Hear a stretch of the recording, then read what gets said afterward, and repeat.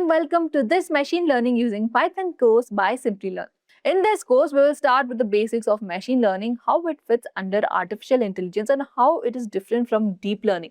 You'll understand how machines learn from data, find patterns, and make predictions. You'll then explore the major types of machine learning, including supervised and unsupervised learning. After that, we'll move into important concepts like regression and classifications, where models predict values such as sales or house prices, and categories such as spam or not spam, fraud or not fraud, and yes or no. You'll also learn key algorithms like linear regression, logistic regression, naive Bayes, k-nearest neighbor, decision trees, random forest support, vector machines, XGBoost, and also CatBoost.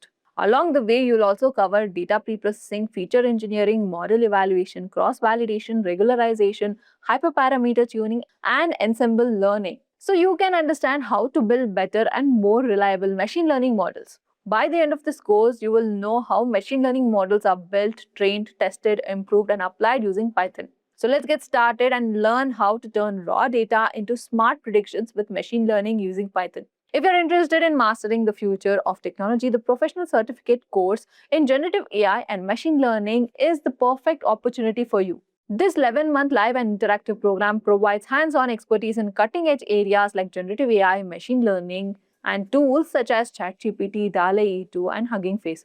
You'll gain practical expertise through 15+ projects, integrated labs, and live masterclasses delivered by esteemed IIT Kanpur faculty. Integrated labs and live masterclasses. Alongside earning a prestigious certificate from IIT Kanpur, you'll receive an official Microsoft badge for Azure AI courses and career support through Simplilearn's Job Assistant program. Hurry up and enroll now. Find the course link in the description box below and in the pinned comments. Before we started, here's a quick quiz for you to answer. Which type of machine learning is used when the model learns from labeled data? Is it unsupervised learning, supervised learning, reinforcement learning, deep learning? Comment your answers below. Let's get started. What machine learning is, which is a subset of artificial intelligence, right? That's basically machines learning from data in order to make decisions, essentially. So this was a big departure from the rules-based systems at the time, right, that were explicitly programmed to make decisions. So just think of an example like a really big kind of if this, then that, then that, then that, and else if this, right? So a bunch of rules that had to be pre-programmed in order to come out with some final answer. With machine learning, it's the exact opposite of that. We're actually training something from examples from existing data in order to predict something or um, make some type of decision.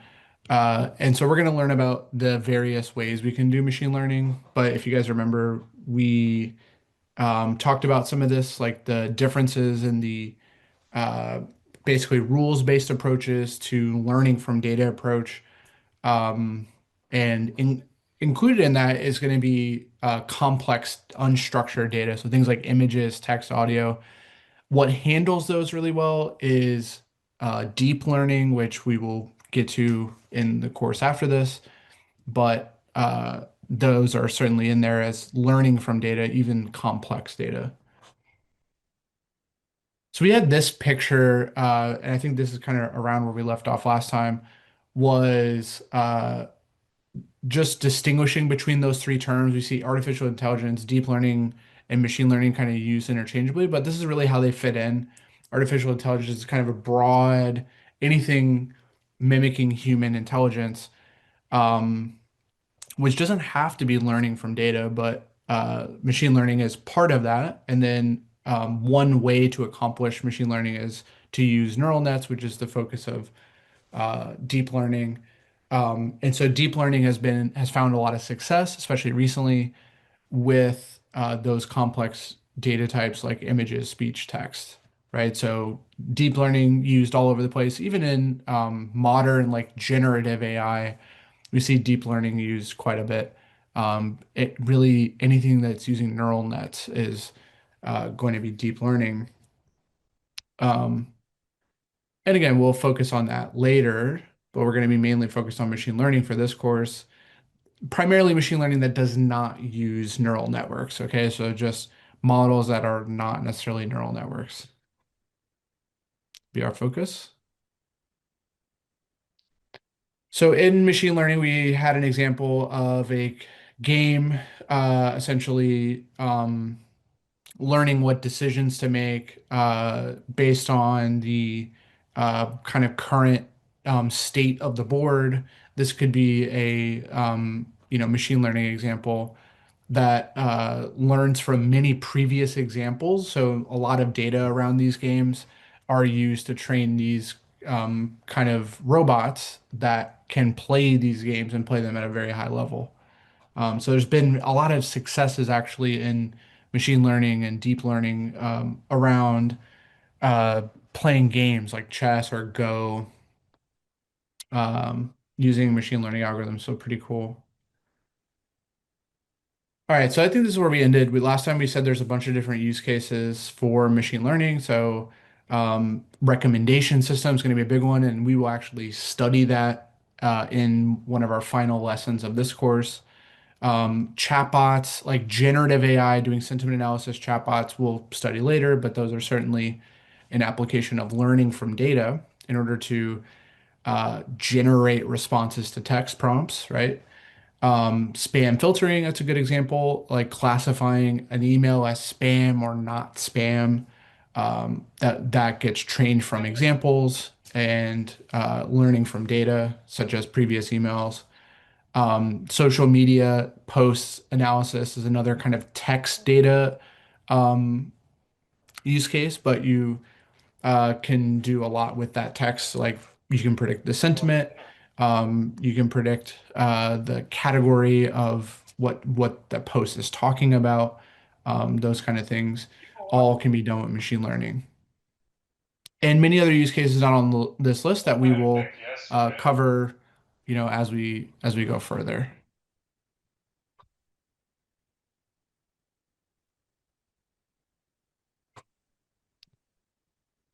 Okay, so this is where we kind of left off.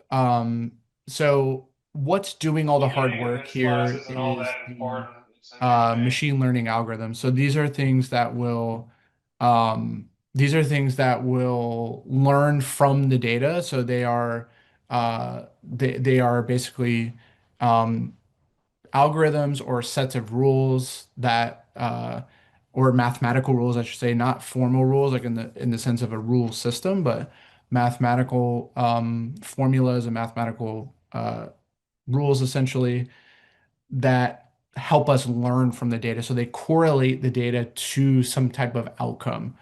So some type of prediction, whether that's going to be, as we will see, whether that could be like a number, like we're predicting a price or demand or sales, or it could be a category, like is this transaction fraud or not fraud, or what's the probability that this is fraud? So we have different kinds of predictions we can make with machine learning. Um, but we will study the kind of the differences of those coming up. But machine learning algorithms are really they're kind of the models, right? They're the models that help power machine learning to actually learn from data. So we're going to spend a lot of time in this course studying those algorithms, like the different models that we can build and what their differences are, what their strengths are, what their weaknesses are. We'll learn a lot about those. Okay, so as you can imagine, like everything is so data dependent, right? We're learning from data, so it makes sense that the quality of data really, really matters here in determining how strong the model can be. So you see this graph here charting kind of the high quality data versus just any old data, but a decent enough quantity of it. You can see that performance, and the performance is measured by some evaluation metric. So think of it as something like an accuracy. Like if we were predicting fraud or not fraud, how accurate can our model get at actually detecting fraud? Um, it gets better and better and better. And this graph shows that the higher quality of data that we have. So there's kind of there's a saying in machine learning called garbage in, garbage out, What that means is if you have poor data, even the best model in the world, poor data is not going to result in having a good model that can be accurate and perform well. So it needs to be high quality, meaning there needs to be a decent amount of it, and it needs to be labeled appropriately, as will talk about. Um, and it needs to not have any, significant outliers. It needs to be clean, not have those missing values. All of those things, you have a good chance at deriving good predictions from higher quality data, as this kind of shows. Okay.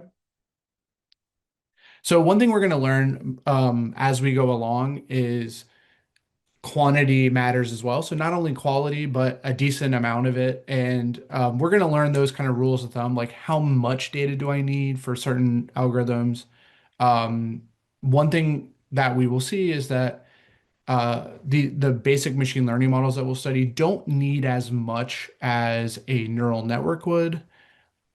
Neural networks are going to require a lot more than a basic learning model.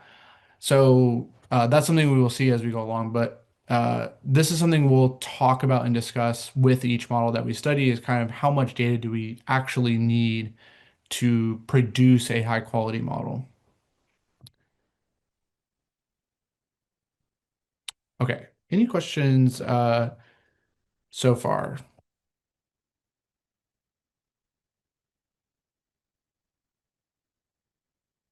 Okay.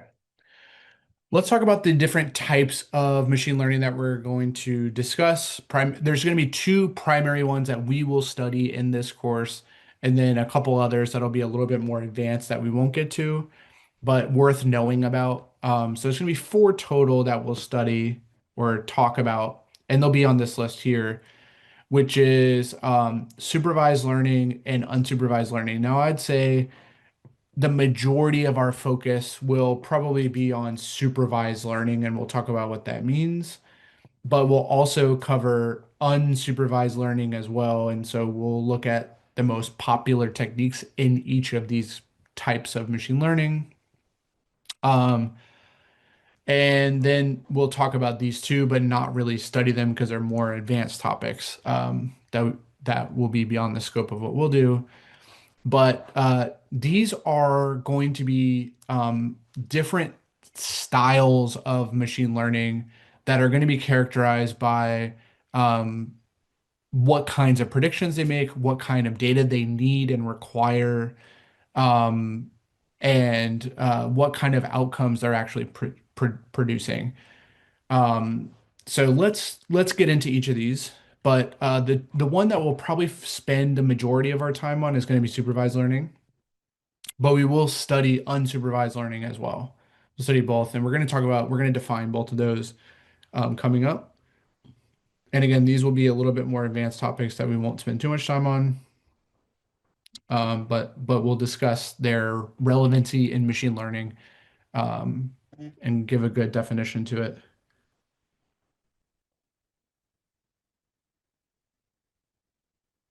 Okay. All right, let's start with supervised learning. Now, this is going to be a term that really refers to using examples. So using labeled examples. So here we say labeled data to help our model train. In other words, help our model be able to predict guided by specific input output pairs. So supervised really refers to the fact that we have answers, we have examples, we have answers with those, and we use that collection of data to build our model off of so that we can predict those kinds of things like a price, like a category, like a spam, not spam. In this slide, like we would be predicting if this shape is a square, a triangle, or a circle. Um, but but when we build a model for that, we have data that has an answer attached to it, right? We've talked about this before a little bit with labels. So there's a guide there that can guide us towards building our model. There's an actual every example has an answer, and that answer is really critical to help build our model off of. So that's it's almost like you have a bunch of exercises in, let's say, like a math textbook. You have a bunch of exercises and you have the answers, and that way you can kind of check your work. You think about model training, that is really a lot of that process of model training, as we are going to discover, is basically checking our work against these answers in our data, in our training data. Okay. So supervised learning is any type of machine learning that involves learning from labeled data in order to predict outcomes. Okay. Predict outcomes like now the outcomes can be numerical.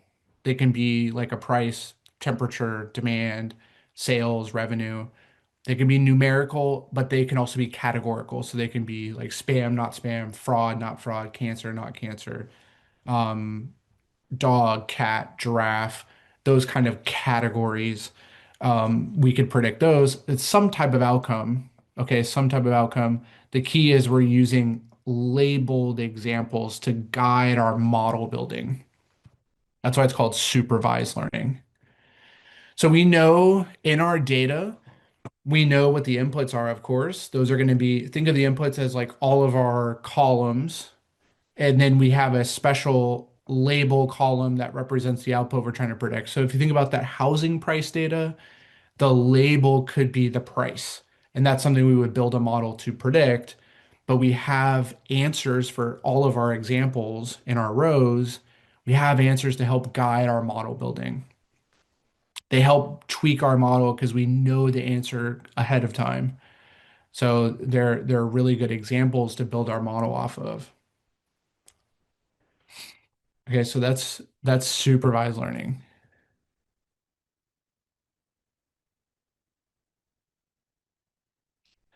And this example is circle not in the prediction because it's not part of the test data, even though it's in the labeled data. No, it just not necessarily. It just means that like we learn against all of these examples that have these answers. And then when we observe new examples, we can try to predict what those would be based on what we've seen before. So if there was it's just a coincidence. We only have two examples in our test data. Like we could have a circle here, in which case we would predict circle. That's fine. Or at least we would hope our model would predict circle, right? That's what we're hoping. May or may not get it right. Um, but it's only not there because we only like we're just assuming that we only have two examples we're testing against. But in reality, we would probably do a lot more than two. It's just a coincidence, really.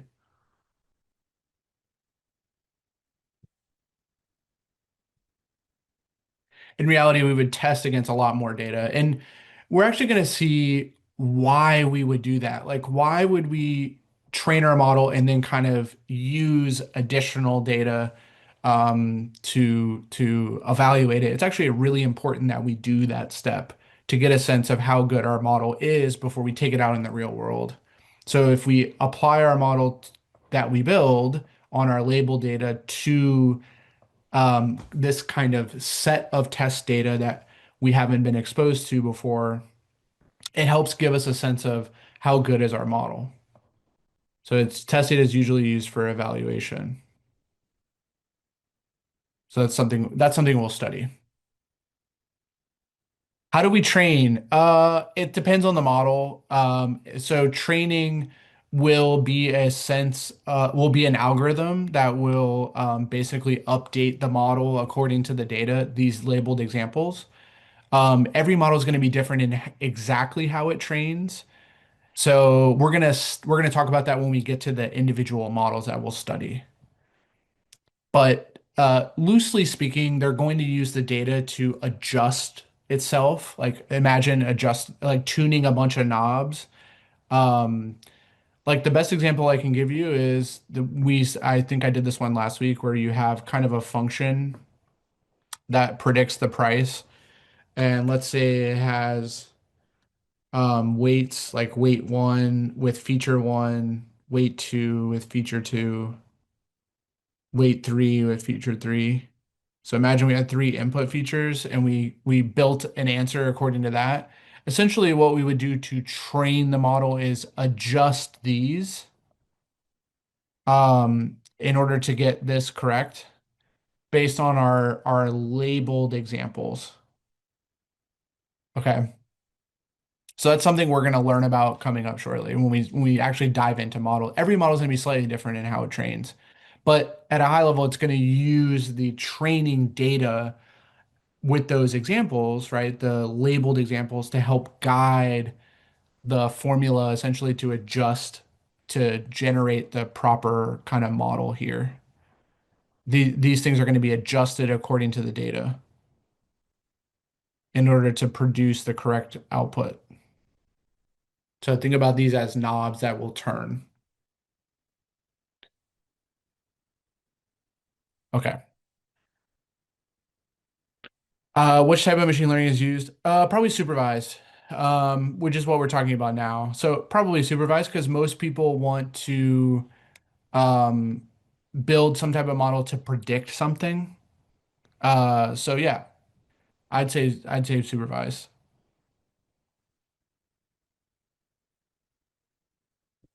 Yes, we are definitely going to learn how to train. Yeah, we'll do the code. I'll tell you about how it's done. Yeah, we're definitely going to learn it. But what I was saying is that it's kind of on a model by model basis. So I want to wait till we get into the individual models, then we'll talk about how they're trained. But yeah, we'll learn how to do that.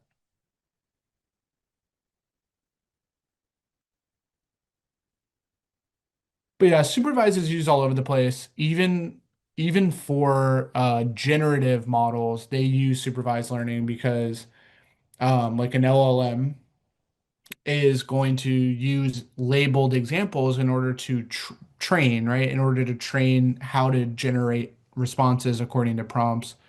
Um, it needs to learn against a lot of text examples. So that supervised learning is what results in that model, right? Learning from those labeled examples.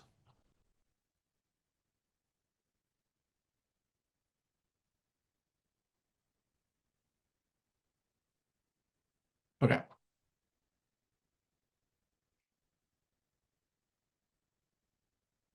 It is, yeah. Image, a lot of image processing is supervised, like object detection.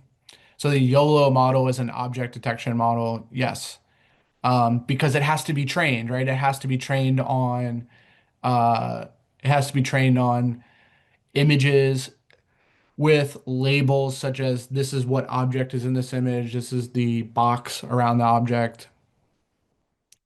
Yes. So if if it ever uses label data to train and build the model, it is supervised. So YOLO is definitely supervised. And we will cover the YOLO model later on in our deep learning course. We talk about object detection. So we'll study that. But yeah, it's supervised.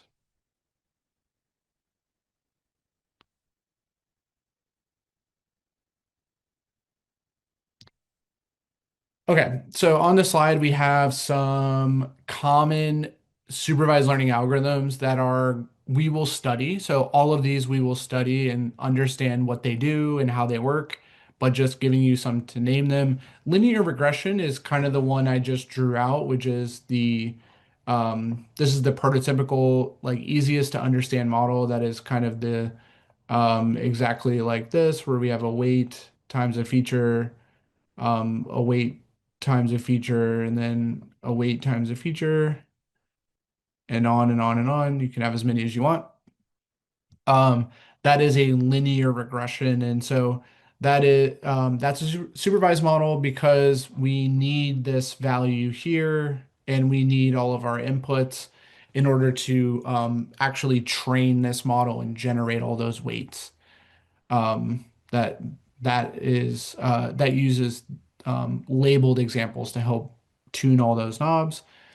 Same with all these other models. So we're going to talk about decision trees. We're going to talk about logistic regression and SVMs, which are support vector machines. We'll talk about all of those, but they're all examples of supervised learning. Okay, we'll talk about all of these. They're all supervised because they all require labeled examples in order to train them and then subsequently use them. Okay.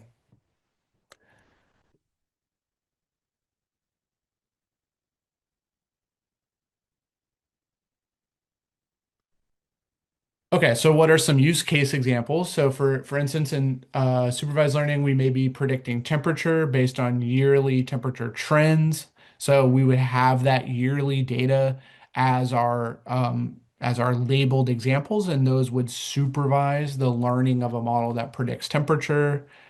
Same thing with predicting crop yield based on seasonal crop quality changes. So maybe we have a bunch of features relating to crop quality. We could predict crop yield. We would just need historical examples with those labels, right? What the crop yield is for each time period, let's say. We would just need those supervised examples and we could easily build a model off of it. Um, this last one, sorting waste based on known waste items and their corresponding waste types. That's kind of like spam. It's like filtering basically, like a spam filtering. So think of it like the shapes example. We sorting things into squares, circles, triangles. Same kind of idea here, where we have a bunch of examples on what those waste items should belong to, like what waste bins they would go to, for example. Um, and those could be labeled, and therefore then we could understand what category of waste they belong to. Same thing with spam. Something is fraud or not fraud, spam or not spam, cancer or not cancer. All of those are going to be supervised learning examples because they're going to require, in order to train them, they're going to require data that has those labels. Okay, so anything that has labels is going to be supervised learning. So again, this is where we will spend probably the majority of our time is doing supervised learning problems, ones that we have labeled data, we're building a model and we're going to predict those labels essentially.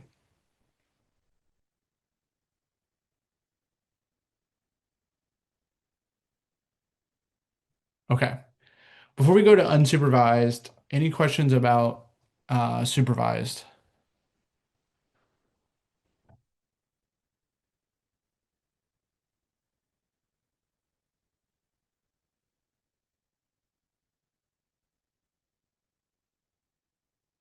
Okay. All right. So supervised requires labels in order to have an example to go off of to build your model. And that's because you're predicting those kind of outcomes like spam or not spam, cancer or not cancer. Now, unsupervised learning is completely different. It's the opposite. So, unsupervised learning is where we do not use labels whatsoever. So, we're not using any labels at all. So, it can be completely unlabeled, or even if it's labeled, we're not using labels in any way, but we primarily would say it's unlabeled data. We have no guidance because we're not using the labels in any way. We have no guidance to predict anything, but that's because we're not really predicting anything in unsupervised learning. Generally, what we're doing is looking for some structure or pattern. Okay, with unsupervised learning, we're looking for some structure or pattern. So, one type of example that's very, very popular is going to be this second one, which is identification of user groups based on similarities or commonalities. Now, this is going to be a problem basically known as clustering, and it's a problem we will study quite a bit. There's going to turn out to be lots of different algorithms that can accomplish clustering. So what clustering attempts to do is basically say we have data that's like this, and then data over here, and then data over here. Let's just group these together. So like this should be one group, this should be one group, and this should be one group. And we can find those structures and say, okay, this is group one, this is group two, and this is group three. One, two, three. And we can basically build what we would call clusters of data based on how close together the points are kind of located in these kind of cluster zones, like these boxes I've drawn. Okay. Now, that doesn't require any label to do, which is really fascinating. So, unsupervised, you don't need any label at all to accomplish the algorithm.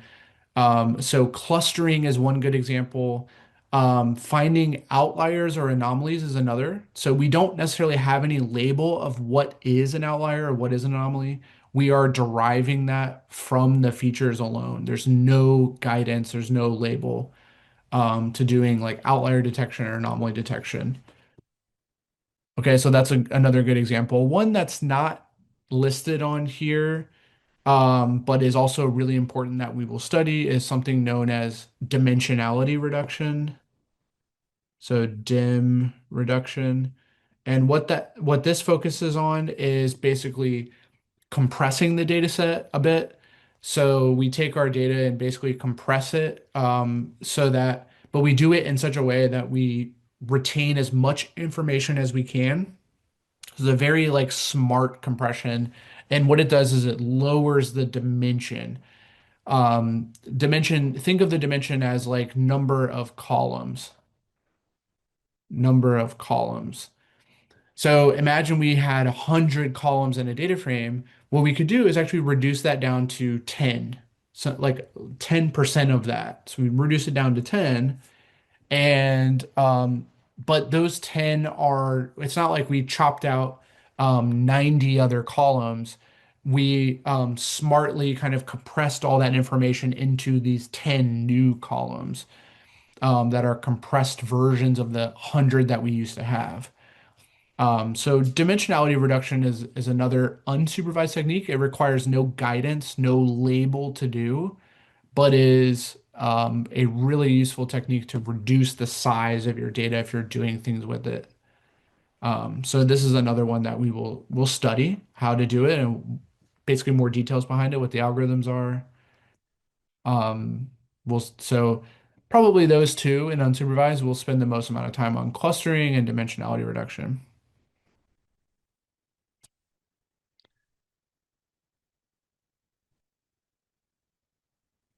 In supervised, if some data is present but we didn't label it, means an example, we had circle, triangle, square. In the training data, we add pentagon,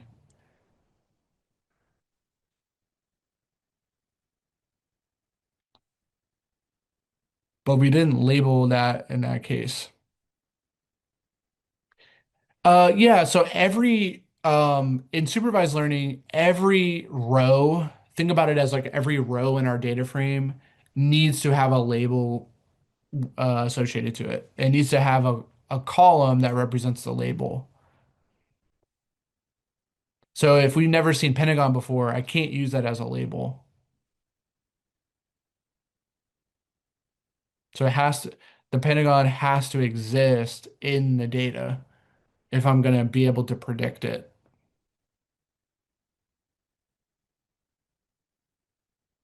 Right, so it can't predict, right. If we've never seen it before, we have no examples to go off of. We have no guidance. So how could we predict that? Right. We can't predict it.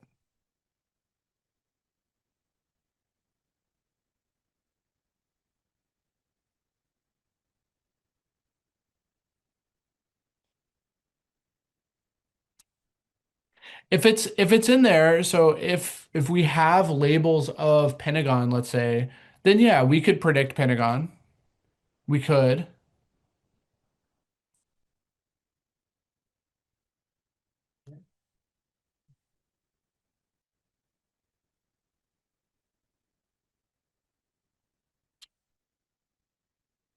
remove what?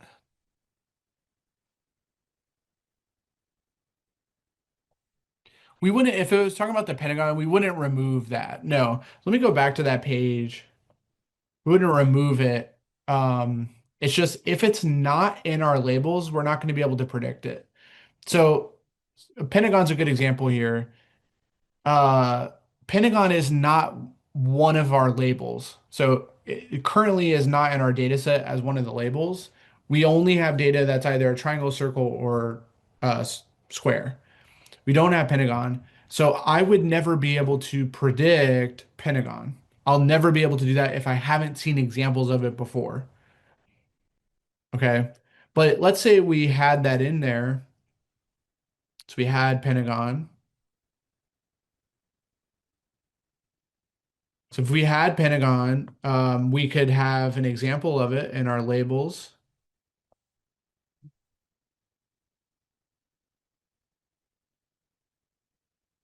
And then yeah, it could be then we could predict it.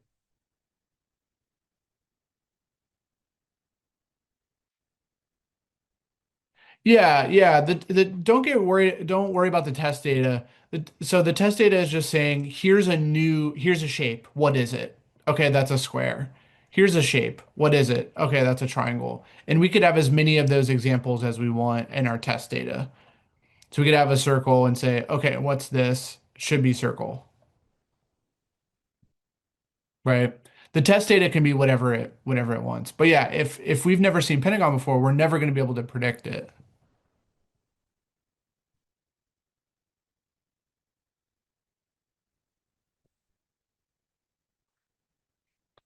These are the label data and labels are basically the talking about the same thing. The labels just mean what are the categories that are present in our data. So in this data, we only have three labels that are present.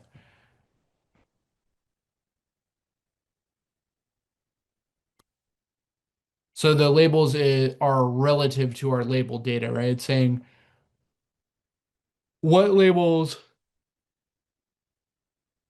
excuse me, what labels do we have in our data? And we only have those three: circle, triangle, square. So Pentagon would not be part of those labels. We couldn't predict it.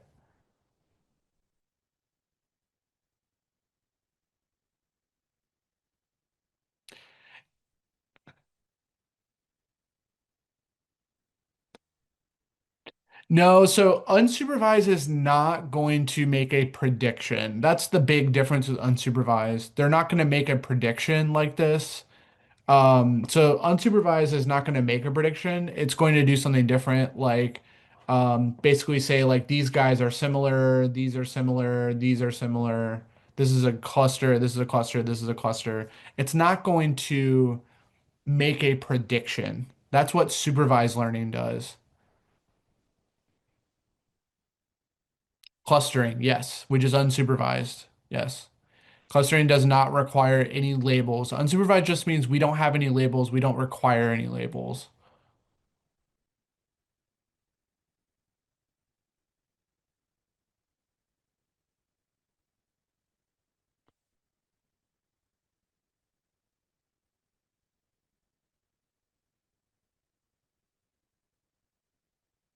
So the other thing unsupervised might do is it might say, and again, without the labels, it might say that this is an outlier.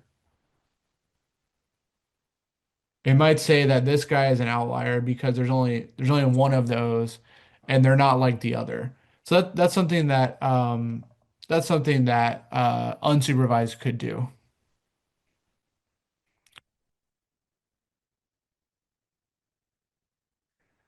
It yeah, yes and no. It kind of labels a cluster in the sense that it would basically assign a number to it. Like this is cluster one, this is cluster two, this is cluster three.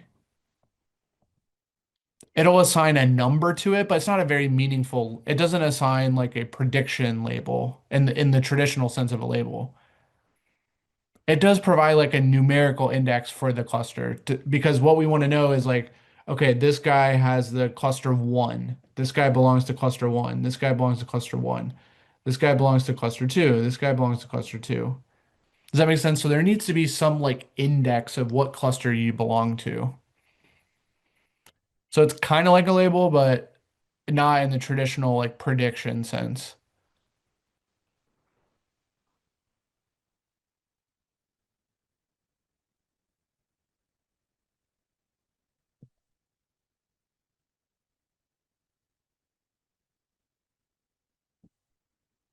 Okay,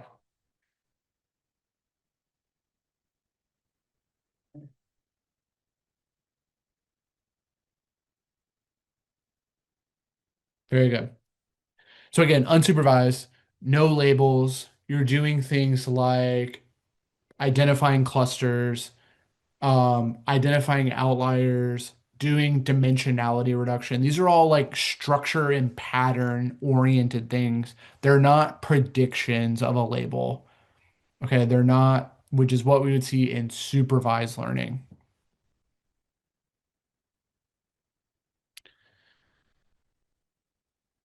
Okay. So an example would be that we put in the data, we can group together data such as images into categories based on similarities, which would be like those clusters. So these would be groups that we don't have any label on ahead of time. Like we don't say that this image should belong to this image should belong to this. We derive that from the characteristics of the data. So think like a good example is customer groups. So we would identify customers based on like, okay, do they have similar spending levels? How many days do they go shopping in a week? How much money do they spend? And we could kind of group together customers based on similar qualities. Clustering will find those groups that should exist. It will discover those groups based on um, the similarities in the data. But there's no labels that say like this person should be in this group, this person should be in this ahead of time. There's no labels of that. It gets derived during the algorithm. It's unsupervised, right? There's no unsupervised really literally means no guidance. There's no guidance to doing it. We just derive that from the structure of the data, which is the similarities.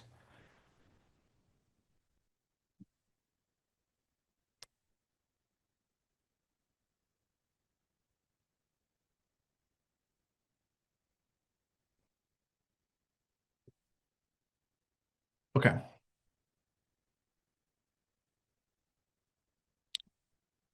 All right. So a couple more for you. So we had supervised, which uses the labels. We have unsupervised, which uses no labels, looking for structure. And then we have something that's kind of in between, which is what is known as semi-supervised learning. And this is where you use a combination of a little bit of labeled data, but most of your data is actually unlabeled data. And you try to get some use out of that label data in order to build a model out of it. And so it uses that label data to um, generally provide some guidance on usually what happens with semi-supervised learning is you use your label data to kind of predict what the label should be for the unlabeled data, and then you can go from there. So you can create artificial labels on this unlabeled data and then you can use all of it once it's all been labeled, kind of like a supervised learning approach. So, but this is semi-supervised basically refers to the fact that you start out with most of your data not being labeled, but you do have some labeled examples. And what you can do is basically extrapolate those labels into the unlabeled data set and then provide some artificial labels, and then now everything has a label, you can do supervised learning. Okay. So it falls kind of between supervised and unsupervised. And so this is kind of rare. Most of the time, you're not going to do that. You're actually just going to um, prefer to just start with all labeled data. That's usually the preferred approach. Most of the time, you'll actually just be doing supervised learning, not really semi-supervised learning. So it's pretty rare, but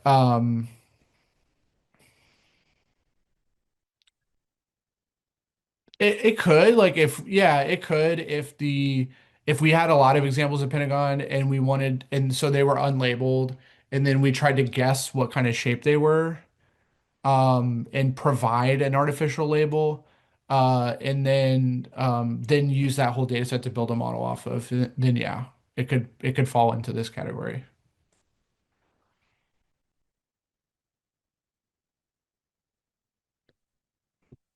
Going back to the question, they still use some kind of label data like age, gender. They use those aren't really labels. That's the features. So yeah, they still use the core features of the data. They just don't have any like labels in the traditional sense of a label. Like you should think of a label as something we are trying to predict.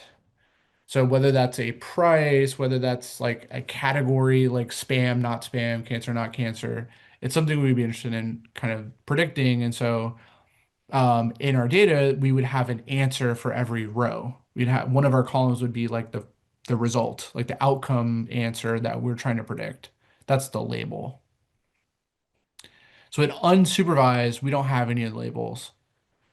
We do have just the regular features like gender, age, income, square footage, bedrooms, bathrooms, all those things.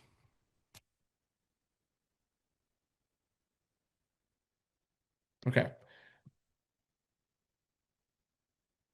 So we have semi-supervised that falls in between supervised. Now the reason it falls in between is because there's a decent amount of data that's unlabeled. In fact, a majority of it unlabeled. But what we can do is try to label it. We can try to take what we know from our existing labels and predict an artificial label and then use all that data together in kind of a supervised fashion for a model down the road.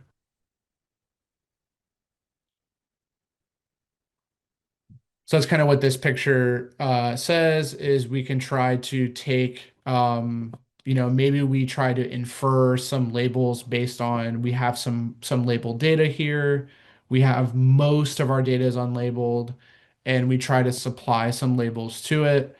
Like maybe we have a babies category, a teens, a tweens, youth and adults. And then we try, so we take our labels and we try to extrapolate those into artificial labels for this unlabeled data so that we can use it now, because then everything has a label at this point, and then we can just go ahead and do supervised learning from there.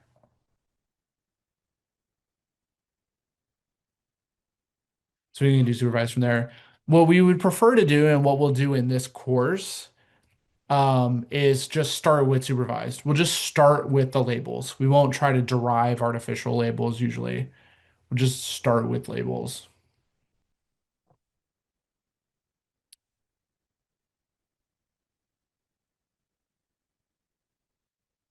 So one example in the real world is something like Google Photos, which whenever you take a picture, it can provide labels based on previous images in your library. So it can produce tags or labels on those. Generally, when you take that picture, it's kind of unlabeled unless you go in and specifically provide some tags and some labels. But if you don't do that, it can still make it can artificially create one of those based on the other label data that you already have. So um, that's an example.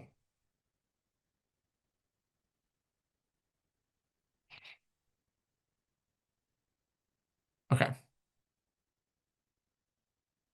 All right. Last one in terms of machine learning. So we have supervised, we have unsupervised, then we had semi-supervised, which is somewhere in between a mixture of having some unlabeled data and labeled data. Now we're going to talk about reinforcement learning, which is completely different. It's completely different than the other three.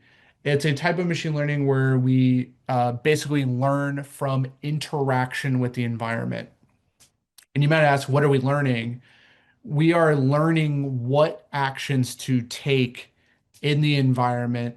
And the way we do that is by reinforcing positive actions that lead to a reward.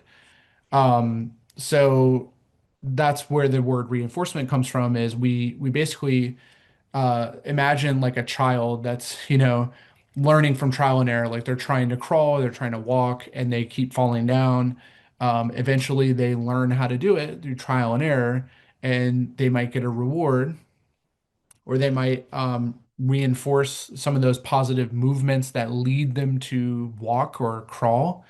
Um, or they might learn from the penalties, right? They might learn from some type of feedback. So they might learn from falling down, like, oh, that hurts. I should support myself a little bit better, right? Or be a little more coordinated.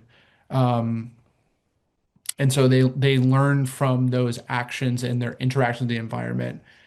Um, so this is a complex algorithm. Essentially, it deals a lot with again, taking actions. Usually, when you take an action, something changes in the environment. Then you kind of observe some type of feedback. So think about like a board game where you're trying to figure out what move you should make. Or another good example is like with a robot trying to navigate a maze. So like what route should it take? Should it move forward? Should it move backward? Should it move left or right? Those are different actions it can take. Also like a self-driving car. Should it turn? Should it speed up? Should it slow down? Those are all good examples of things that have been trained from reinforcement learning.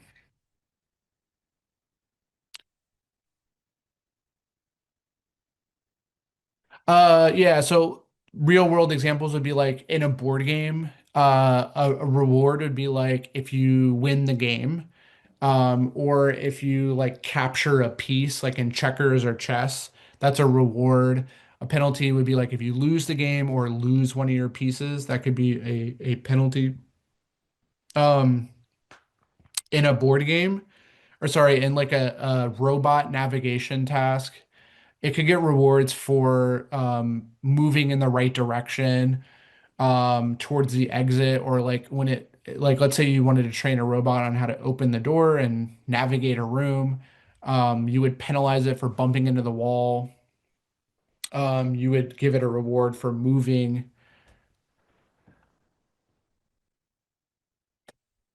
Usually, the algorithms themselves, usually it's like a step function. It's like a discrete function that kind of is based on the state. So the reward, it could be like depending on the let's go back to the board game example. Like the reward could be like, or even the maze. Let's say like navigating the maze, like getting to this. Let's say this was the exit and this was the entrance. Then if they make it to here, they get a numerical, like if they make it to the exit, they get a numerical reward of like plus 100, let's say. So it's just a number. And then if they if they go into here, like let's say this is kind of like a death trap or like a pit, this would be like a minus 100. So it could be like discrete numerical values could be the reward. If they're moving in the right direction, like let's say we want to encourage going this way, then we could give smaller intermediate rewards. Like this should be a plus. Like if you move forward, this is a plus 5, this is a plus 10, this is a plus 15. If you're moving in the wrong direction away from the exit, that would be like a minus 5 or a minus 10. Does that make sense? So they're numerical in nature, and what you're trying to do is collect the most reward. You're trying to get the largest reward you can through trial and error. So you try this out many, many, many times. You basically simulate running through this maze many, many times, and what dictates like where I should go is based on what I've observed in the past. It's almost like you're a child remembering like, okay, what move should I make from this space? Like if I'm here, which way should I go? Should I go down? Should I go right? Should I go left? You kind of know that from experience. Does that make sense? Based on the reward that I've seen in the past. Like when I've moved down, I've gotten a higher reward than moving left or right. That makes sense. So yeah, it's a numerical value as a reward.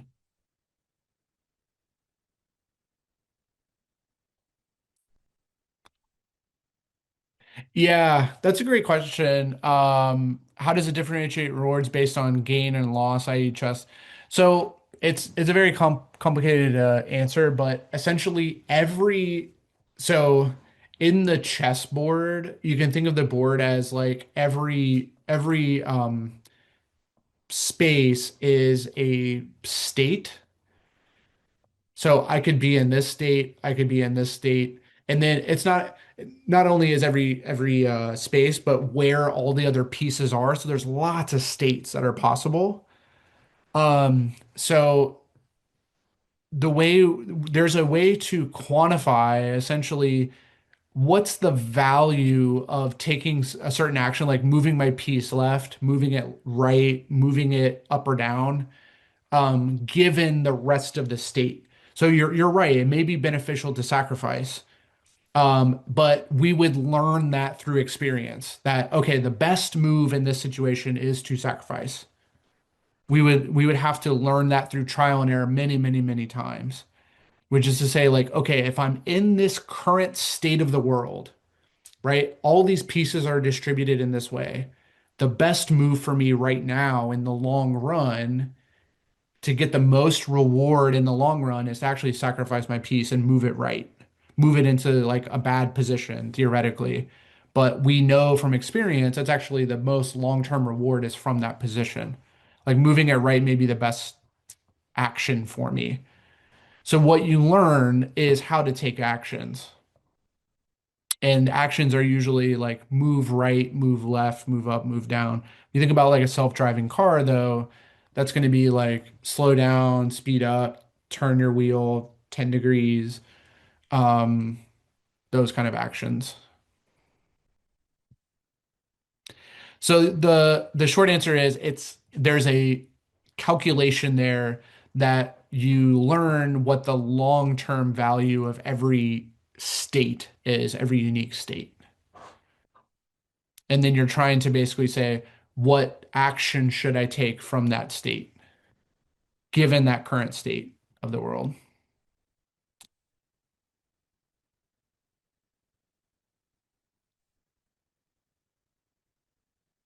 Okay.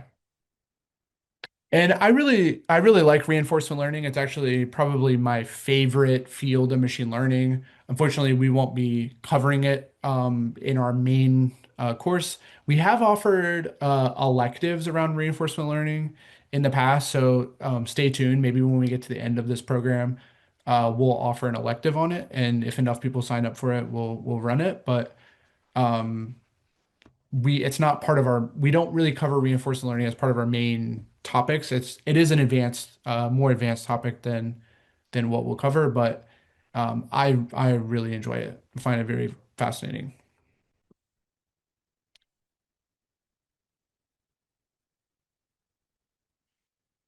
Okay, so all of this is kind of illustrating what I was saying, which is you think of like the thing that's interacting in the environment, like the robot or the car or the human moving a chess piece, is known as the agent. It's interacting with the environment by taking actions, which updates the state of the environment. So that's why you see this word state here. This gets updated constantly every time you take an action.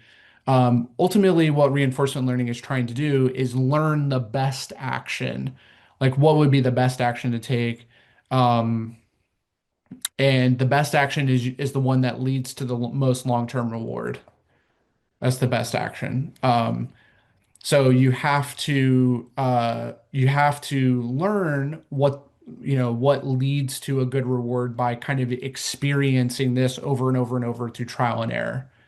So there's a lot of kind of simulation or letting the robot try something a lot in order to kind of learn what's rewarding and what's not. think about it again, like I think a good example is like with children, right? You kind of have to let them try things until they learn on their own what can they do and what can they not do.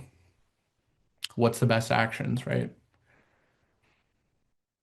So reinforcement learning has made its way into other places. So I said like a good example is self-driving cars or robotics. A lot of reinforcement learning is used there. One place it's found its way into recently is recommendation systems have kind of merged with reinforcement learning. Um, and this is because you can imagine there's kind of a built-in reward for you clicking on a video and kind of watching it.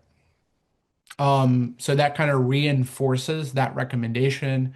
And then that's where um, you can then kind of recommend a similar thing and see if that's rewarding and generates a click or generates some view time or watch time or whatever.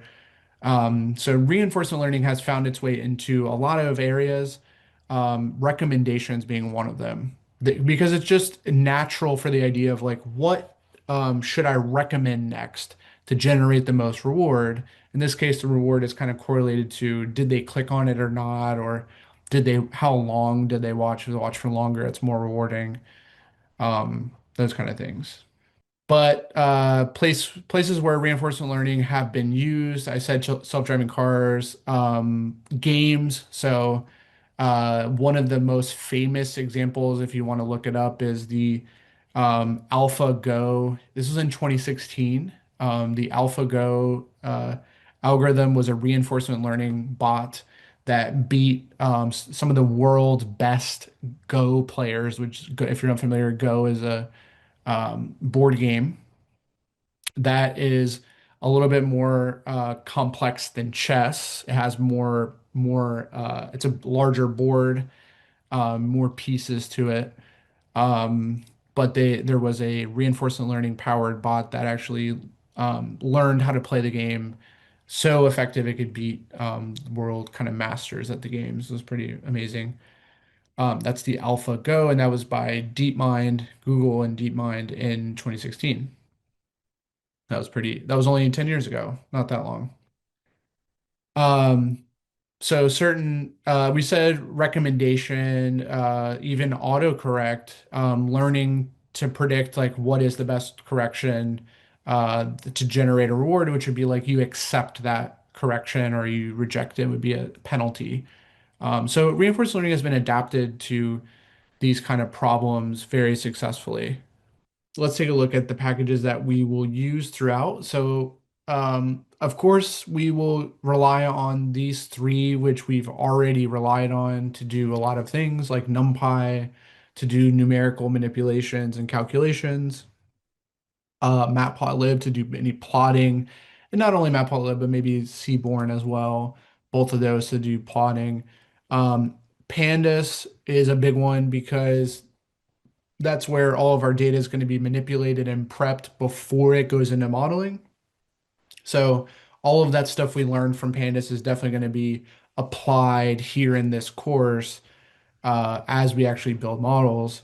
So of course, like these old ones that we've been working with quite a bit, still going to be useful here in the modeling stage, um, mainly for different reasons, though, mostly to get our data prepared to do some type of modeling or maybe to visualize it before we do modeling to get a sense of what it looks like, those kind of things. Um, SciPy is sometimes useful for certain processing, like in unsupervised learning, we'll actually use SciPy a little bit to do dimensionality reduction or help us do that. So SciPy will be used here and there. When we've seen it before with hypothesis testing, we use SciPy, like the t-test and z-test came from there. Some of the unsupervised learning stuff will come out of there. But the package we will use by far the most in this course is going to be scikit-learn, which is here. And we've already seen a little bit about scikit-learn in terms of its pre-processing capability. So we use the min-max scaler and the standard scaler from there, from the pre-processing module in scikit-learn. but it has many different models built into it that we can use to help do our training and predictions. So it's a incredibly useful machine learning library. It is the industry standard machine learning library. Um, if you're going to do anything in machine learning, it would be expected that you know how to use scikit-learn. Now, what's really lucky about that is that scikit-learn is a really easy package to get used to. Nearly everything we do in scikit-learn will mostly follow the same pattern, and so the code will be extremely simple. They did a great job with that package of making things really user-friendly, really simple. It's a really fantastic package, and we're going to get a lot of practice with it as we go along. Every model we build will essentially be from scikit-learn, and not only like the models, but doing the training, doing the predictions, and then doing the evaluation will all come from different scikit-learn modules. So that'll be really nice, and we'll get good exposure to that package throughout the course. So if anything, we'll come away from this course as scikit-learn experts. So that'll be very nice. So this will be the new one for us, scikit-learn, but we'll get a lot of practice with it. Okay. All right, so just to recap that lesson before we move on to lesson three, we talked about machine learning as learning from data, which is included underneath the AI umbrella, but deep learning is also included under machine learning because it's still learning from data, but it's learning using neural networks. We talked about the four different types of machine learning. So we had supervised, unsupervised, semi-supervised, and reinforcement. So those are the different types of machine learning that are out there. And then we talked about some of the Python packages that we will use, the main one being scikit-learn. And of course, we'll use our older like pandas to manipulate our data and get it, pass it into our model training, etc. But scikit-learn will be our go-to for anything machine learning. All right. So I have some questions for you guys, some checks. So let me know in the chat, what do you guys think? Which of the following best describes machine learning?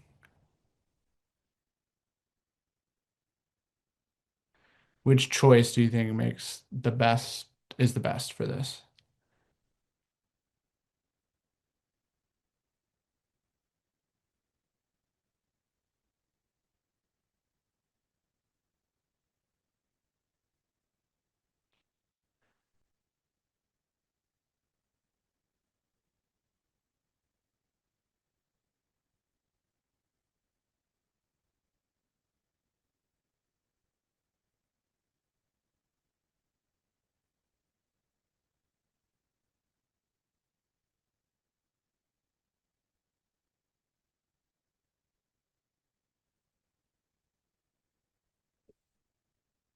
Very good, very good. I see a lot of choices for A, and A would be the correct choice. So machine learning is definitely a subset of AI. It's underneath that AI umbrella, but of course we're learning from experience, and of course that experience is recorded in the data without being explicitly programmed.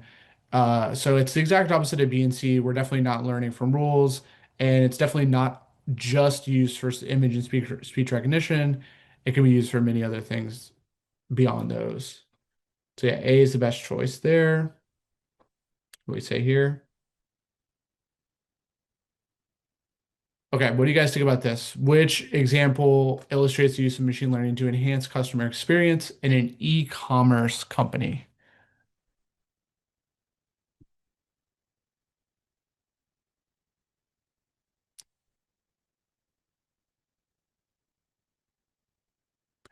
In other words, what would be some typical use cases of machine learning?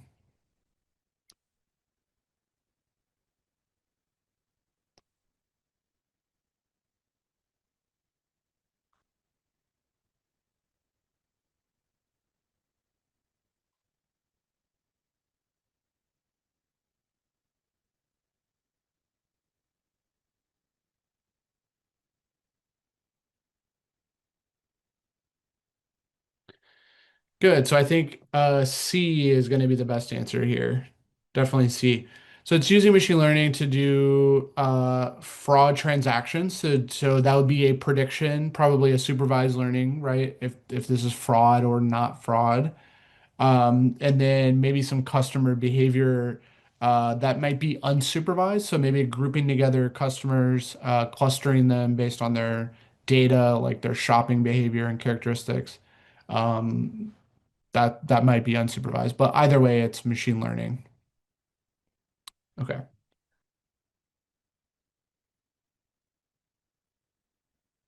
Okay, final one. What distinguishes deep learning from machine learning and artificial intelligence? So what's unique about deep learning?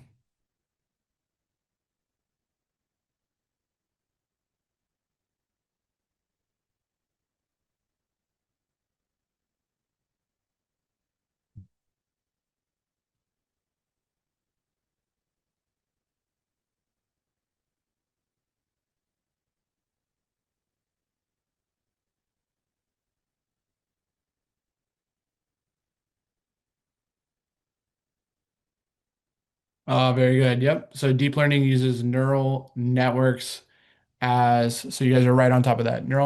Deep learning uses neural nets. That's what makes it unique.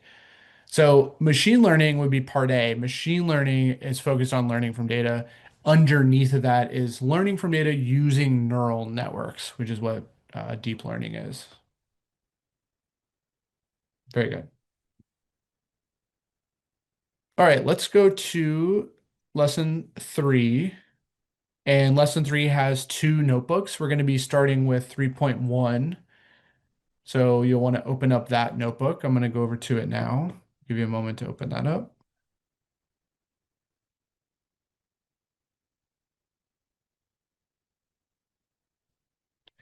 So I'm going to open the 3.1 notebook. There's two of them. We'll see how far if we can get into the second one today. Probably will.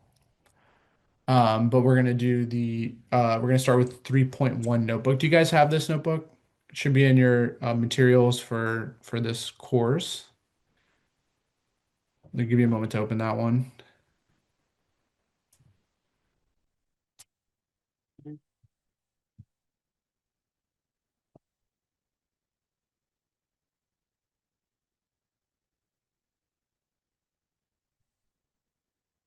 Do you guys have it?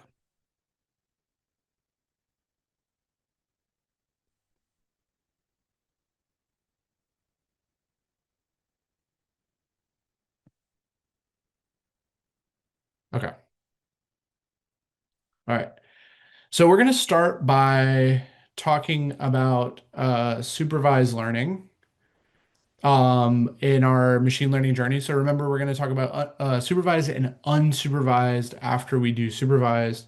And there's going to be a lot to cover with supervised, mainly because there are two different types of problems we can tackle, which we'll talk about in a moment, predicting different kinds of values. But let's talk about the kind of what we're hoping to learn here, which is talk about the different kinds of problems that we'll study, which are these categories of supervised learning. Those two categories are going to be called classification and regression. We'll talk about those and their differences, and then talk about some applications and some example algorithms. And that's just within this notebook. 3.2, we'll get into regression in particular, which will be very, very interesting. Okay, so that'll be our first models that we'll build will be over there in 3.2. Okay, so if you guys remember, supervised learning is where we learn from labeled data. So we have input and outputs in our data set. So you train a model on this data that includes input features and corresponding outputs that are the labels, right? So the goal is to learn a relationship between the input and the output. Of course, that's what any model is trying to do. And what this allows us to do is then take that model and use it to make predictions on never before seen data, right? So then we have a predictive model out of that that we can use going forward on new examples. So remember, we will have in our data a bunch of features which are columns, and then generally one of those columns will be the label that we're trying to predict. And our model is going to try to learn some type of relationship between those inputs and the output label. So the output label could be like fraud, not fraud, cancer, not cancer, a price, a temperature, those kind of things. So let's talk about that. Inside of supervised learning, there are two different types of learning that we can do, and they're really based on the label, or sometimes that label is known as the target that we're trying to predict. And depending on that type, we get these two different categories of learning or two different types of learning. One is known as regression. So that's generally when we are predicting something that is continuous or something that is a numerical, so numerical value. So think of price, think of temperature, think of revenue. We're trying to predict something like that, versus something that is categorical. So that the predicting something categorical would be like fraud, not fraud, spam, not spam. Those are discrete categories. And the problem of predicting categories is known as classification, because we're trying to classify examples as belonging to one category or another. So we have these two main types of supervised learning problems. We have regression and we have classification, and they're going to be handled slightly differently, um, for many reasons that we're going to uncover. One of the primary reasons is that, of course, we're predicting something that's continuous in the regression case versus something discrete. So the models have to be slightly different to account for that. Um, but then a step beyond that is the evaluation has to be different too. I kind of alluded to this last week, but when you're predicting a regression, it's very, very difficult to get the exact numerical answer. So generally, we don't care about that. Um, Generally, we don't care about getting it exactly. We don't care about getting it exactly right. We just care about getting it. We care about getting it nearby, getting it close enough. Whereas classification, we do care about getting it exactly right because it's a discrete category. So we're going to be able to evaluate that a little bit differently to say, did we get the answer right or wrong? Regression is going to be, did we get close? Because we assume it's going to be nearly impossible to predict a continuous number. That's very hard to do. Okay. So any questions on that?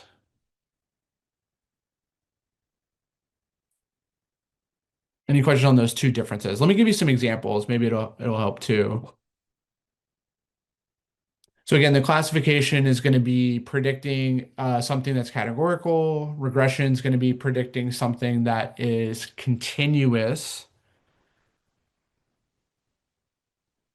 So think about trying to predict the price of a house based on those other features we talked about before, like square footage, bedrooms, bathrooms, all of those things. We predict the price. That would be a regression problem because the price is a continuous value. Let's take a look at an example here. Imagine we were trying to predict the temperature tomorrow. That's going to be a regression problem, a supervised learning kind of regression problem, because we're trying to predict a numerical temperature. Okay. And versus a category, like a discrete category would be, this would be a classification. So this is a regression on the left. This is a classification on the right.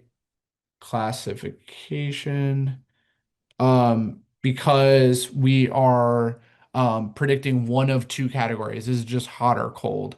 Now, we're not saying exactly where that threshold is on what's hot or cold. That would be a decision on what we want to, what our discrete categories actually mean.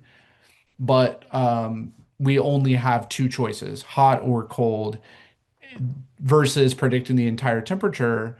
which would be a numerical prediction of some exact number, right? So that'd be a regression, and then on the right would be a classification. Now, again, why is this so different? You can see the types of predictions we're making are completely different. One's a number, one's a category. But again, with evaluation, it's like if the true answer in our labels was 84 and we predicted 83, that's a pretty good result. That's still pretty close. That's pretty close to this. So from an evaluation perspective, that's pretty good. Whereas like if I predicted cold and it's actually hot, that's a wrong answer. So they're evaluated slightly different.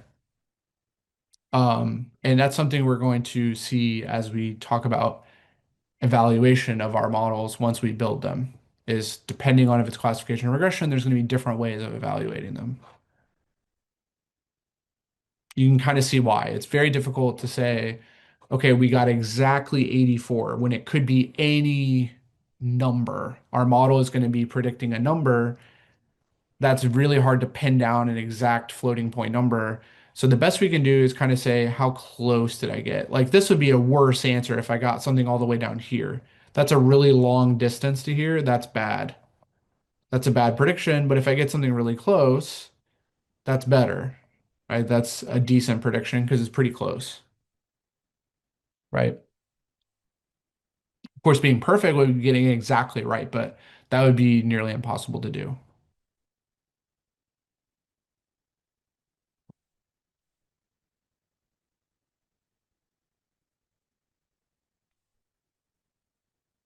Okay.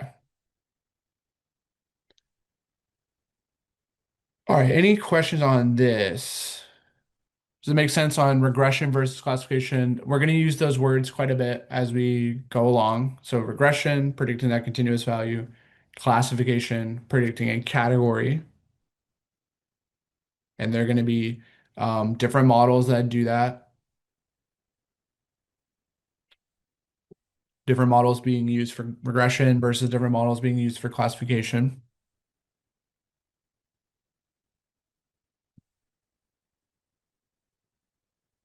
All right.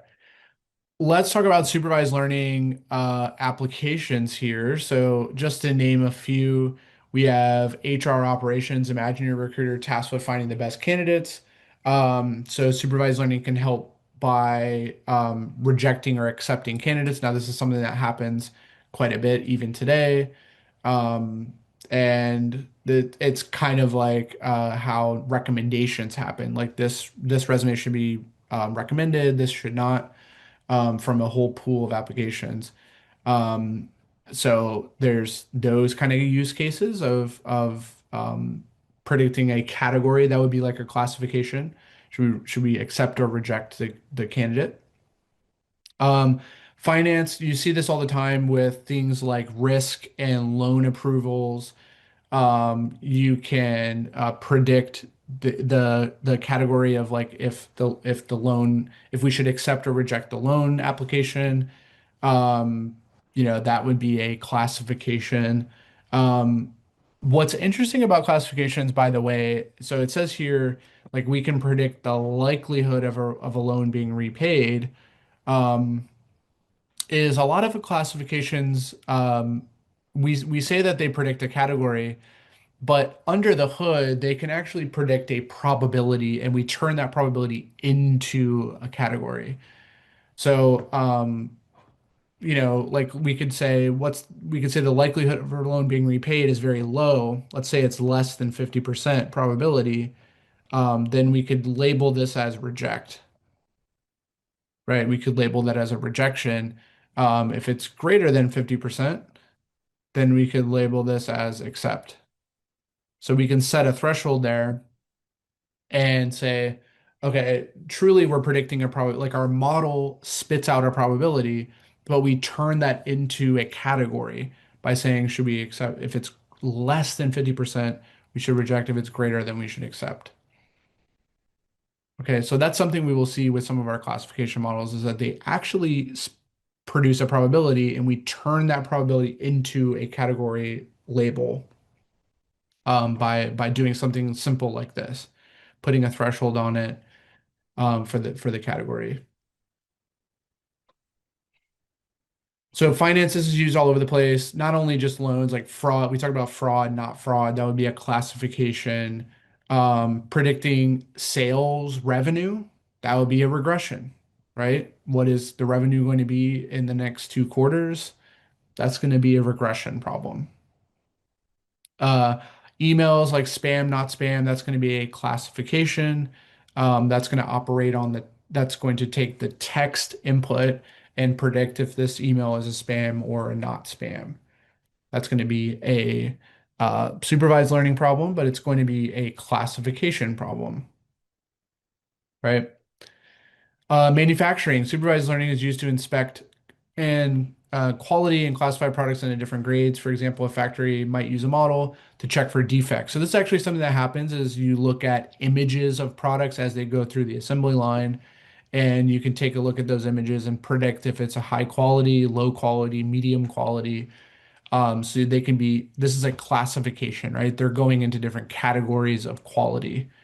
So it's much like a manual kind of intervention by some QA or quality control specialist. Okay, but that's a classification. So in the maritime industry, supervised learning can be used to predict currents, so current level, and that can be used to forecast supply and demand. So those would be like regression models that are used to predict, kind of like temperature, but in this case, like tidal levels. We talked about fraud already, so that's there. That would be a classification. Okay. Any questions on these examples? Of course, there's many more. Um, Recommendation is kind of like a supervised learning problem where you are taking examples of things that people have viewed in the past or reviewed in the past and using that to predict what they would want to watch in the future. Um, so recommendation is supervised learning. Um, and it's like a classification, trying to predict um, certain number of categories of shows or movies that you would want to watch. Um, and that's something that we will study in the future. We'll have a whole lesson dedicated to recommendation as well. All right. So when it comes down to the actual models themselves, so there's going to be lots of different models that we are going to cover, and they are going to be different in their purpose and kind of their what kinds of problems they're used for, and their how they actually train is going to be different. But at a high level, they're all trying to do the same thing, which is learn some sort of relationship between the input data and the label. Right? That's really what they're trying to do because they're all supervised. They have those labels, trying to build some relationship there. They just do it differently. And what we're going to study is the pros and cons of a lot of these models. Like when would I use one of them? When would I use another? So we'll try to talk about that as we go along. But they're all trying to learn some relationship between the input features and the output, right? So you have to keep that in mind. They're trying to model that relationship. They just do it in different ways. Okay, so as we go along and learn about new models, we will learn the details, we'll learn the ins and outs, and those pros and cons, but they're no matter what, they're all trying to learn that relationship, right? And be able to make predictions on new data. Okay. So here's a list of models that we will cover and work on throughout the sessions that we have. We're not going to do them all in one sitting, but the first one that we're going to start with and that we'll cover today is going to be linear regression. So we will cover linear regression and then we'll cover the rest of these guys mostly in the context of classification. So what's interesting is some of these guys can actually be used for both regression and classification as long as you make certain adjustments to them. They have variations that can be used to do classification and regression, which is very interesting. Um, but we're going to start with linear regression today and then work our way through the rest of these models when we do, we're going to do a separate lesson 4 on classification. So all of these guys will come from lesson 4. And then we will do this guy in lesson 3 in the 3.2 notebook. We'll do all about linear regression. Yeah, so logistic regression is a classification, which is kind of strange that its name is regression, but it's doing a classification. But the reason is that the logistic regression computes a probability. So it does a regression to predict a number, but that number is actually a probability. So it produces a result that's between, it produces a probability that's between obviously 0 and 1. So and then we take that probability and we turn it into a category, like a spam, not spam, fraud, not fraud. But so logistic regression is kind of special. It's sort of like a regression, but it's predicting a very specific type of value, which is a probability. So for that reason, it's a classification algorithm primarily.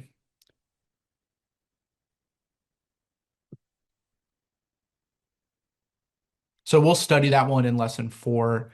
But yeah, that's why it's under that kind of umbrella of classification is because it's producing a probability as its main output, which we can then turn into a category as long as we interpret that probability as in the right way, like the probability of spam, probability of not spam.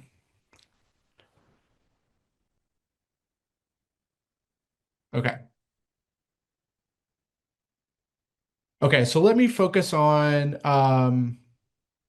linear regression. I'm not going to go through all of these other use cases because we haven't learned these models yet. So I don't think they're good. I don't think it's good to read about them yet until we've covered them. So once we cover them in lesson 4, I'll come back and describe these examples to you guys, and we'll see why it makes sense. But I think for linear regression, which is what we'll cover next, let me talk about that example. So a prototypical example would be like predicting the house prices that we've seen in that house price data set. So if we wanted to predict if we wanted to estimate the market value of a house, so the price, um, we could do that by using the features such as number of bedrooms, square footage, location, age of the property. And then when a new house comes on the market, we could estimate what the price should be based on those features. So linear regression is a good one to predict the price, like a housing price. And we'll actually practice that in the next notebook. So and then all these other, now there's descriptions of these other models, but again, we haven't covered these guys yet, so I don't want to really go through those until we get to those models. So we get to those, I'll come back and mention the example. Can K and N be used for clustering? No. So the clustering model is going to be different. It's going to be K means. K means that's the primary clustering model, not K nearest neighbors. K nearest neighbors is used for it can be used for regression, it can be used for classification. So we'll talk about K and N, which is the K nearest neighbors in lesson 4. It sounds really similar, yeah. It sounds really similar, but K means is a clustering algorithm that's slightly different. There's no labels used at all. This K nearest neighbors is a supervised learning algorithm. It uses labels.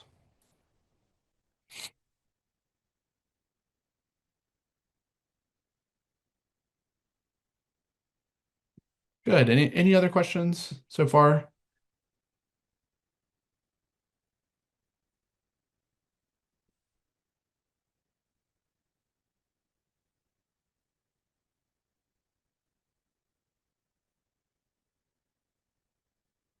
Okay.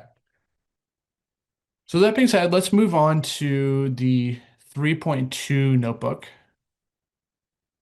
Let's move on to that, which will be our first discussion around regression. So going into supervised learning and regression, give you guys a moment to pull up this notebook. But yeah, you want to pull up the 3.2. We'll do this one next. So we'll focus in. So our plan is to do regression first, and then we'll talk about classification in lesson 4,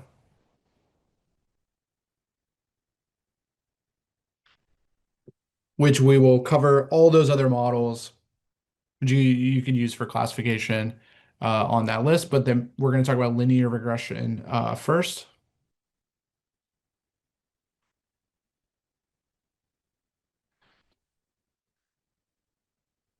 All right, so we have a big agenda. This is a big notebook to go through a lot of material here surrounding regression. So we're gonna start with linear regression and see how we actually perform it, what that model is doing, which we've kind of seen the idea of it a little bit already, so it should be somewhat familiar. And then we'll talk about how to adapt that linear regression idea to non-linear, what's called non-linear regression, which is going to be using like polynomial features. We'll talk about how to do that. And then a big topic for us is going to be evaluating the model. So it'll be quite easy to actually build it. Building the model will be really easy, but evaluating and interpreting that will be a lot of interesting work there because we want to know what the performance of that model is once we have it built, right? We want to know how good of a model is it? Is it worth using, or do we need to retrain it or get new data or change the model up? We're going to talk about that. How do you determine what to do based on that performance?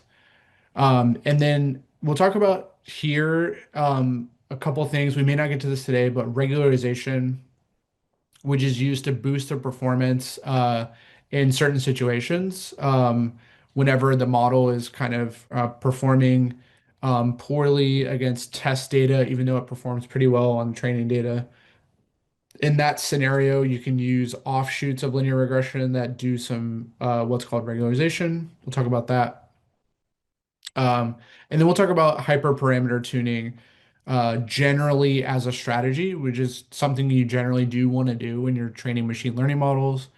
Um, so again, these two we may not get to today, but quite a lot to get to prior to that, mainly centered around evaluation and building linear regression. Okay, so pretty cool. We'll get to our first kind of model here, this linear regression to start with. Okay. So let's start with linear regression here. Um, and really what linear regression is attempting to do, and I want to show you this in this picture, is draw this line, sometimes what is known as the line of best fit. So this is our model that kind of goes through the data, and it's generally a good predictor. Because if you give me features, if you give me new features, and let's say you give me a feature that's right here. So you say, okay, I have a feature that's this value on the x-axis, then I know all I have to do is plug that into my line equation, and I will generate a value that's like right here. Okay, that's on that line at that input. And that's going to be my prediction for what the output variable should be. It's just going to be something on that line. And what you can see is this line is a decent estimate for this data because it slices through this pretty evenly. So it's a good guess as to what the output should be given any one of these inputs. It's a good estimator, this line. And so our goal building a linear regression is to kind of build the equation of this line. So we want this equation of this line is going to be our model. Yes, it's going to look just like that, mx plus b, or yeah, mx plus c. It's going to look exactly like that, except that it's going to be more than just mx because we have generally more than one feature. So if you think of x as a feature, it will be more than just mx. It'll generally be like it'll generally look like this,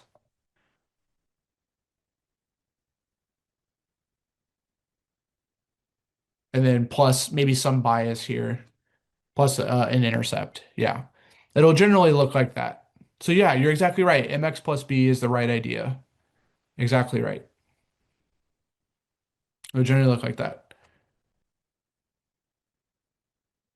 Nonlinear, it can be adapted to nonlinear. Yeah, if we transform, we're going to talk about that. If we transform all of our features in a nonlinear way, we can apply linear regression to it. Yes, and that would be a nonlinear regression. So yes, we can do nonlinear things too.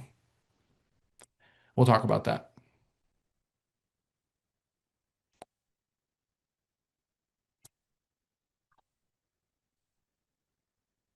Okay. So linear regression again is the art or science, I should say, not really art, but it is an exact science of finding the equation of this line that fits through this data. Now, why one thing you should be thinking about is why is this line a good predictor? And the argument is that if you take a look at this distance from these blue points, so let's say these blue points are our actual data points, this line is going to be found such that it minimizes this distance from the points to, actually, I should draw it this way, from the points to the line. So we want this distance to be, um, actually, I should draw it that way, this way. We want this distance to be kind of at a minimum. So it would be bad to draw a line all the way out here because then that's a lot of distance, right? So, and that would be a lot of error, contributed from not being able to predict those points in our data set very well, which is our training data. That's why we have labels, right? That guide us in building this line.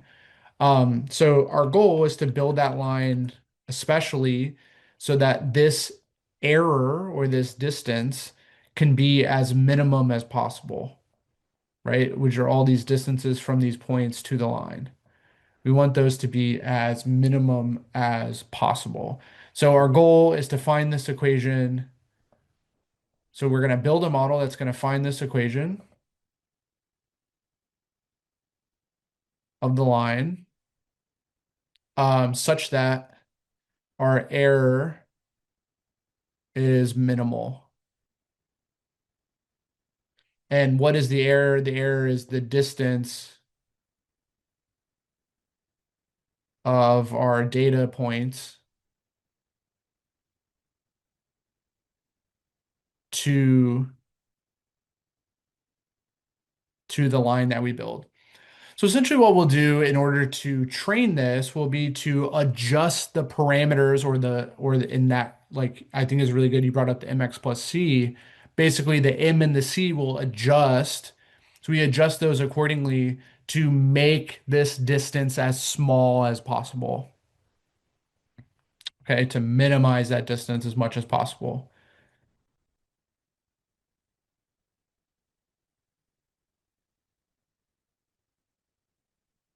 Okay.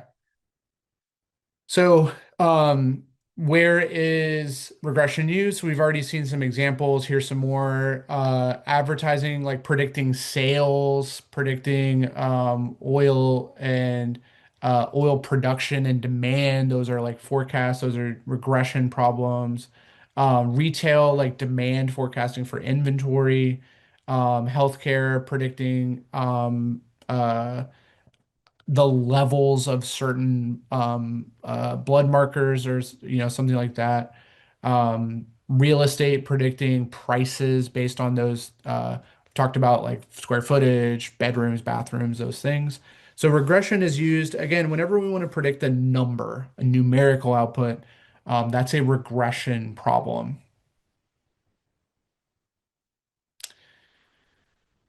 So this kind of regression we're talking about here is generally known as a when that equation is linear, that is known as a linear regression. So you go back to that picture, when that equation of the line that we find is a linear equation, meaning that it is exactly the form I've been telling you. So it's something like weight times feature plus weight times feature plus weight times feature, and then maybe some intercept term, like some bias term there. This is a linear equation because all of the features are to the single power, so it's a linear power, and this is a linear combination of features with those different weights. So this is a linear model because it's what in math we would call this a linear equation, right? Everything is to the first power. It resembles mx plus b. It is a linear equation or a linear model. Um, so when we talk about linear regression, that is a regression model. So we're predicting some continuous target that assumes our model is formed from this kind of equation, a linear equation. So this is going to be our model for a linear regression. Okay. And so when you train a linear regression, your goal is to learn these weights so that you can plug in any one of your input features and you can generate a prediction. Which is going to be something on that line, right? It's going to be a value that's sitting here on this line. We put in all of our features and we end up there somewhere on that line, this output. Okay.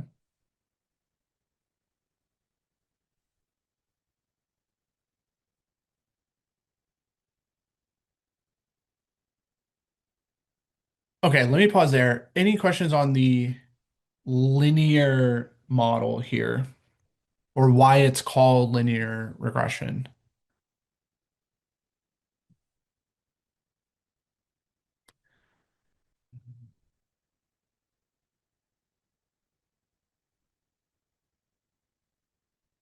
Okay. And by the way, in these notes, this bullet point here where it says it uses the least squares criterion to estimate the coefficients, that is exactly what I said earlier with the distance. So the distance is based on the square of this quantity, like how far away you are from the line is based on this square distance here and here and here and here. So what we're trying to do is find the least distance or least squares, which is that minimum distance. So that's how we find all of these weights is from minimize. We basically tune them enough using our labels. So here's our label, which is the Y. We basically plug in our data and tune those enough to minimize the error. It's an optimization problem, right? We're trying to find the minimum of this quantity, which is that best fit line.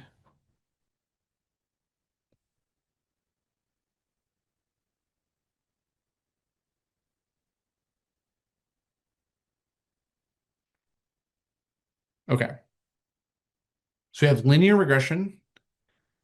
Um, and we can do a simple linear regression that only has one feature. So if it only has one feature, that's exactly so if there's only one input feature, sometimes that is known as simple regression or simple linear regression. And there's only one feature. So one independent variable is the feature. There's only one feature. And so this equation resembles exact equation that you guys just put in there, which is mx plus b, right? It resembles exactly that. We're just using different symbols for those, like beta 0 and beta 1. But basically, exactly that simple line is only one feature. So, and that's because um, that line is going to be generated according to that equation. So here's kind of what it looks like.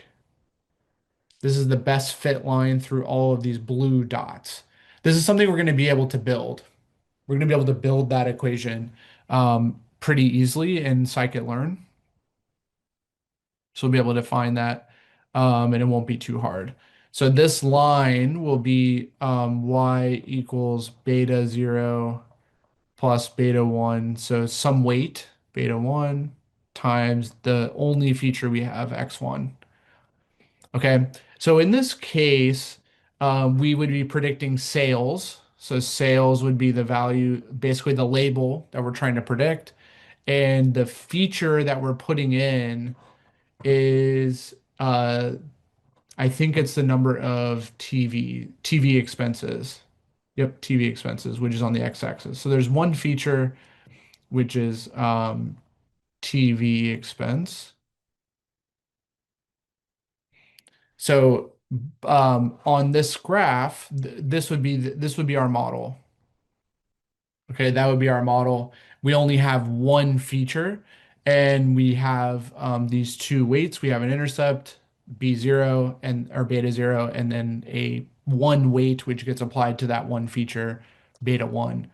And so our model would have certain value for beta 0 and a certain value for beta 1. That's these guys get learned during model training.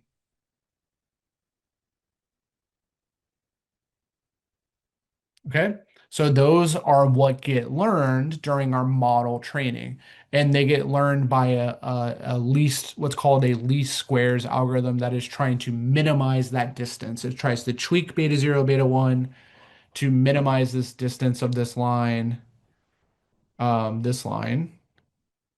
all of these points, trying to minimize this.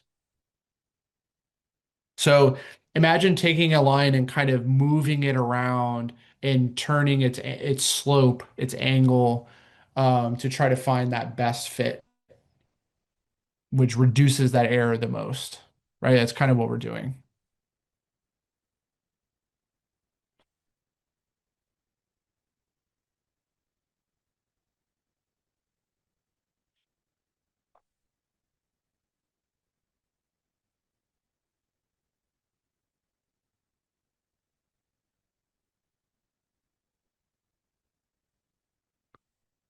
Can I explain? Yeah, so sales is in dollars and TV expense um uh TV, actually, I think it's the other way around. I think the sales is actually a quantity. So I think this is number of sales that we have, and TV expense is I think it's in dollars. So how much money, how much expense did we put into the product? And then this is how many sales did we have of that product. So I think it's the other way around.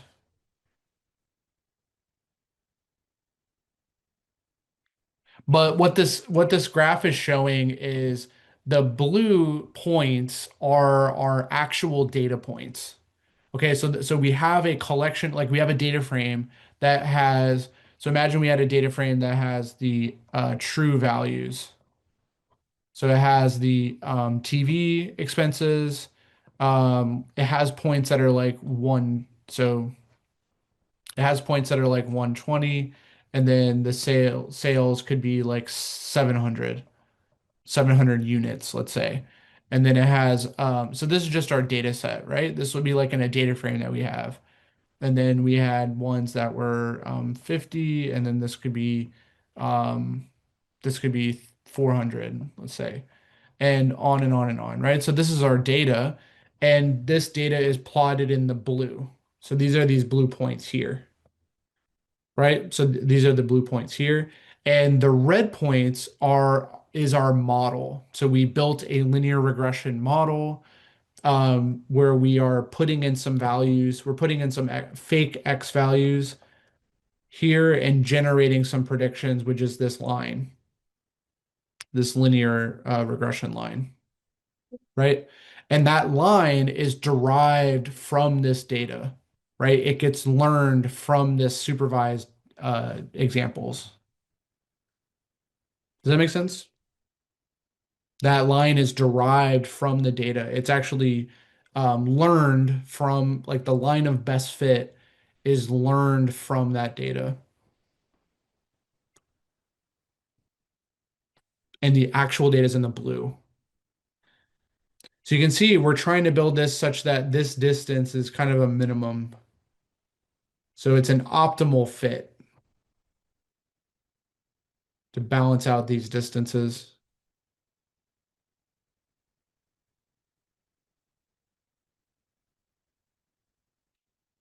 So it's just plotting, so it's just building that relationship between the input and output. Like when the expenses are higher, we seem to have more sales.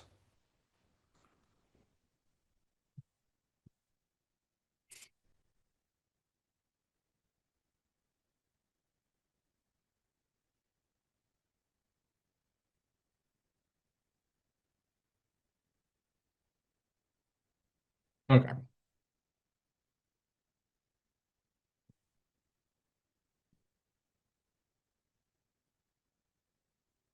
What's perpendicular? Like the distance?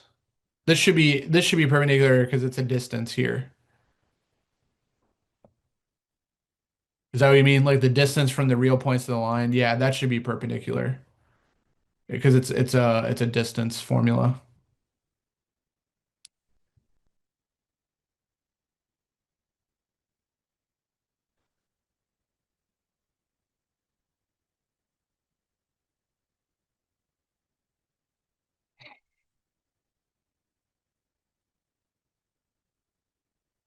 Okay. All right. So more generally, now, do we usually have one feature? No. So generally we expand this to the more general case where we have more than one feature, like what we see in the housing data, right? Where we could predict a price, but we have many different inputs like bedrooms, bathrooms, square footage, etc. So more broadly, instead of simple linear regression, we have what's known as multiple linear regression, which means we have multiple variables or multiple features. This is exactly the equation I've been talking about. So we just extend that one into many features, so which is this case, and then a intercept term, which is there as sometimes known as the bias. Um, but this is the intercept term to kind of orient the line to start out in the right place. Um, and but this is the equation that we would be building the model. This is our model essentially, right? This is the equation we would be learning. Intercept is like a constant. Yeah. So if all of the features were zero, this is what our data would be. This is what our result would be if basically if this was zero, this was zero, this was zero, it would reduce to this as the prediction. Yeah, it's like a constant. Yes.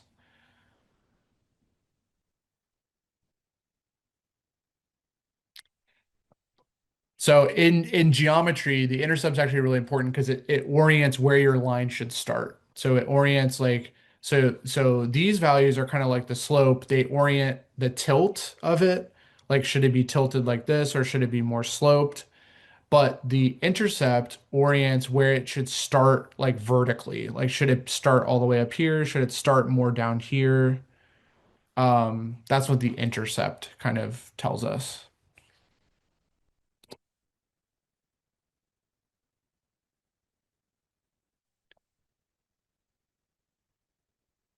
Okay.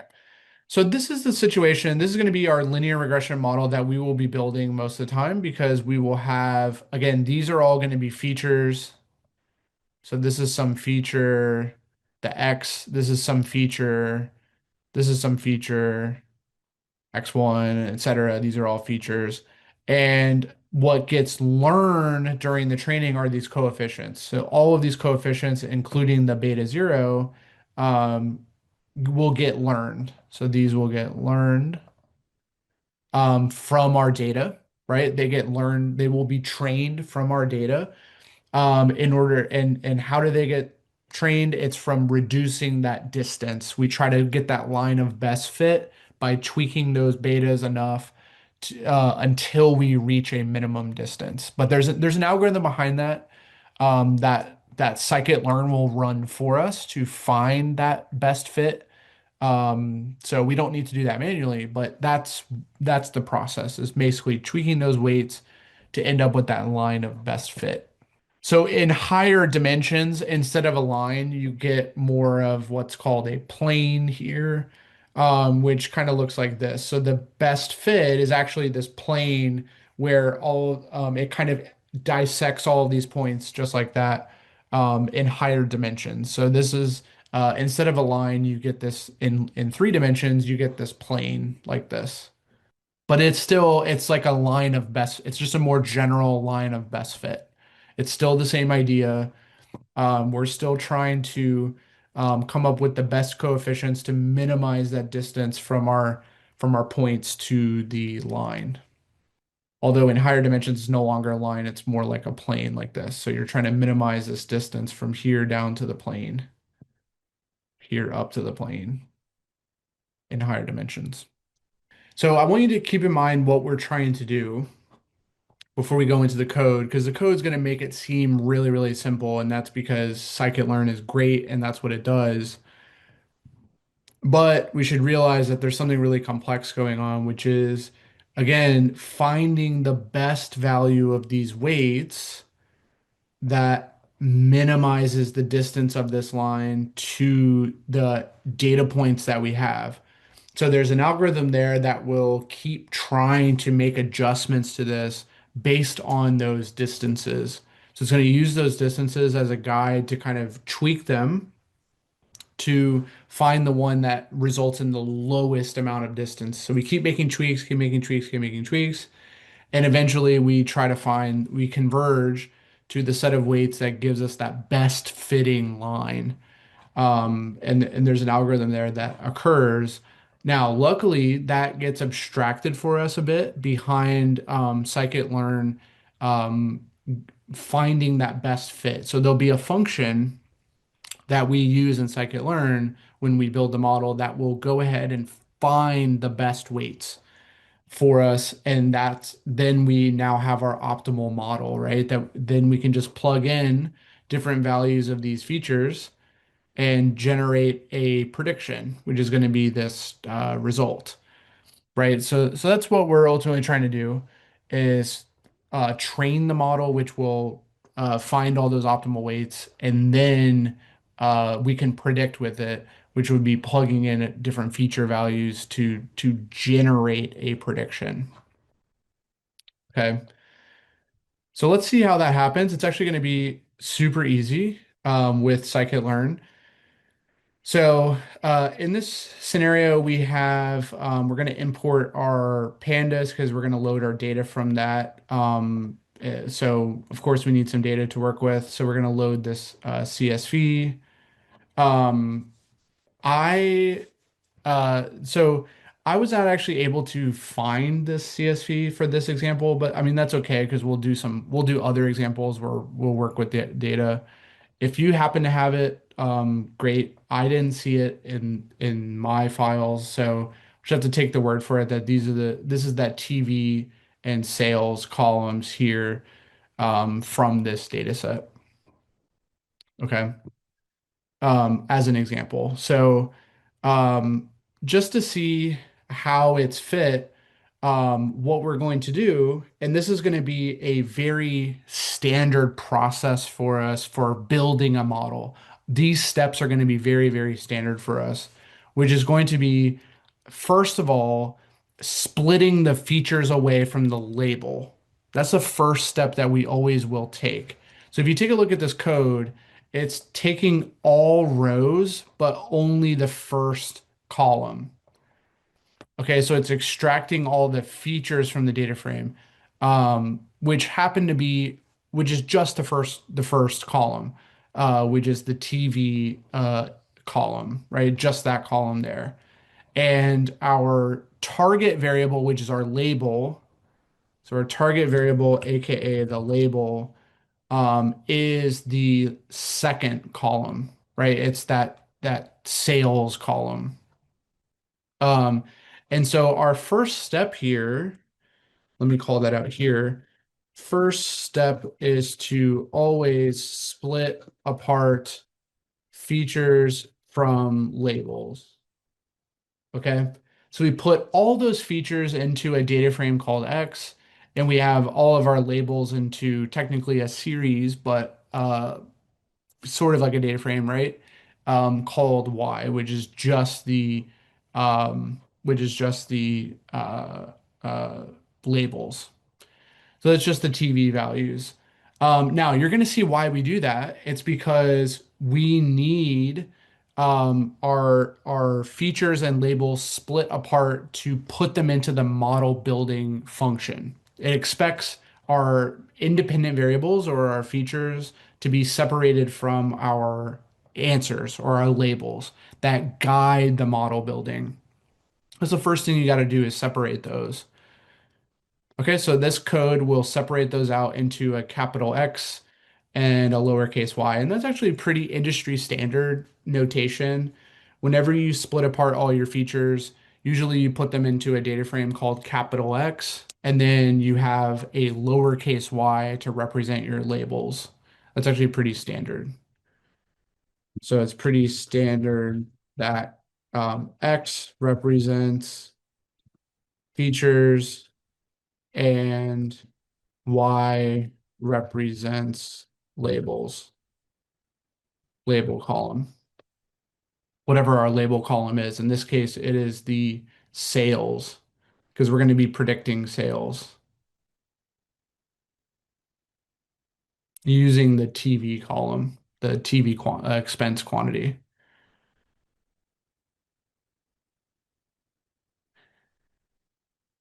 Yeah, so the assignment is that uh, we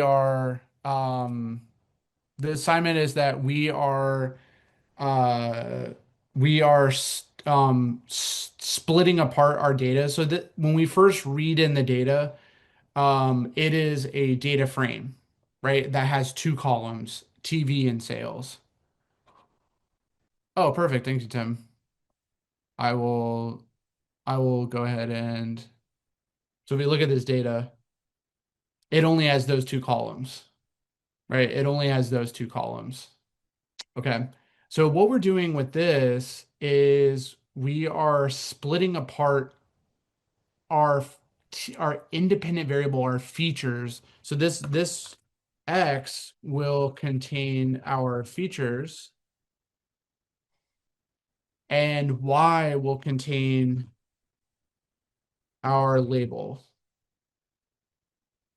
Does that make sense? We're splitting this data apart. So we're only grabbing that first column here to be our features. And then we're grabbing the second column, which is the sales, because we're going to predict the sales. This is our label. We're going to build a model to predict the sales given the TV input, TV expense input. So the first thing we have to do is split apart the features and the label. Okay, that's the first step we usually will take. And the reason we have to do that, just to reiterate, the reason we have to do that is because our model will expect our data features to be separate from the label. We will pass those in separately. X is TV. It's the first column because we're using iLoc, right? It's all rows but the first column, which is TV. Y is sales. This is what we're predicting. We are predicting the sales. given the TV expense value. Yeah, which is why we split it into, so this is the second column, right? The index one column. You just put in read CSV and pass in the URL. So you could, so exactly the code that was up earlier from Tim. You just do this and then data equals pd.read CSV URL. So we split our data into X and Y here. All right. Now, one other step that we're going to take that's a very, very critical step, and we're going to see this step over and over and over and over again. So splitting apart into X and Y we'll do that over and over and over and over again. Not only that, but doing this next step, which is what's called a train test split. Now, let me show you what the train test split does. It takes our data and it's going to split apart our data that we have, our X and our Y data. It's going to split it apart into a percentage that will be used to train the data, and then a percentage that will be used to test. Now, why would we want to do that? It's mainly so we can do evaluation. So we build the model over here and then we test it on data that it has not seen before. So we reserve a percentage of the data to be used for test. Usually this data is somewhere between 20 to 30%. So somewhere between 20 to 30% of the original data. So that means the majority of it is used for training.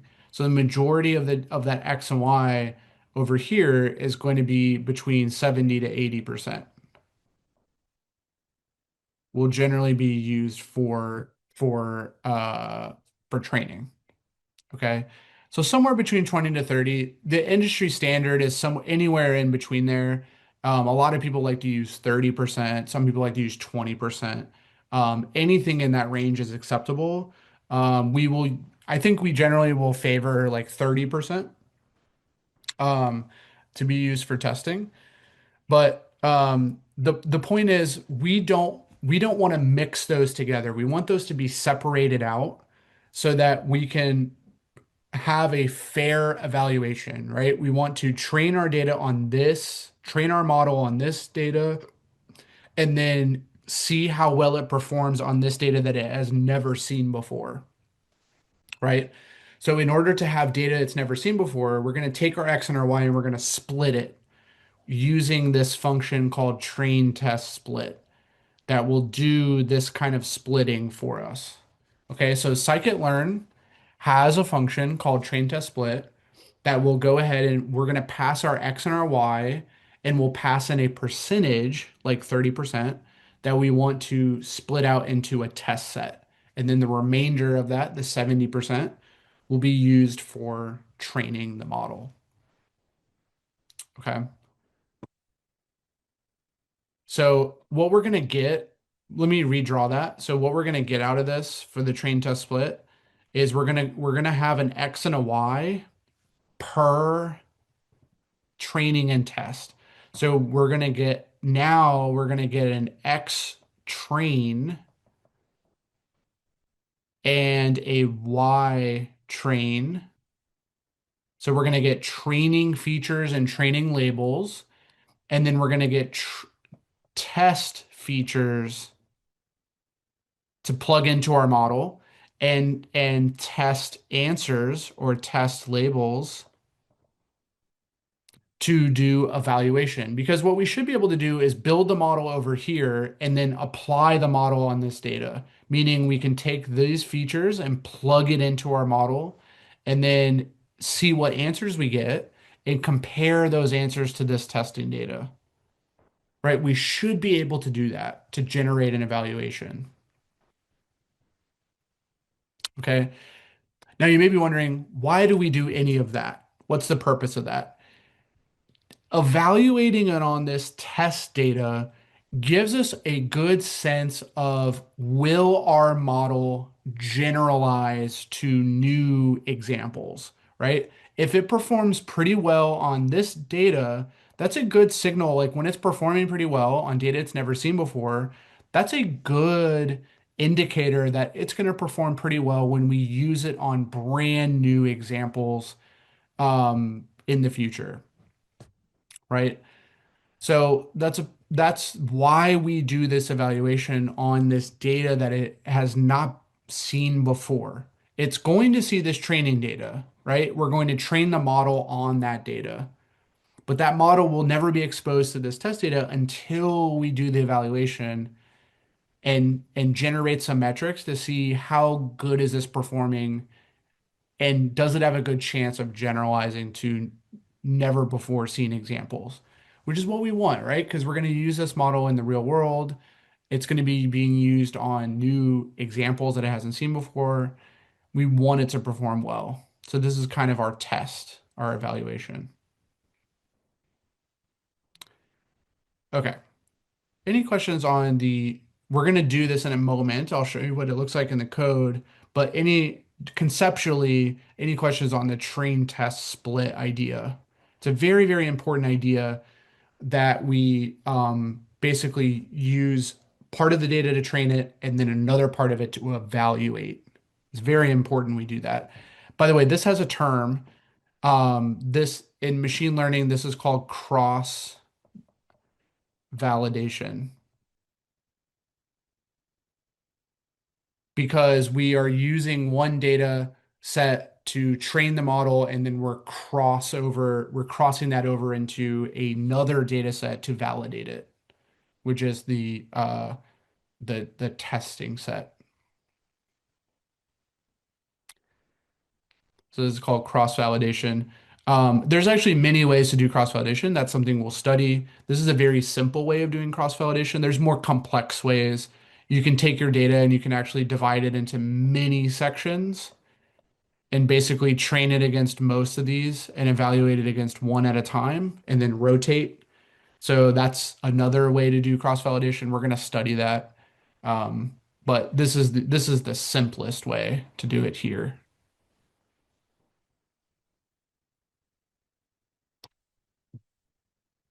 Okay. So let me show you what you get when you use train test split. So we're going to import from sklearn. From the model selection module. Now we haven't used this before. This is our first time using it, but here's our model selection. We're going to import this train test split function, and we're going to use it on our X and Y, and we're going to set a test size of 30%, which is 0.3. So our test size is 30% converted to decimal, right? Converted to zero point 0.3. So that means we're reserving 30% for that test set.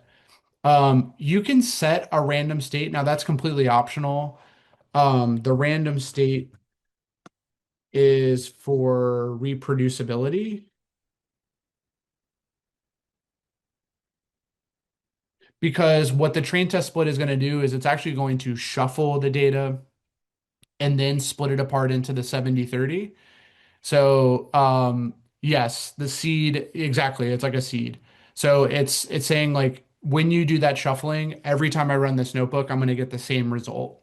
But it's going to be random it's going to be random, but I'm going to be able to reproduce that randomness with that random state. Yes, it is like a seed. It's you can choose any number to be your random state. 42 isn't important. You could choose 0, you could choose 1. You could choose any positive integer. 42 is kind of like the industry standard. It's you'd have to look it up why it is. Apparently 42 is a special number um in kind of the history of development of this stuff.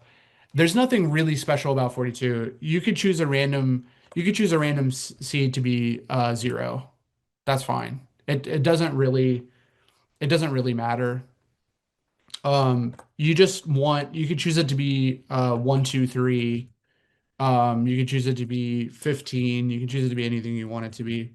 It's really so that your shuffling is consistent. Every time you run this notebook, you get the same shuffle result. So I'm always going to get the same rows in these splits. Hitchhiker, there it is. I knew it was from something. Hitchhiker's Guide. Yeah.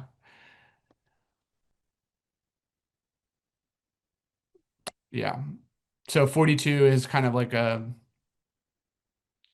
it's just used ubiquitously, as kind of a um paying tribute to the Hitchhiker's Guide to the Galaxy, but it's there's nothing that special about 42. It's not going to change our result or anything.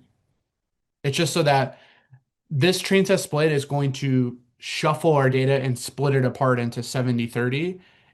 You just want to set this to something so that you get every time we run this notebook, we get a consistent shuffle. And so the data in these sets are consistent. That's all.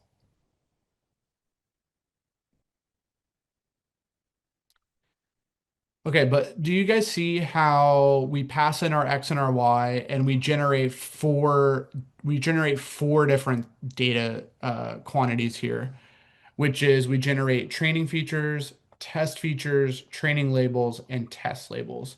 Because again, we're generating data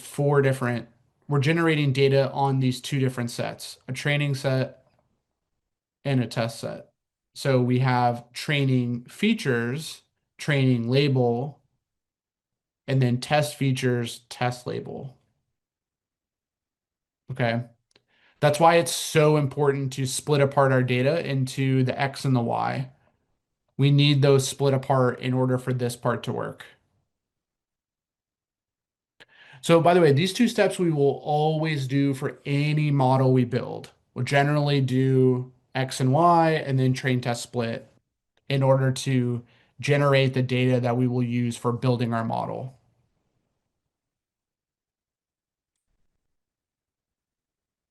Okay. So this data here is going to be what we actually use to guide the training of our model. So it's definitely supervised, right? Linear regression. Um, we will use that.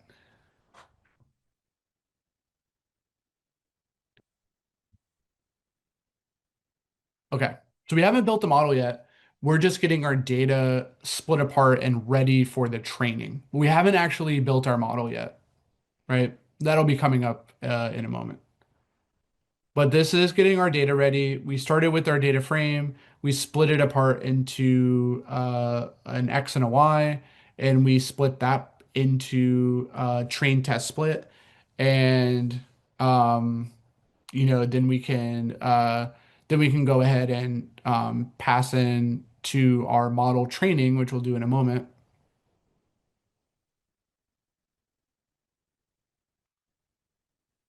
That's a good question. So what you could do is you could run. Did we import NumPy? Let's see. We did. Okay. You could run the average you could check the np.mean on the X train and um, see how it compares to X. So you could do that and see what the average of this feature is compared to the average of the original. They may not be perfect because we are taking a reduced data set size. So I don't think there's not like a one size fits all validation we can do because we're taking a random shuffle and we're taking 70% of the data out. So we're not guaranteed to maintain the same statistics. We can see if they're close. But does that make sense? Like we're not guaranteed to get the same stats because we're taking a slice of it. We're taking 70%. So it's not guaranteed to be the same distribution, really. Delete that. It's a good practice. Yes, it is. It is. 30% is the industry standard. Anything between 20 to 30, so 0.2, 0.25, 0.3, any of those are acceptable. It's really up to you. I mostly see 30%. I think zero point 0.3 is a good practice to use for sure. I did explain random state. Random state is so that you get consistent shuffling. You can set this to any integer that you want it to be. It doesn't really matter. You can set it to 100, you can set it to 10, you can set it to 15. It just ensures because what this split will do is it will shuffle the data first. It'll shuffle the rows and then split it apart into the train and test sets. So you set the random state so that the next time you run this, you get the same consistent shuffling. That's the only thing it helps you with because it is randomized, but when you set a random state, it's so that like if you run it again, you'll get the same shuffling. You'll get the same. The shuffling matters because it dictates what ends up in these sets.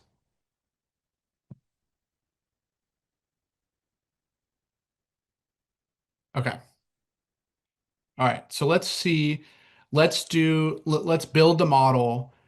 Um, and let me show you how easy this is going to be to build a model. And this is really how it's going to be for every single scikit-learn model will basically look the exact same for training it, which is what's going to make it really, really nice. So the first thing we have to do is import our model. So from scikit-learn, we're going to be using from the linear model package or the linear model module, I should say, within sklearn. We're going to be importing the linear regression and we're going to create an instance of the linear regression here. Okay. So linear regression and look how easy this is going to be. Nearly all sklearn models use .fit function to train. So every one of them, no matter which one we use, like the decision tree, like the logistic regression, any of those like we use for classification that are going to be coming up in lesson 4, they're all going to look the same in terms of it's going to run .fit, which is scikit-learn's generic function for training your model. So this will execute the training once we run this code. And again, the linear regression training is going to do that least squares distance procedure or algorithm to try to find the right weights. It's trying to find those weights that minimize that square distance from our line that it's trying to build to the data. And what I want you to notice is what we put into the dot fit. See how we put in the training data where we put in the training features and we put in the training labels. Now this is supervised. So of course we put in the labels, right? Of course we put in these labels here. And of course we put in our features here. So we're putting in all of our examples from our training split into this dot fit, which is going to train the model so that we can use it for prediction. Okay, it's really fast. If I run this, it's going to be pretty much instant. Pretty much instantly it gets trained, and you can see here we now have a linear regression. You can see in this little box. And this information says that it has been fitted. So it's now ready to be used, right? So that's it. We've trained our model. That's how easy that was. We did dot fit. Now what we should realize is there's a lot of work going on behind the scenes of this dot fit. Okay, there's a lot of work being done there to do the least squares algorithm and find those weights and create that line of best fit, right? So there's a lot of work being going on there that's going on there behind the scenes, but scikit-learn is abstracting it away for us, right? And all we have to do is dot fit when we're using this code. Really easy, dot fit. And there we go. We've trained our linear regression model. And by the way, if you want to see what the coefficients are. You can actually extract them if you do. So if you take your Lin regression and you do coefficients like this, dot coef with an underscore. So this gives us the trained weights, coefficients, also known as the coefficients, right? Um, so if you run this, you can see right now we have this coefficient here, which is the only coefficient we had on our feature. So we only had one feature coefficient there.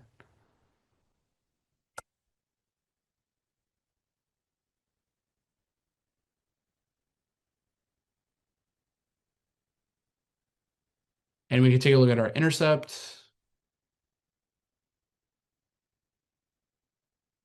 which is this. So this gives us the train weights. And so we can look at the intercept, we can look at the coefficient. So obviously, if we have multiple features, our model has many features, it's going to have more values in that coefficient. But the intercept is just the single value 7.23, and then the coefficient is 0.046. So that's the weight that gets learned. Is there a size limit? No, not really.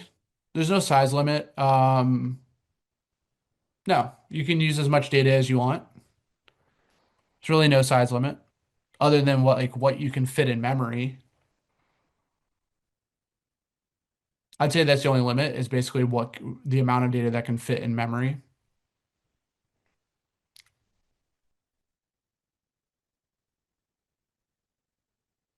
Okay. All right. Were you guys able to run this? Were you guys able to run the linear regression dot fit? Okay, perfect.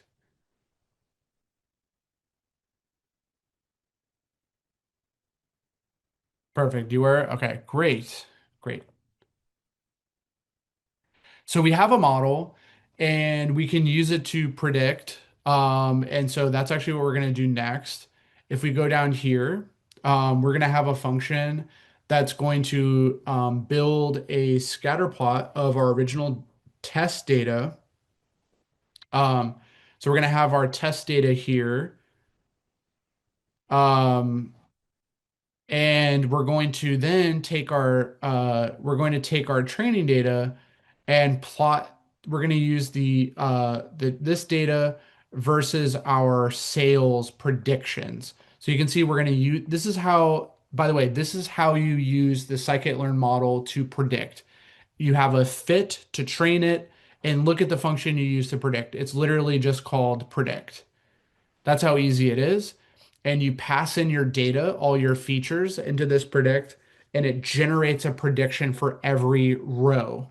So every row in these features in this data frame will end up with a prediction using our model. So what we're going to do is plot our training features against the predicted sales to see how good of a fit that really was.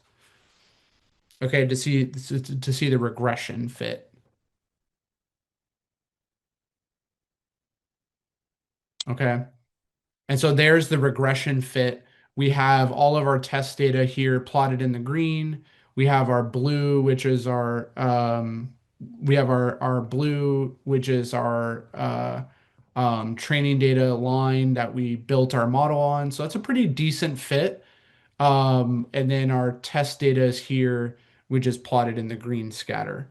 But the thing I want you to see is this prediction, right? We were able to generate some predictions on that training by running our predict function with our model. Now this model has been trained, so we've already fit it, and now we're using it to predict, right? And so we're predicting the sales and plotting that on the y-axis.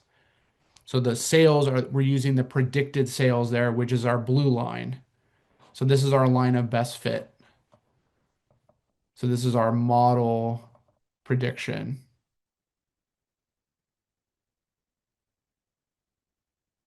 This is our model predictions, right? You can see it's a pretty decent line, right? It's a pretty decent line of best fit. Of course, there's some error here. Like it's not perfect, but it does a decent job of being a best fit line.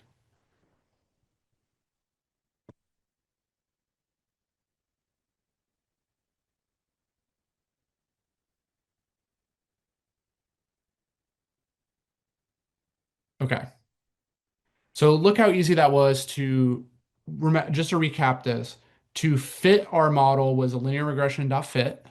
And of course, we're going to do more examples. So no worries on that. We're going to see this many, many, many times throughout this notebook. But we have linear regression dot fit to train it. And then we have linear regression dot predict and we pass in our features and that generates a predicted output, right? So what this is actually doing is computing this quantity.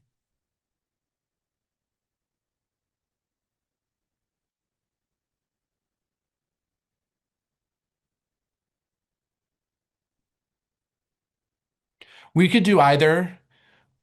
We could do either. So one thing we could do is plot. So we could swap it out. We could do either one. It's not a big deal to do the training set. So we could plot X test and then we could plot linear regression X test.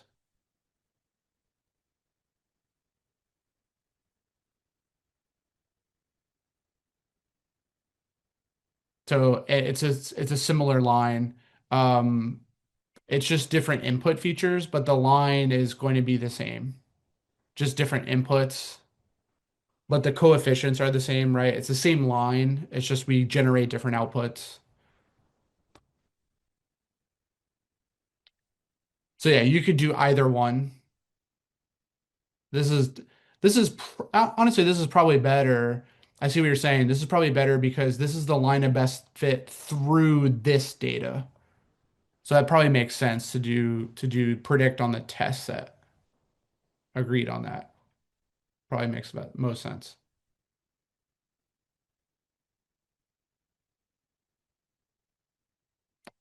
But you could do either one.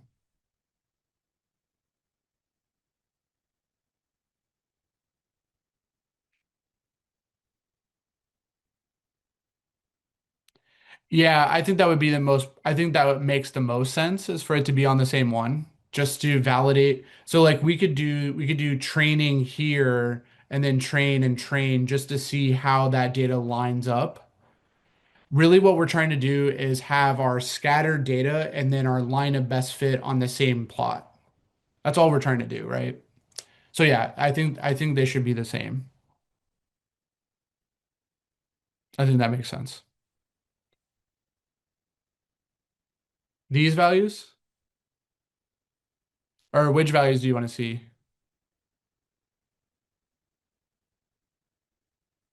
Yeah, we could generate those if we just do let's go down here. So the line values are going to be the prediction. So the test predictions equals test predictions equals linear regression dot predict x test, and then we could print out our test predictions. Yeah, so we could see what those actual values are on the test set.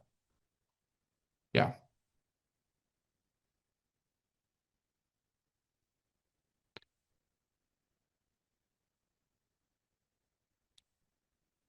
We will do that. Yeah. So you thought we were checking how well our data was trained. We will do that. Yes. We haven't learned how to evaluate this yet. We're going to talk about that coming up next. Yeah. We will do that. We just haven't learned how to do proper evaluation of a regression model. But yeah, it's something we're going to talk about for sure and see how to do in our code.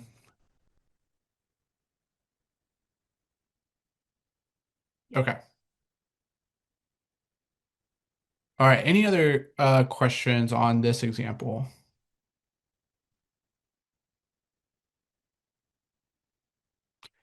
Again, big takeaways. Dot fit to train it, and then dot predict to use it, dot predict on the features to use the model and make predictions with it. So here is an example. We made all the predictions. These are all the values that are on that line. These are all our predictions. And notice this is a truly regression, right? These are all floating point values. So this is definitely a regression, right?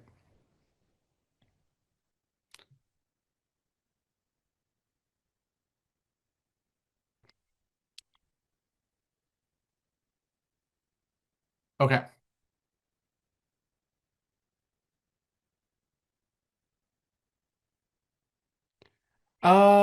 That's a good question. I'm not sure if there's like a verbose. There's not really, no, there's not really a verbose. I mean, you can look at the source code if you really want to see. You can view the source code to see how it's done. I can tell you, I mean, so generally linear regression is done in two ways. Either you use a formula to solve the optimization problem of minimizing like this distance from the points to the line. Um, or you use something called gradient descent, which is how a lot of these things do it, is they iterate through a bunch of different iterations where they update these weights according to a certain basically a gradient of the error function. The error function in this case is the squared distance from the line to the uh to the points. So we can compute the gradient of that and do gradient descent. So if you really want to look into it, I would do some research on like linear regression gradient descent. Okay, linear regression gradient descent to see how that's being done. Yeah, it's a pretty simple procedure.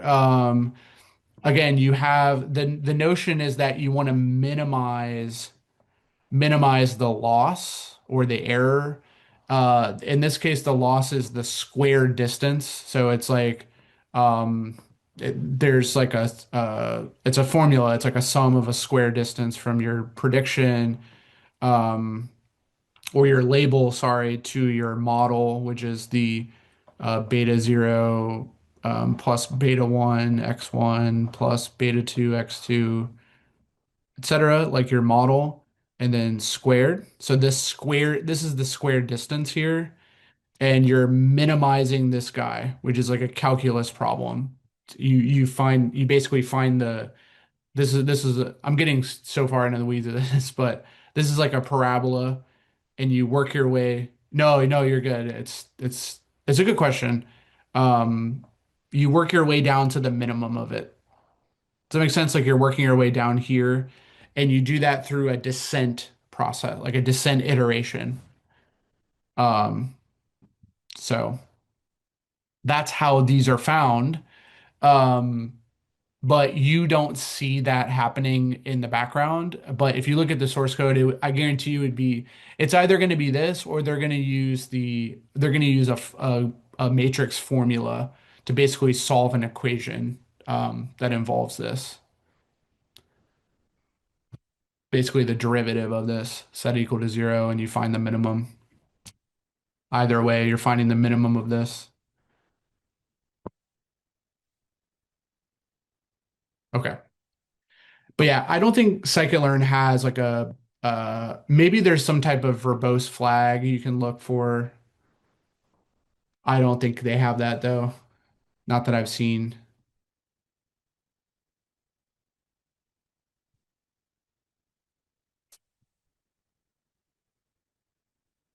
All right. So I have an important concept to talk about next, which is going to be called overfitting and underfitting, which is a really important concept that's related to the training and test data we just split apart to do evaluation. And essentially, the issue with machine learning is that it's not perfect and it can struggle in different ways. And the two ways that it primarily struggles is going to be overfitting and underfitting. So overfitting is a situation where the model basically memorizes the training data so well that it fails to generalize to new examples. So what we see with overfitting is this exact sign here where we have really good performance on the training data. So when we do that train test split, we see a really good accuracy or really low error on the training data, but it does not perform anywhere near that on that test data split. So what that means is that the model is overfitting to the training data. It's basically memorizing it and it's not able to generalize very well. Now, why does that happen? It's usually because the model is way too complex. And that means generally you need to do something to reduce the complexity. Either you need to use a simpler model or you need to use some type of technique to mitigate overfitting. And we're gonna study some of those techniques coming up in this notebook. We might not get to it today, but we're going to study particularly what can we do to prevent overfitting, because overfitting is the more common issue with machine learning models. They tend to do so well at learning from data that they pick up on small details and patterns in the training examples that they're exposed to. They don't do a great job at generalizing to new examples. They can struggle at that. So that's overfitting, is struggling to generalize to new examples, but you do really well on your training data. So it appears like you have a good model, but it's not able to go and make predictions on test data very well, which means we would not want to use that model in the real world, right? Because it's not able to generalize outside of what it's already seen. And that's not a good thing if we're trying to use it for real world examples, right? So overfitting is a real issue. You see it all the time. I've seen it many, many times in the real world, real industry work that I've done. Overfitting is a challenge for a lot of machine learning models. And so we need some techniques to overcome overfitting, and we're going to study some of those coming up shortly. Um, one of the things that we can do, one of the things that we can do to detect overfitting is exactly what we just did, which is you split apart your data into training and testing so that you have a chance to do an evaluation to see if you're even overfitting in the first place. You want to see that performance be consistent from train to test, right? You want to see consistency. What you don't want to see is performance that drops off on the test data. It's much worse. You don't want to see that. That means that your model is overfit to your training data, and it's not going to perform well in the real world. Okay. So we're going to have a couple ways to overcome that. Talk about that. Now, the opposite can actually happen as well, which is called underfitting. And underfitting refers to the fact that a model is too simple and it actually just performs poorly across the board. So if we see poor performance on the training and testing data, that's a good signal that the model's underfit. And that means it's too simple usually, and you should try using something more complex. So the best way to combat underfitting is to use a more complex model. And as we go through and learn about the models, we're going to learn about which ones are simple and which ones are complex. So we're going to have a scale of kind of complexity. And if you're underfitting, you want to bump up to a more complex model. If you're overfitting, one way of combating that is to actually go down to something more simple, go the opposite way to something simpler. So we need to learn, right now we've only learned linear regression, but we will learn other models, in the future, and we'll talk about their complexity and how they're related to each other. Okay. But these are two issues we see. Just to draw that out again, is if we have a train test split where we have 70-30 split, let's say, and we perform really well over here, but we go to apply that model over here and it fails, its accuracy drops off significantly, more error. That's definitely overfitting, which is not good, right? And then underfitting is just not performing well in either case. So even on the training data itself, your accuracy is not very good. So you're not really learning effectively. You're underfitting your model. So that's underfitting case. Okay. All right. Now, the issue is that it can be very difficult to balance these two and get it correct. That's what makes machine learning a little bit challenging, is getting this balance correct of simplicity and complexity. So you don't want to be overly complex that you overfit, but you don't want to be overly simple that you underfit and you're not able to learn effectively. So there's a bit of a trade-off there, and this trade-off is typically known in the community as bias variance trade-off, in which case it's basically like a complexity simplicity trade-off. It's another word for that. Um, and so it's thought that um, if you if you have if you have a situation where you're able to fit the training data very well, you risk not being able to generalize. In other words, you risk overfitting, and it's hard to combat that in a way.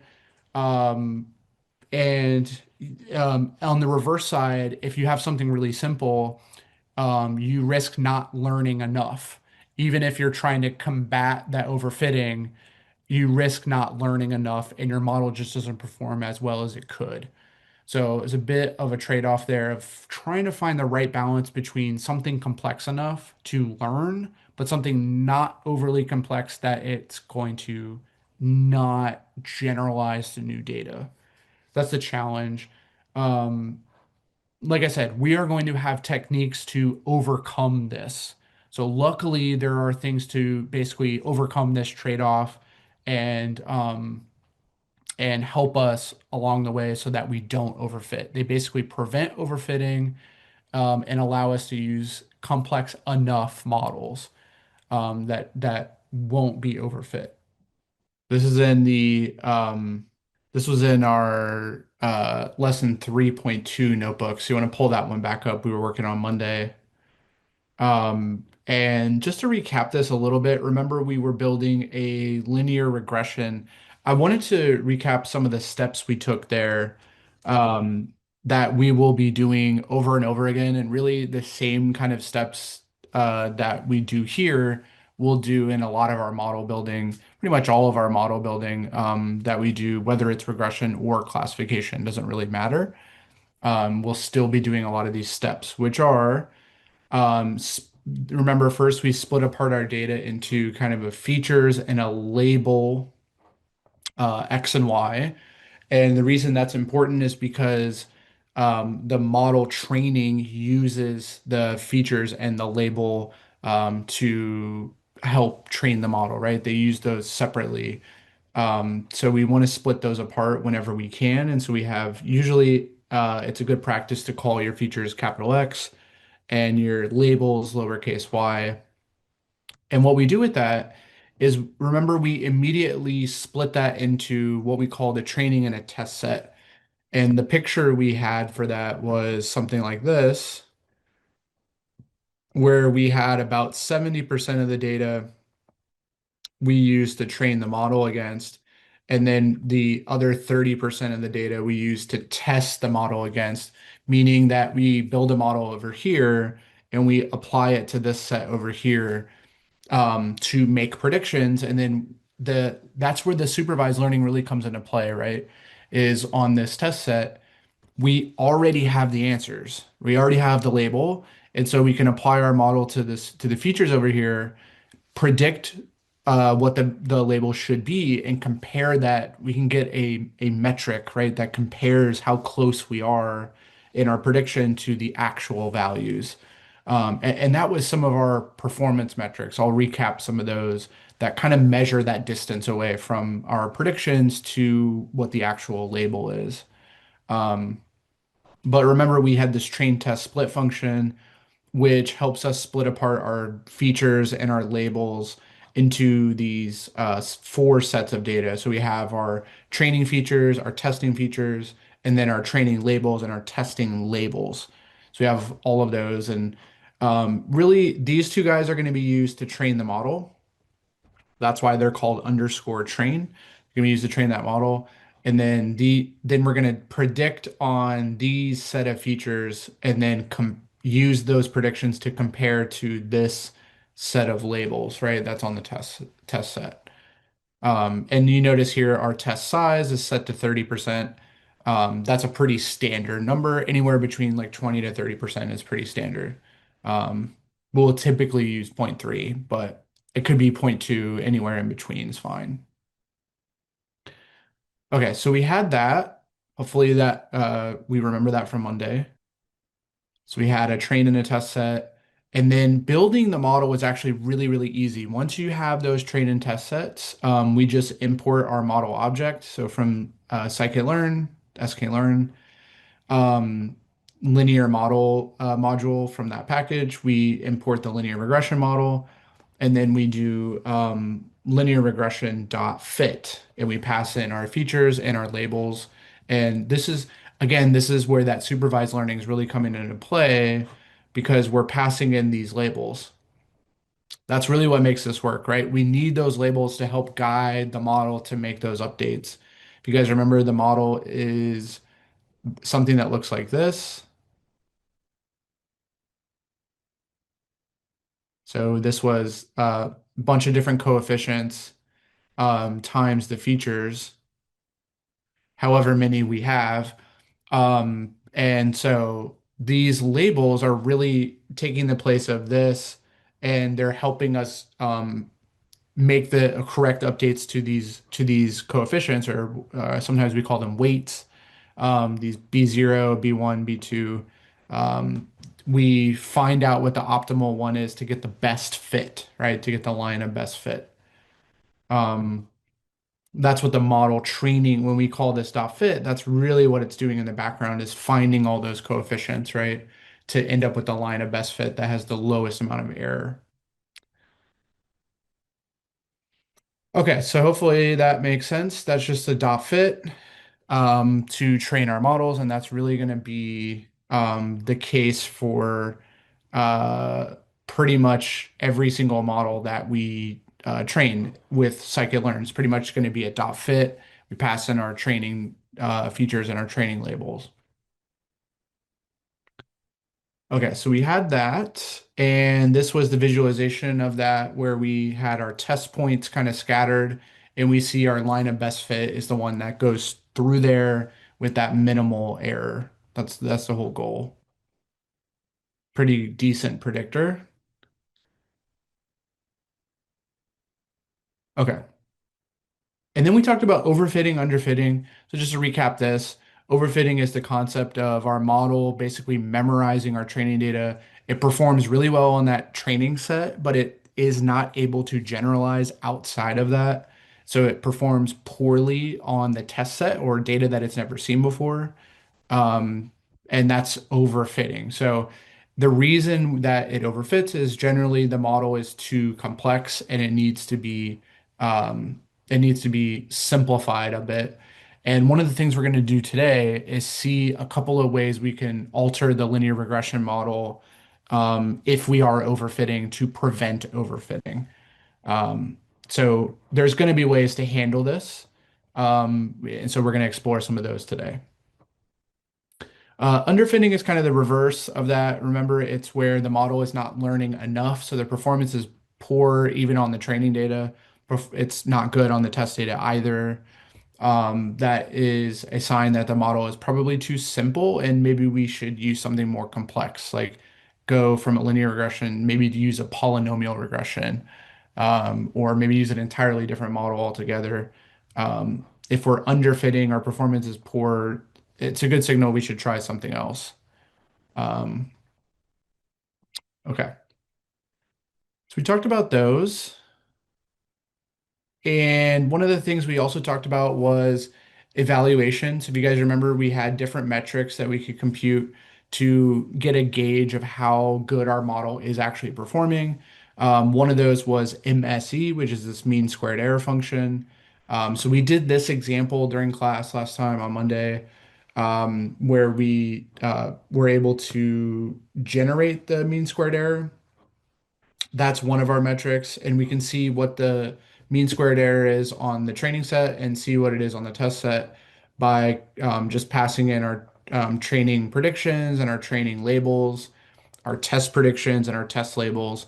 We pass those into this mean squared error function, and it computes the MSE. And that's a helpful function from the scikit-learn metrics package or module, I should say, and we'll be using that quite a bit to do, evaluation of especially of regression, right? Mean squared error is probably the most common performance metric we can have. And if you guys remember, what it's really doing is measuring these distances. So mean squared error is kind of like the average distance away from our points to the actual to the predictions, which the predictions are all on this line. So it's like measuring on average how much error do we have on average, right? And the idea is the closer to zero, the better. Generally means that the distance away from our prediction to our points is pretty low, the closer to zero it is, which is pretty desirable. So a low MSE is kind of what we're looking for. Closer to zero, the better. And so if one model has a lower MSE than another, it's a better performing model, right? It has less error. Okay, and then we also looked at the R squared or sometimes known as R2 score. This is another metric that we could use that measures the variability of the predictions and if our model is capturing that variability well. And so R squared has a range of 0 to 1. 1 is better. That means the model is capturing the changes in the output. Our predictions follow along with those same changes. So they're pretty close. So closer to 1 would be a better score. So we have those kind of metrics. So like on this data, um, this would show that this model was underfitting. Remember, because this MSE was bad and this MSE was bad. Um, and what we should think of these in the units of what our labels are. Especially if we take the square root of this, the RMSE, that was another metric we had. The square root of this is actually in the exact units that we have for our labels. So in this example, this was the units or the sales versus the TV products, right? And so this would indicate that on average, if we take the square root of this, in the square root of this, we have um, we're on average about 11 sales units off squared. So if we take the square root of that, it's somewhere around 3 to 4, somewhere in between 3 and 4 units off. And this is as well. And because both of these are still not close to zero, this would be under fit.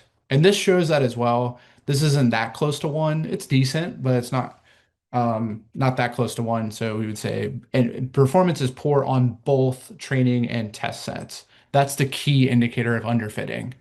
It's poor on both. Yeah, exactly. High MSE correlates to underfitting. Yes, yes. And what's key is it's high MSE on both the training and the test sets. If you have a high MSE on your test set, but a low MSE on your training set, that's overfitting, right? Where it's not generalizing from the training set to the test data that it hasn't seen before. That's overfitting. So the key is high MSE on both sets. All right, so we talked about that. We did polynomial regression last time, so that was doing that was making a curved graph by transforming the features into polynomial features and then doing linear regression with that. So you guys remember for Monday, we did this where we took our features and transformed them according to this polynomial features from scikit-learn. So we can go all the way up to whatever degree we want. So we put in 4 here, but there's nothing special about 4 really. This is just testing it out. And we generate the polynomial features, and we can fit a linear regression on those polynomial features, and we get a slightly better model, right? It fits the data a little bit better than just a straight line. This curved line with the polynomial features performs a little bit better, and we could see that with the MSE, right? We could evaluate the MSE of this, and it would be lower. It'd be lower than the curved line, and so that's something we could do. Um, we would just have to pass in these test predictions, training predictions, and then the test labels and training labels and pass those into the mean squared error function, and we could compute that. Right? Wouldn't be hard to do. All right, and then finally, where we left off, is on our performance metrics. So we talked about mean squared error. That's that average distance away from the labels to our predictions. And we take the square root of that. It's basically measuring the same thing, but it's the square root of it is more interpretable because it's in the same units as our label. Um, Mean absolute error is the average distance of the absolute value. So it's not the squared distance formula like a Euclidean distance, but it is a absolute value. So it's a little bit less sensitive to outliers. They don't get magnified as much, but it's not typically used as much as a mean squared error would be with regression. We talked about the last time because the distance formula or that distance is actually what's used to train the model. So it's a more natural fit for a performance metric for it. All right, and then we had our square. We just talked about that. Closer to 0 would be worse. Closer to 1 would be better. That means that the model explains all of the variability in the predictions. It captures those predictions closely to the labels um, very well. So 1 would be better. Closer to 1 would be better. All right. So that's where we left off. We're going to pick up from there with cross-validation. We've actually already seen one method of cross-validation. So we're going to kind of recap that and then talk about cross-validation in general um, and look at some more sophisticated techniques of it coming up next. But before I do that, any questions about anything we've covered to this point in the recap or anything from Monday? Any questions on that? All right.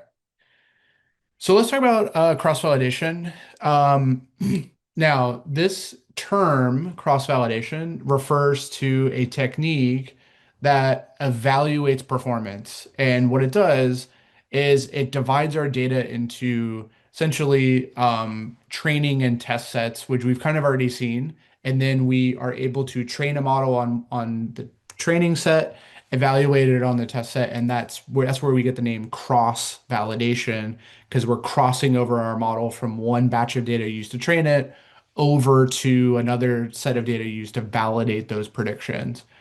And there's actually different ways to do cross-validation. So cross-validation is a bit of an umbrella term for multiple ways to do that.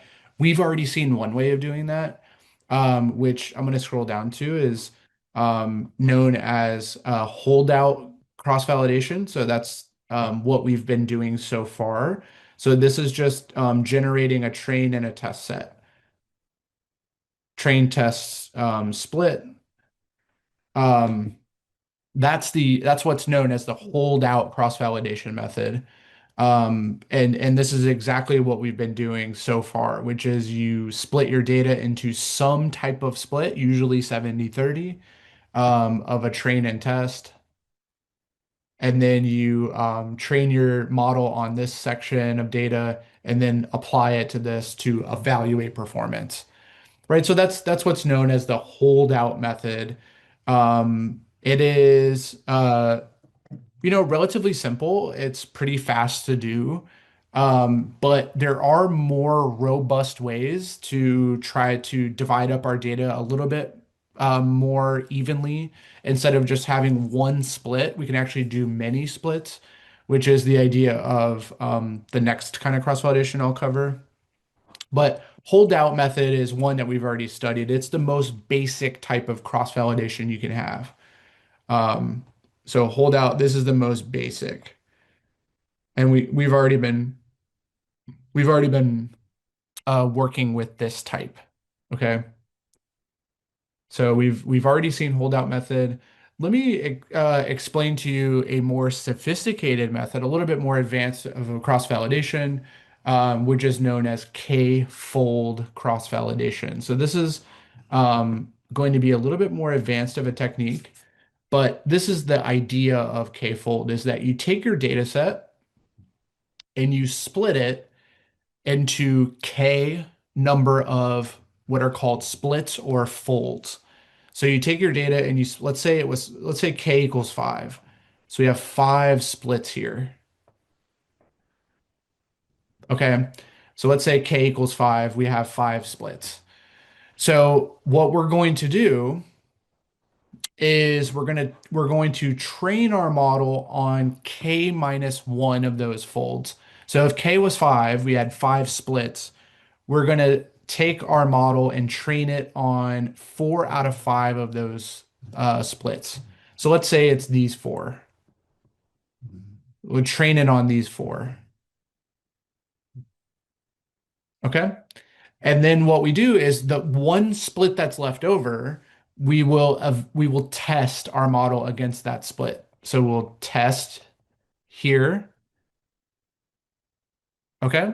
Now this sounds very similar to the holdout method where we're doing a train test split, but it's a little bit this k-fold cross-validation is a little bit more sophisticated because we repeat this process that I just mentioned over and over for all combinations of the splits.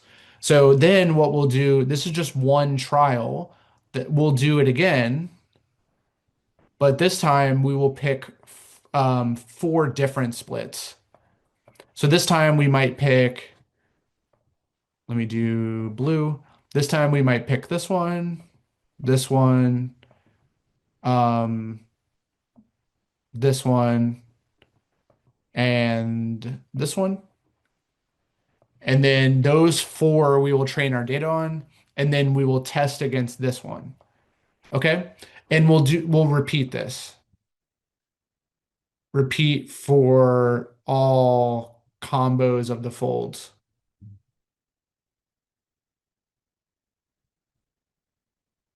Okay? So we'll repeat that. So essentially what we're doing is rotating through. Every time we rotate through, one of the folds is going to be left out as a test set. Now, this is a little bit more robust than just a train test split, right? Because we are exposing our model to more of the data in doing this, right? Because we're going to split it evenly into 5 or 10 splits. Those are pretty common number of folds to use, 10 or 5. Those are the ones I've most commonly seen. But we're going to, by rotating through which folds are being used for training, which one's being left out, we are exposing our model to more of the data this way than just doing a single train test split, right? So now what do we do with the results is every time we do this, we generate an MSE, let's say, or some type of performance metric. So let's say we generate an MSE from this guy, we generate an MSE from this version, and we generate an MSE for all combos. Each combo we generate an MSE, and then what we do is we average the metrics, or in this case, if we use MSE, we would average those together. So every time we do a fold combination and we keep 4 of them for training, 1 for test, and we rotate through all those combinations, we are going to generate an MSE for every combination. Then we're just going to average those MSEs to get a final. So the final MSE of cross-val of this k-fold, so the final metric is just the average of the performance on all of the fold combinations. Okay. So our final MSE, we just average all those MSEs from all of our combinations. Okay. Now, what's the advantage to doing this? It's way more robust of a estimate of the performance of the model because we're exposing it to all basically all of our data, right? We're getting a sense of how it performs across all of those different folds, rather than just doing a single train test split, which is a bit, it's basic, it works, but it's a bit basic. So this is more robust estimate of the performance. Now, what's the drawback to doing this is that it's more intensive. So if you have a lot of data, this is going to be pretty expensive to do because you're going to have to, especially if you have a high number of folds, right? You're going to have to divide your data into K number of folds, and you're going to have to do this over and over again. And if it's a large data set, it might take your model a long time to train. It's going to be a little bit more computationally intense than if we just did a train test split. Okay, we just did a single like 70-30 split. We only do that once. We only train the model once, right? We train it on the 70, apply it to the 30% test data and evaluate performance that way. So we're only really using the model and training the model once. But in this K-fold, we're going to do it, K number of times, essentially. Or I should say one for every combination that we have to work through of all the folds. Okay. All right. Does that make sense? Any questions on K-fold cross-validation? So K is an important number here. It's how many folds, how many splits do you have? A typical value for K is going to be somewhere like 5 or 10. So 10 folds or 5 folds, those are pretty standard from what I've seen. But does the concept make sense, or is there any questions on it on in terms of you're always going to leave one fold out. You're going to split it up into K number of folds. Always leave one out. Train on the rest of it. Evaluate on that one that gets left out, and then rotate those through. And you're going to do that for every combination and average all those metrics.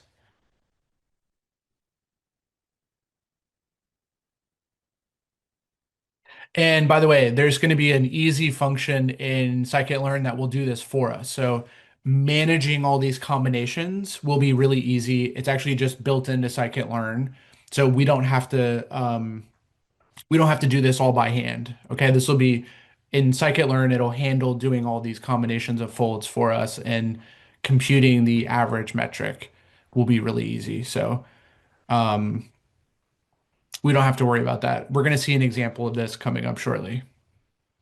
All right, of K-fold cross-validation. But this is a really widely used technique. And again, like the purpose, you may be wondering, like, what's the purpose ultimately of doing this? It's to get a sense of if our model is going to perform well on new data. That's really what we want to know. Like, is the model going to perform well when I start to use it on new data that it's never seen before? And this K-fold is a decent indicator of that because we are varying which data it sees across many different folds, right? So it's kind of a good proxy to exposing it to different kinds of data each time and seeing how it performs, right? Because we're working our way through each one of the folds. There's always going to be one fold left out. We're going to change which fold gets left out each time, and um, that's sort of mimicking the idea of we're going to apply our model to new data and see how it performs. And it's new data every fold.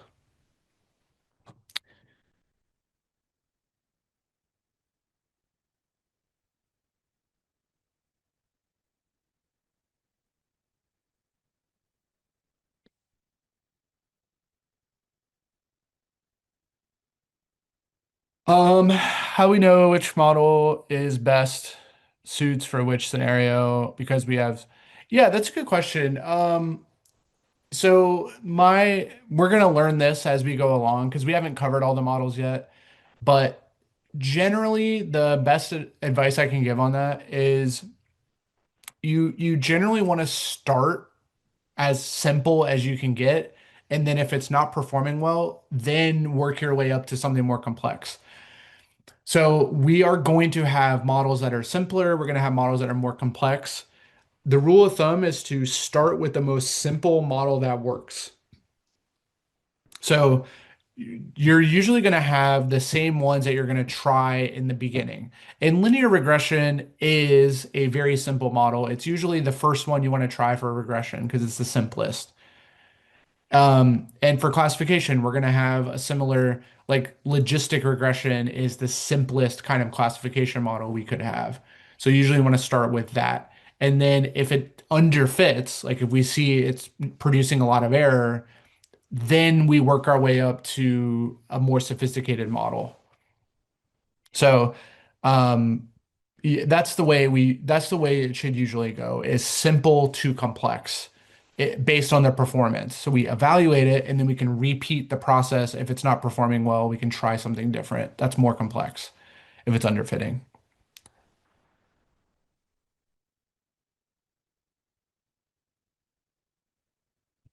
This is a good question. Is a model reset after training each K minus one fold? Yeah, it's essentially like a blank model every time, every fold. So, um, we imagine like you have a fresh model every K minus one combination. Yes.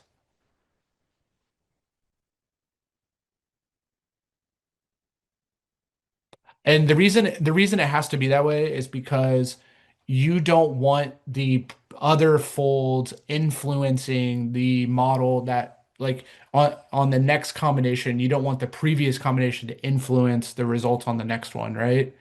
You want it to be a fresh evaluation on every combination of folds.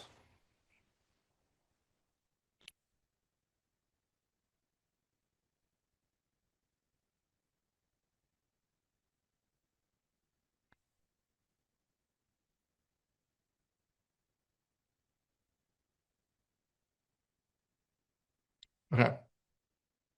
All right, so let me describe to you a variation on what we just talked about with the k-fold. So there's another cross-validation known as stratified k-fold, and this is the same exact procedure as k-fold, except that this is used for classification.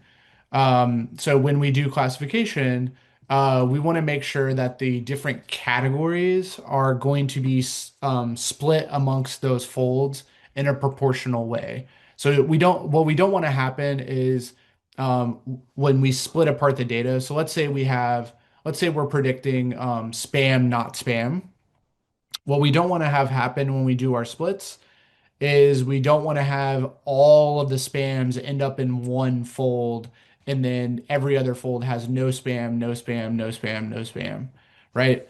That's not very good because if we train against all these guys, we have no shot at predicting spam when they've never seen spam before. So stratify k-fold is used in classification and it's to make our splits ensure that they have basically a balanced number of categories for each split, so that we don't end up with certain splits with way more spams than not spams. So we do what's called stratifying, where we make sure the proportions are balanced across each split. So this is only really useful in classification, not really necessary in regression because we're predicting a value. But if we were predicting a category, like in classification, like fraud, not fraud, we don't want to do the split and have every single fraud example by bad luck in our shuffling and split end up in one split, and every other split has no examples of fraud, right? So we want to stratify this to spread out those frauds against all the other splits. Um, so uh, again, scikit-learn will take care of that for you. But if you're doing classification and you have an imbalanced data set, you really want to make sure you use stratified k-fold. Imbalanced meaning that you have a different number, like if you're doing fraud, not fraud, you have way more not frauds than frauds, where that category is imbalanced. You want to make sure it's balanced across all your splits. So this is useful in classification only, not really regression, which is what we're talking about right now. But it's just a variation on this that ensures when we do those folds, um, the data is distributed evenly amongst those folds as much as we can. The labels are, I should say. Okay. So let's stratify k-fold. It's the same procedure. Once we have our splits, it's the same where we do k minus one of them, we train, test on that last fold, and then rotate through all the folds and average all the metrics. The same exact procedure. It's just the splitting itself is going to be balanced in a stratified k-fold. Okay, so holdout we've already talked about, is just doing a single train test split. We've talked about that. One more variation that is a bit of an extreme version of k-fold. So it's actually the same process as k-fold, but it's an extreme version, is if you set k equal to the number of data points. So you basically are, this is a really, really extreme k-fold where you basically are training on all the data. um, so you're training on all the data except one point, and then you test against that one point. Now, why would you ever do this? It's mainly for this reason here.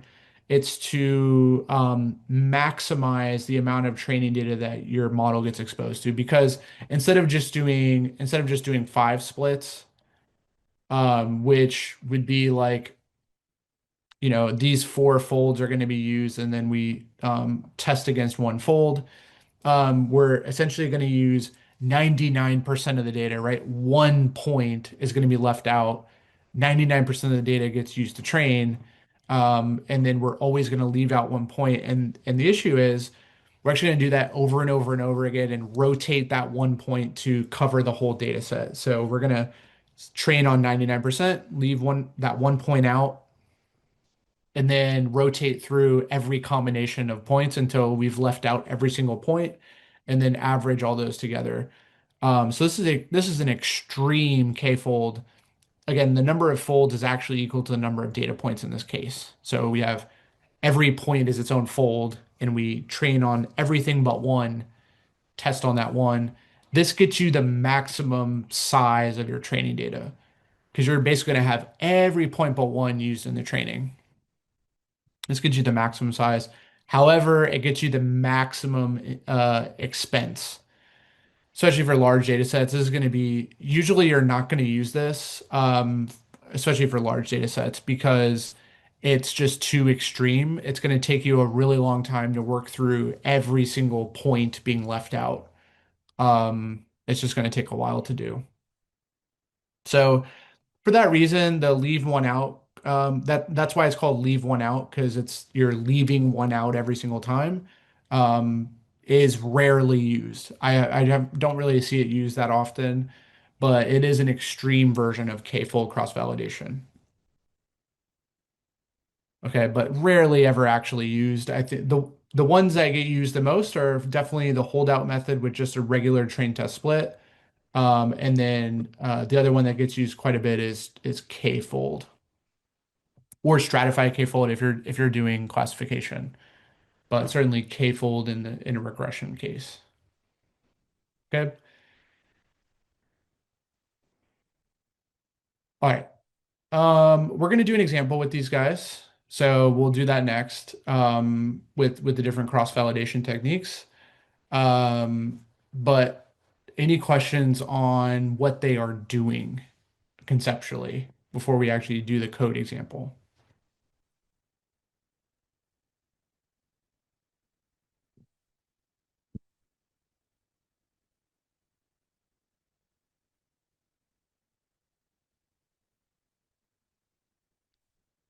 Okay. Very good.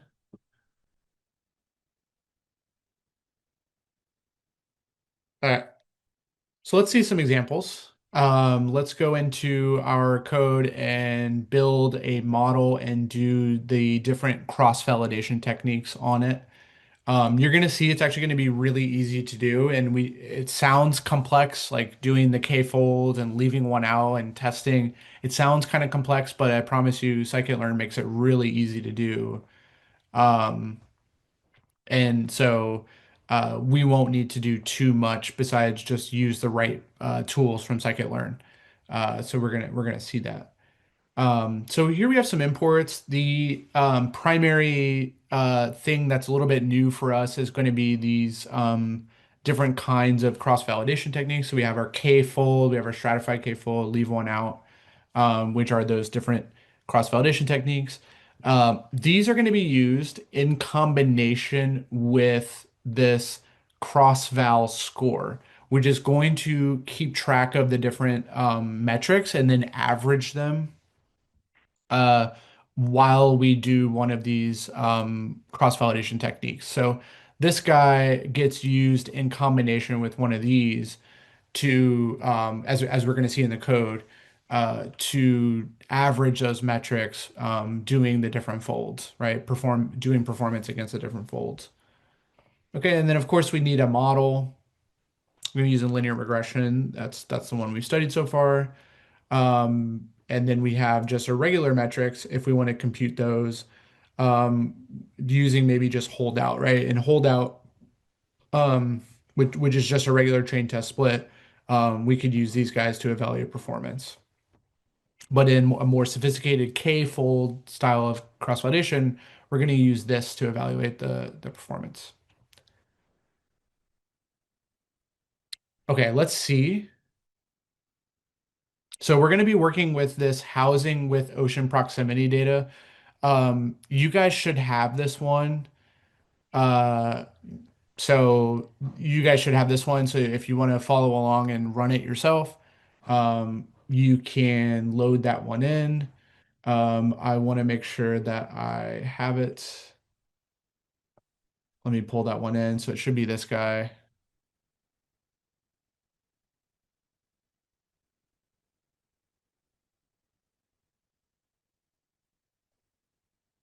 I'm going to load that in so I can make sure I run it with you guys.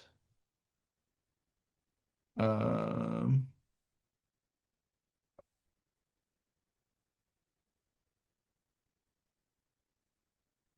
so let me run this. Do you guys have that data? The housing with ocean proximity? It's another housing data set. Um, but it's a little bit different than the ones we've seen before. It has a special feature for how close it is to the ocean, different locations.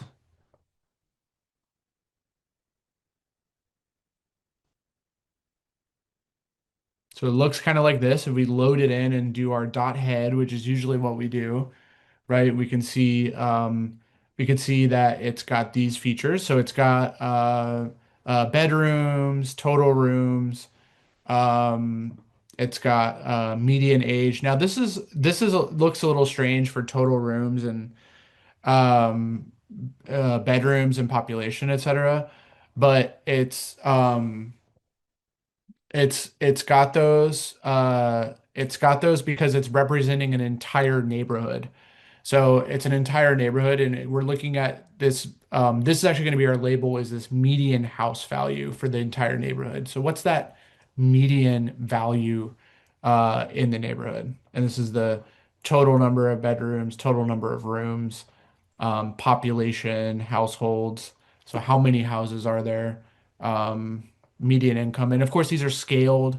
So these are likely times, thousands. Um, but that's our data. We could describe it. So we can see the average age, average median age, which sounds a little weird, but it's because again, this is the median of data within a neighborhood. Um, so the average of those is about 28 or 29.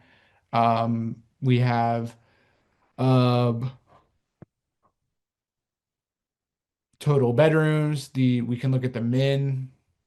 There's some data that only has one, so it's likely only one house in there, um, which is what this represents. There's only one house, so there is some neighborhood that only has one house, and we see the median, we see the minimum median house values there, and then the maximum down here is a pretty big number. 6,000 households is the largest that we have in any one of these neighborhoods. Okay.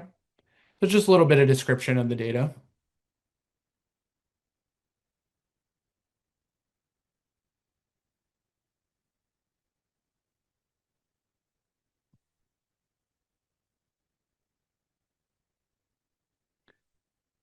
Okay, so then we could run .info. So this is let me ask you guys, were you able to load this? Were you able to run this? If you're following along, were you able to load it and take a look at head?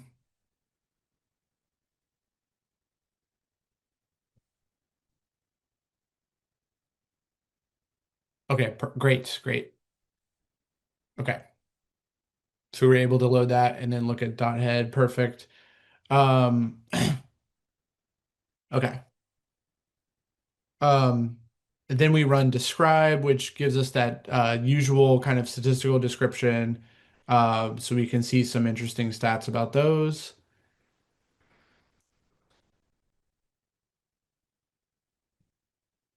What do you guys notice about the .info? Anything interesting that we see from there?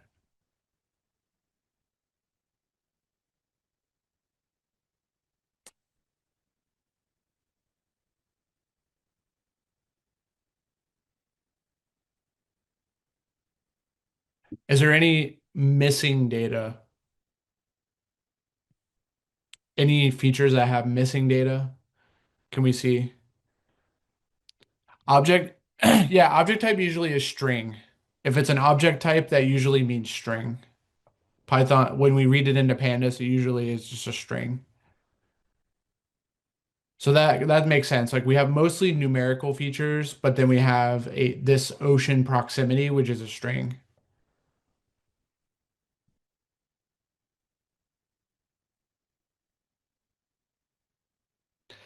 Yeah, total bedrooms has nulls. That's right. Because you can see here, this does not equal the number of rows that we have. This is the number of rows, which is about 20,000 rows. That's a good size data set, right? 20,000 rows. That's decent. We're definitely missing some data here for sure.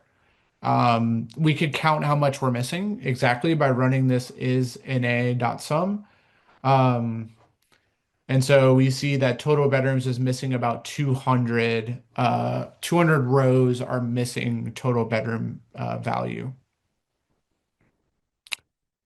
Okay. And then one thing I wanted to look at is, yes, this is a string. So remember what we can do with those? That's a categorical. So ocean proximity is a categorical string feature. So we can take a look at its value counts, which is usually a good idea to take a look and see what possible values that feature could be. So if we look at our, what are we calling this? Housing data,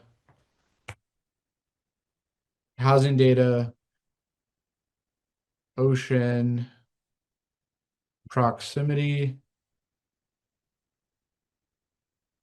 dot value counts.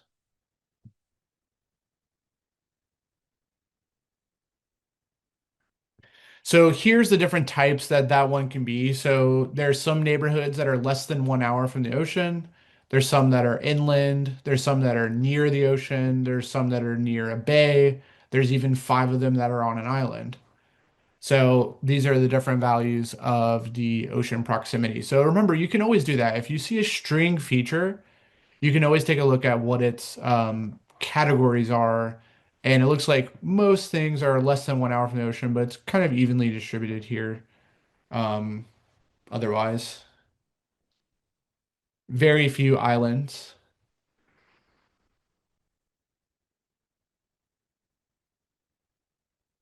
But as you can imagine, like this feature is probably going to be important for determining what the value is, right? Probably going to be important.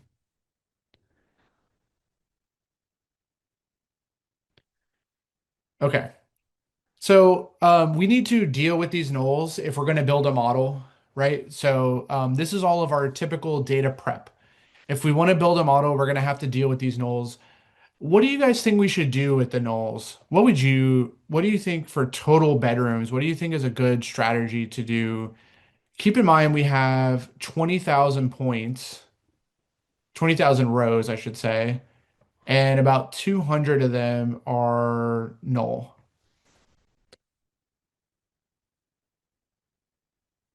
right? So about 200 are null. Um, so what do you guys think would be like a good strategy to deal with those nulls in that case?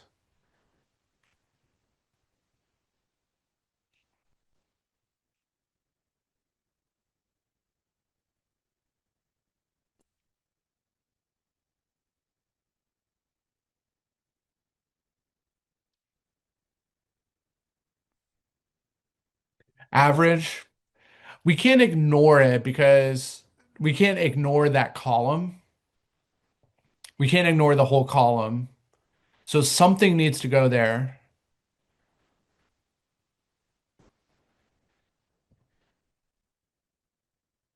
Probably don't want to make it zero.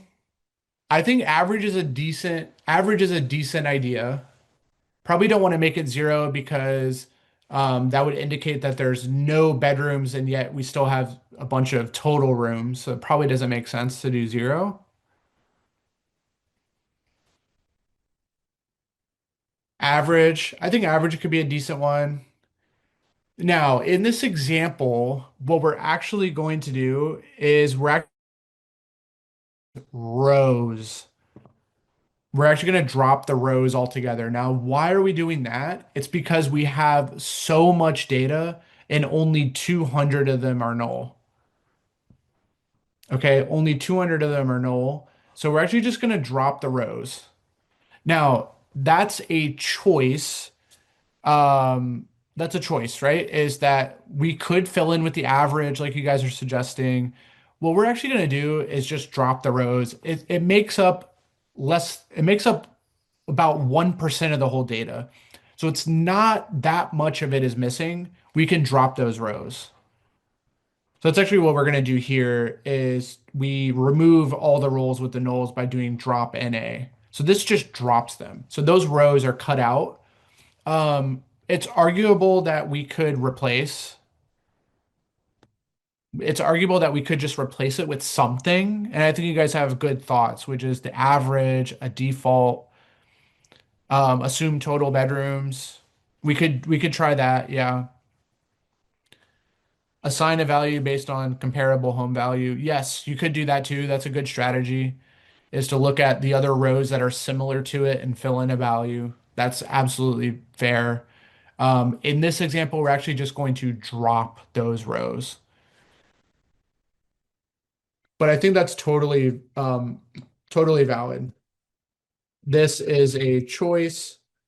We could fill NA with different values, such as the average, total bedrooms, um, derive a value, etc. So we could derive something, which I think Brent, you have a good suggestion. That's a good suggestion. We could derive something like that and fill in the blank, and I think that's totally valid. We could take the average of the bedrooms. I meant total rooms here. Sorry, total rooms. We could fill it in with the total rooms for that category or for that row. Many options. In this case, we're actually just going to drop those rows because they make up such a small percentage relative to the 20,000 rows that we have.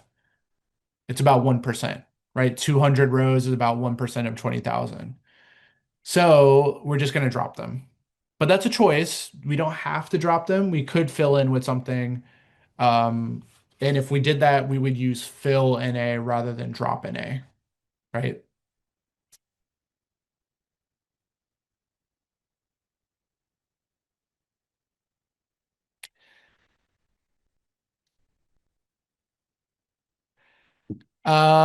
After dropping the rows, how many? So it's just so after we drop the rows, it's just going to be we still have all our other rows are intact, right? So if we look at this now,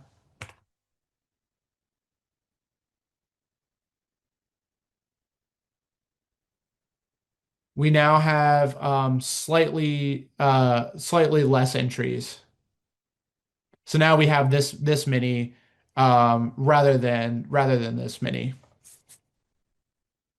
right? We dropped those 200.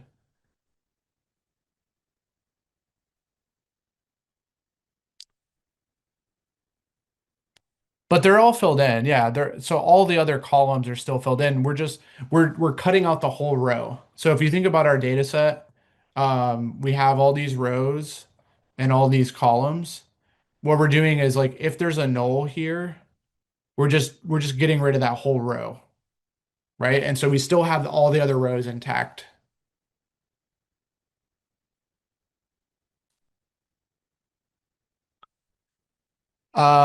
We can drop them because we have a good sample size. Yes. That's exactly right, Ronald. Yep, we can drop them because we have 20,000 rows and only 200 are missing values. So that's totally fine. Drop in A removes all rows that has any null. Yes, that's true. It will go ahead and just drop any row where there's any null, no matter what column it's in. Yes.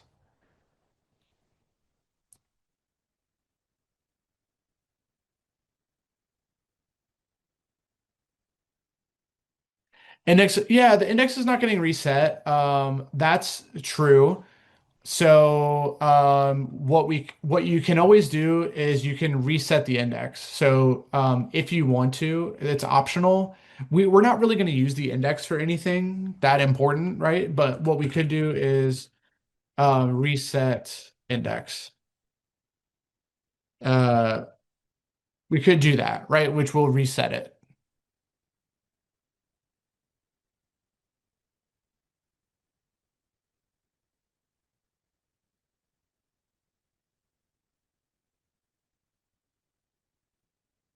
So now it gets reset.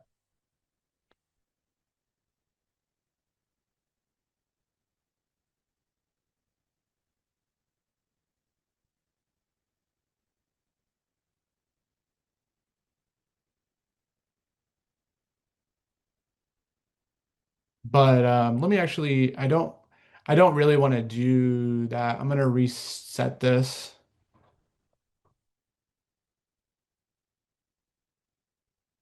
Um,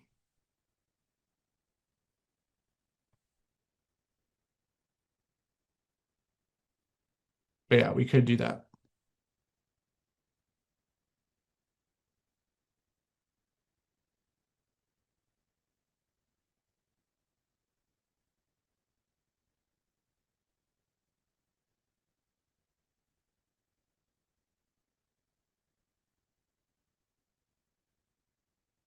Okay. So now, importantly, there should be no missing data of this new one where we've dropped NAs, right? So now this is good. If you now the reason we had to do this is because if we try to build a linear regression and we have nulls in there, um, the issue is like how do you build a model where you have something like this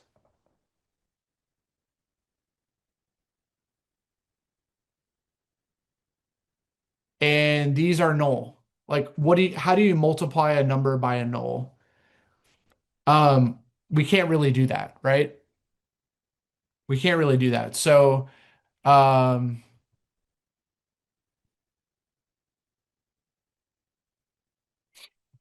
so therefore, we need to get rid of nulls. Like the null's not really going to work in there. So we need to get rid of them for linear regression to really have a chance to work, right? To train it and be able to use it. You got to get rid of those nulls.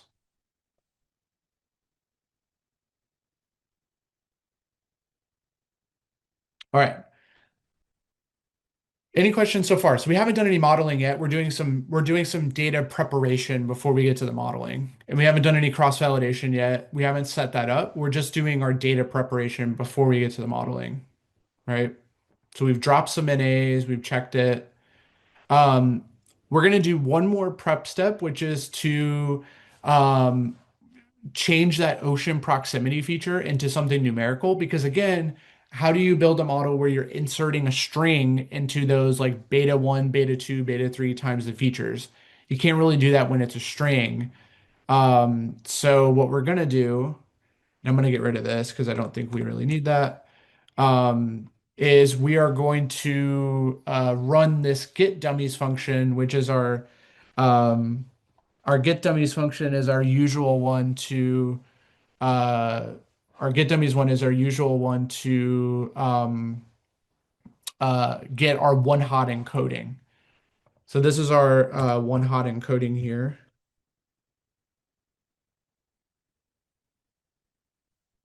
We now are going to have data that's like this, right? So we have ocean. So by the way, this prefix is OP, which is short for ocean proximity, right? So we have ocean proximity less than 1 hour from the ocean, ocean proximity inland, ocean proximity island, near bay, near ocean.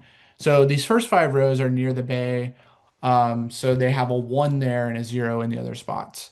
So this is good. This one hot encodes that feature into these numerical values, right? Were you guys able to run that one? The get dummies?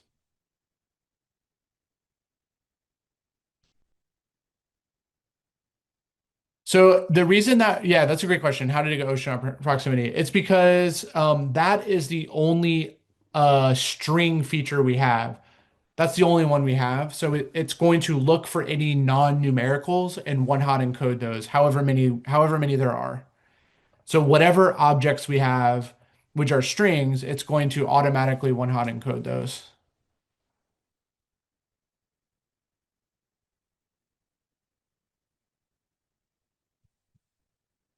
Yeah, we could have, right. We could have went here and did, right. We could have done ocean proximity, but we only have one of those features. So it's just going to do that to the whole data frame on that one feature. So what we're going to do is go ahead and split it into an X and a Y, which the X is always what includes our features. The Y is what we are trying to predict, which is the label. Now, in order to separate those out, what we're going to do is assign X to be the variable that is our data frame minus this median house value column. So what this is doing is it's not permanently dropping because we're not dropping it in place, but it is returning us a copy of the data frame with the median house value column left out, right? It's dropped. So this is something we want to do because the rest of it will contain our features, right? So this will temporarily, or I should say, return a copy of the DF with median house value dropped, right? Median house value dropped. So we go ahead and drop that one. Uh, Now, remember, it's not permanent. It's just giving us the remainder of it, which is this housing data dropping this, and it's assigning that to X. And then we're taking the actual median house value column from the original data and assigning that to Y. So this is going to be our labels, right? So this is what we are trying to predict. Okay, so that is our Y, and that's always how it is. X is our features, Y is our labels. Hopefully that makes sense. What this is doing is this is going to get rid of that label column and everything else will be our features. And then this will just assign the label column to Y. All right. And then what we can do is pass X and Y into our train test split function.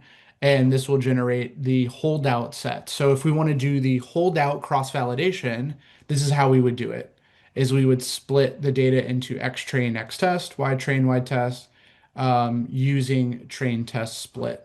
So this is what we did last time. This would be for holdout cross-validation, right? Where we are just have that one set for testing, one set for training, one set for testing, I should say, right? So this is a pretty standard train test split. We pass in that X, we pass in the Y.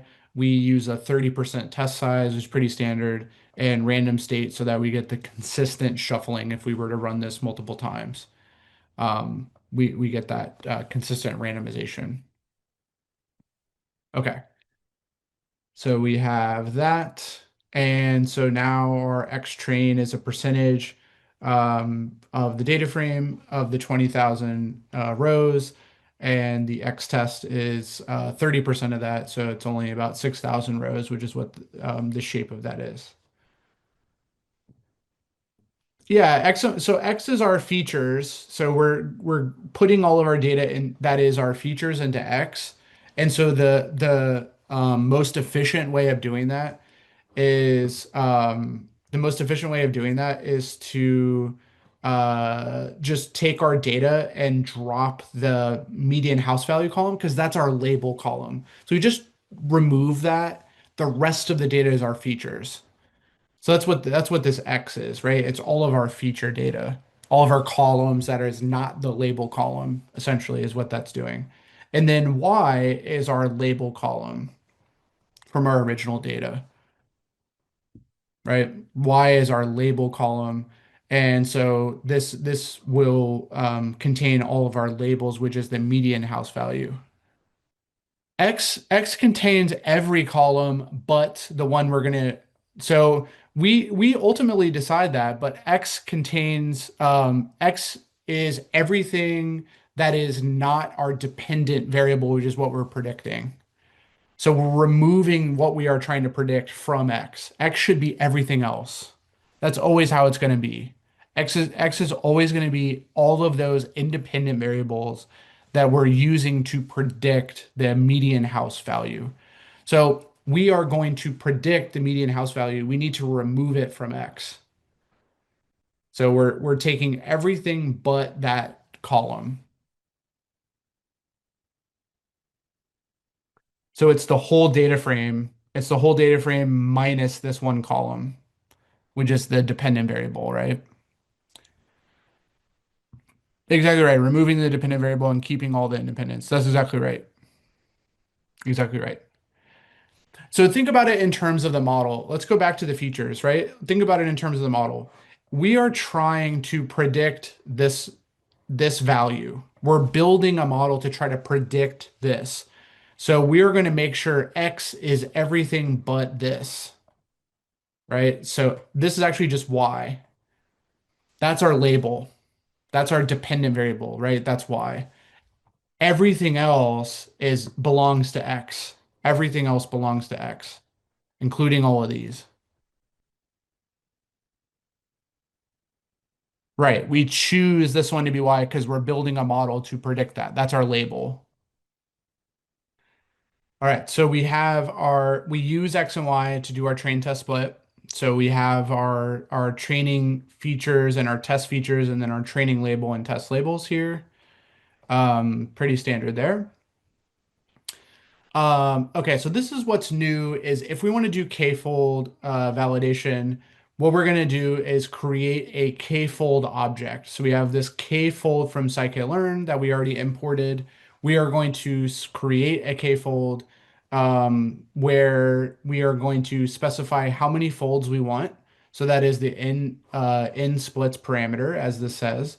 Um, this is going to be, in this case, we're going to do 10 folds. That's pretty standard. So I think the typical number of folds that I've seen and I've worked with in my career is usually 5 or 10. 5 or 10 folds is the standard.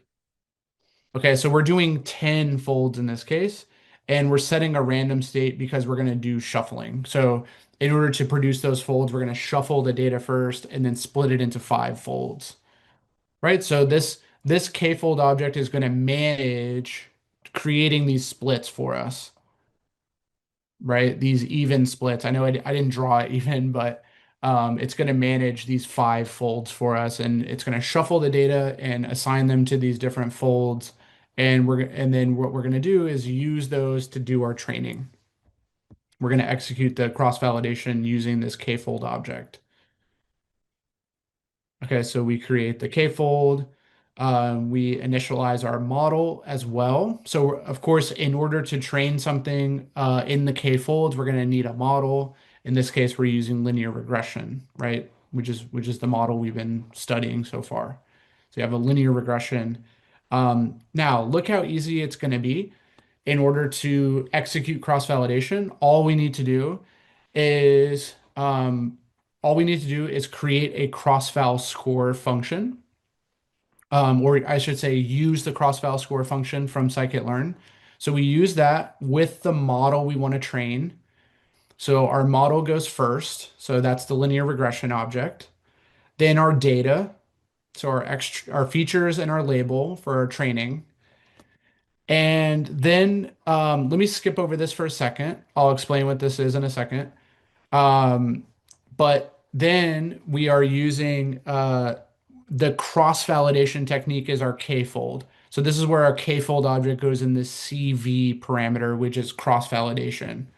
So what cross-validation strategy are you using? We're using k-fold. And the k-fold we're using is this one we defined up here, kf. So we're putting that right here for this.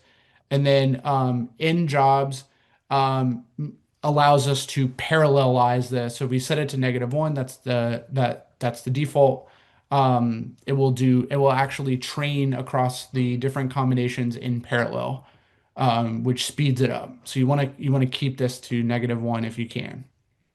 So um, now, let me describe the scoring. So what this means is we put in our metric here. And so you can put mean absolute error, you can put in mean squared error. Those are the two that we can use. And the reason it has a negative in front of it is because we want to find the one that has the lowest score. That's going to be our best model, is the one that has the lowest score. So we take the absolute value. I'm sorry, we take the metric and we take the negative of it, because the highest scoring one is going to be the closest to zero. So it's just we use the negative of the metric, because on the number line, like the highest scoring one should be the least, I should say the maximum negative that we can get. That's going to be closest to zero. So if here's zero, this will be like -1 is better than -10, right? So something that scores the maximum negative absolute error would be closest to zero. And something that has more is going to be on this side. So this is only the reason we need this is only just to keep track of the scores of each individual fold. Okay. So the reason we can do that is at the end we can kind of see which combination performed the best. It's going to be the one that has the highest value of the negative, which is closest to zero.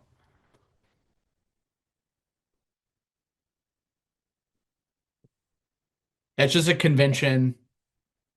Yeah, it's because the cross-validation is looking to maximize the metric. So um, whatever has the best score is considered the best performance. But we are using something where lower is better. So we take the negative, and like the highest negative would be closest to zero, right? The highest negative is going to be closest to zero. So it's just because like we want the lower score to be the best. The lowest score should be the best. So we take the negative of it. And so something that is more negative is going to be worse. Yeah, that's the reason. So something that's down this way is going to be worse. Okay, so it runs this. And what you can see is if we actually print this out, if we print out our k-fold scores, what we should get is 10 different scores. And you can see we have 10 different scores here, which are all negative because we're taking the negative of the absolute of the mean absolute error. So what we would be looking for here is we want to take the average of these scores, but take the absolute value of them to get the best performance. So this is capturing like this is the score on the first fold combination. This is the score on the second fold combination.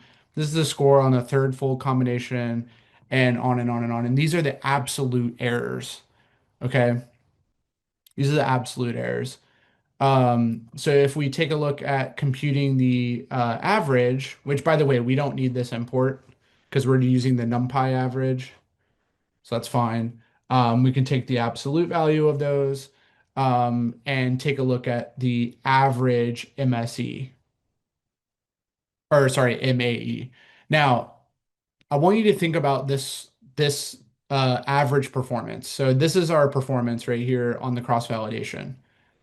This is our average MAE across all of our fold combinations. So that's an indicator of our performance, right? For the cross validation. Now, what are the units of our original or the original median value? They're already in the thousands, right? So if we go to that feature, they're already in these hundreds of thousands. So this is not a very good error. It's kind of high, right? Because it's in this is 49,000. That's how far away we are in absolute value on average is $49,000 dollars on the median value. That's not very good. So this score is not very good. So this model is not performing that well, and we can see that by comparing this error to our actual data. So this is right around 50,000, and our median house values are in the hundreds of thousands. So on average, we're 50,000 off when we make a prediction. That's a significant amount, right? It's a significant amount on average when our data is in about the hundreds of thousands here. So we have a significant amount of error, 50,000 relative to to our units that our data is in, right? So this score is not very good. Um, And so we see that from the cross-validation. So look how easy the cross-val is. Again, we just do cross-val score. We put in our model, we put in our data, we put in our cross-validation strategy here, which is k-fold, and we can generate these metrics across all the fold combinations. So it's this function is taking care of rotating those and doing every combo, which is the 10 different combinations here of the folds. 10 different instances where you have, 10 different folds are the ones that are left out for evaluation. So it's managing that for us using this data, right? Using this training data here. Um, and we generate these scores. Okay, so that's k-fold. It's not hard to do. All you have to do is just use a cross-file score. And we could change this to mean squared error. We could do that too. That'd be pretty easy. So that'd be no issue. We just happen to be using the absolute error here. But of course, we could use squared error. Were you guys able to get this to run? K-fold scores. It produces an array of 10 different scores, which should make sense because these are we're splitting our data into 10 different folds, right? 10 different folds and leaving one out to do our evaluation on. So the one that gets left out every time is what's producing these scores. So there's 10 different ones get left out when we rotate through all the combinations. And so we average these scores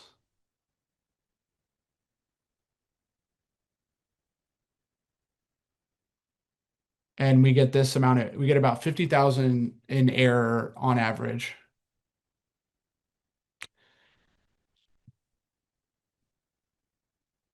What do you think would be what do you think would be acceptable? So if we're predicting the price, like if we're a real estate agent, we're predicting these prices and they typically are, yeah, close to zero would be great. That'd be fantastic. Closer to zero would be better. The average is 206,000. So 50,000 is a decent percentage of that. So you can compute it as a percentage, right? So 50,000 is a decent percentage of that. Probably you want this to be less than 20,000 would be about 10% error. 20,000, right? So maybe like 30,000 somewhere in there. Yeah, 10% would be 5% error. 10,000 would be 5% error. That's true. That's true. So that would be much better. So being closer to zero, like the smaller the better, of course. Of course. But yeah, I would say an acceptable percentage of error is probably 20%. Probably 20%, which would be like 40,000 or less would probably be acceptable. Usually when you build models, um 80% accuracy is usually considered decent. Usually considered decent. 80%. So I'd say 40,000 or less would be kind of ideal. Does that make sense to answer the question? That's a good question. What value is acceptable? I think probably less than 40,000 would be ideal. That's right around 20% error. All right, so that's k-fold. Let's do just a regular holdout now. So this is just using our training and test data, doing model.fit and calculating an MSE on the test data. So this is just the holdout strategy here where we just have this is less robust, but it's a lot quicker to do and easier to set up, right? So this is using the holdout strategy. So just a regular train test split. Are we going to rebuild the model? No, not necessarily. There's some things we could do, most likely. And like one thing we did not do was scale our features. Remember I said that's a pretty important thing to do is to scale our features. We did not do that. So that would be an enhancement to this that we're going to. So I actually do think we'll do that later. Yes. So I think we will actually do that now that I'm thinking about it. Yes. One of the things we can do is scale these features using like a min-max scaler or a standard scaler. That's actually going to help us. That's going to help us do better predictions. So that's one thing we could do. But yeah, we'll try to see if we can get better. It should help it. Yeah, usually you want to scale the data. That's something we didn't do in our preparation step. We did a lot of the things we should do. We removed nulls and we did one-hot encoding to the proximity feature like this one. Those are good to do, but we didn't scale any of the features, right? We didn't scale any of them. It will have an effect. It usually when we scale it, it'll be a better model. It'll learn a little bit better if we can scale the data. So that way, like these like ages aren't drastically different than like in scale than total bedrooms or income, those kind of things. So we usually want these to be in a similar scale range. So I think we'll scale them coming up in a bit, and it should help the model. We've talked about that before, right? Scaling usually is a good idea to do when you're prepping your data for modeling. No, you want to scale your test data as well. You're going to do both. You're going to scale your training data, you're going to scale it. So that's actually a good point you bring up is any transformations you do on your training to build your model, you should also do on your test set so you get an apples to apples comparison. You should always do the same transformations. Yes. Would scaling data impact K? Yeah, it could make it better. It could yeah, it should impact it. We should get a better model so when we do the different folds, we'll get better scores. Yeah. It will impact.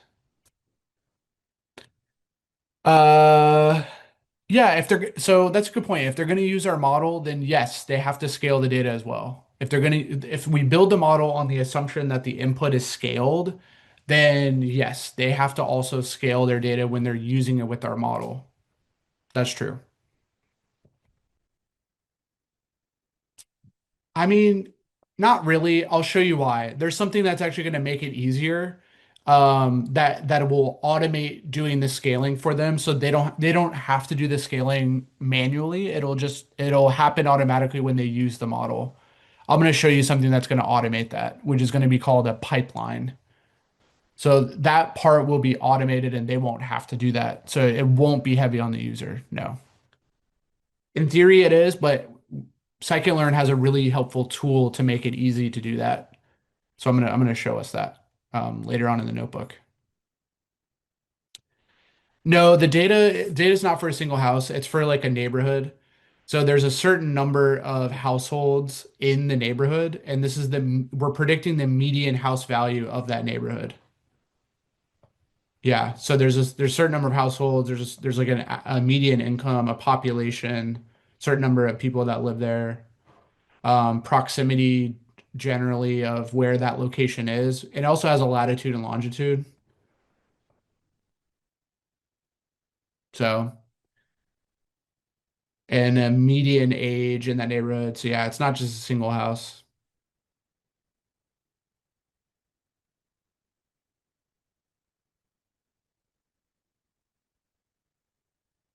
Okay. Let's go back to this was the holdout strategy. So this is a lot simpler. This is just model.fit, right? This is just model.fit on the training data. And then we can predict on the test features and generate test predictions. And then we can compute our error on those. We can compute our error amongst the test predictions and our test label. So that's our useful mean squared error function, right? To compute the MSE. Let's see what the MSE is. So MSE is right here.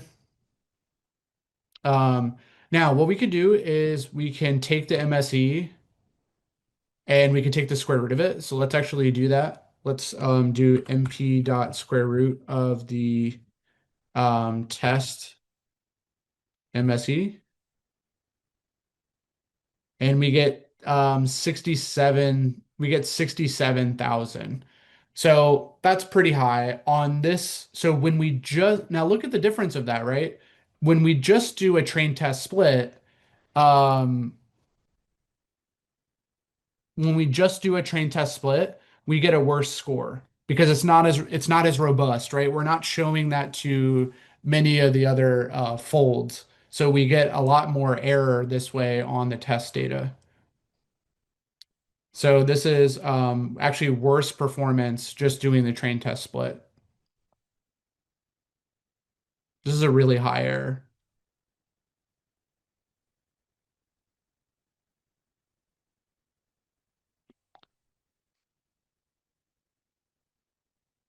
Yeah, we can. We can. I'm gonna show us how the scaling will be done automatically. Yes, we can. There's a really easy tool to do that will scale it automatically.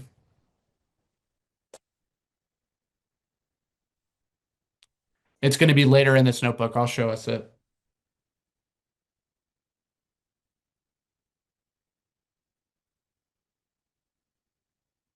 All right, so just to recap this, this is fitting the model. This is fitting the model. This is making the predictions, right? Model.predict. So this is making the predictions, and then this is calculating the error, the mean squared error, which is looking at our test labels versus our test predictions, right? And this is computing the distance, the average distance away from these values to these values, right? And then we can also compute the R squared, and we see that it's not a very good R squared. 65, it's not a very great model, because closer to one would be better. So this is not very good. We know that. We knew that from the cross-val score, but this is just doing a holdout where we do a train and test split, right? So it's a little bit simpler, but it's not quite as robust. It's not quite as robust as the cross-val, but it works. We can do holdout. Um, we can do holdout to quickly evaluate a model and see if we need to make any adjustments. It's a little bit quicker to run.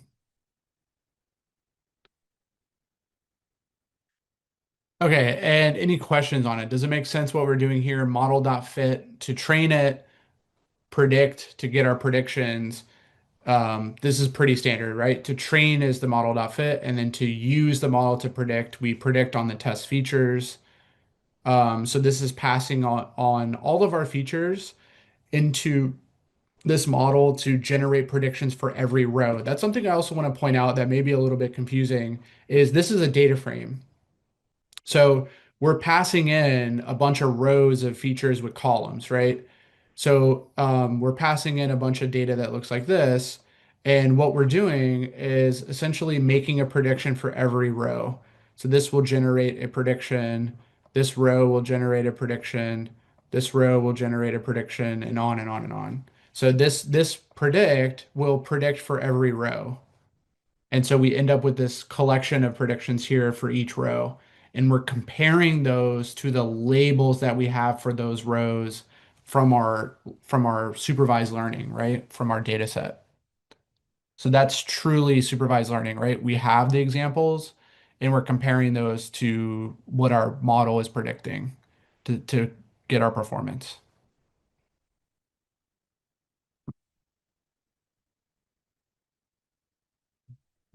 All right.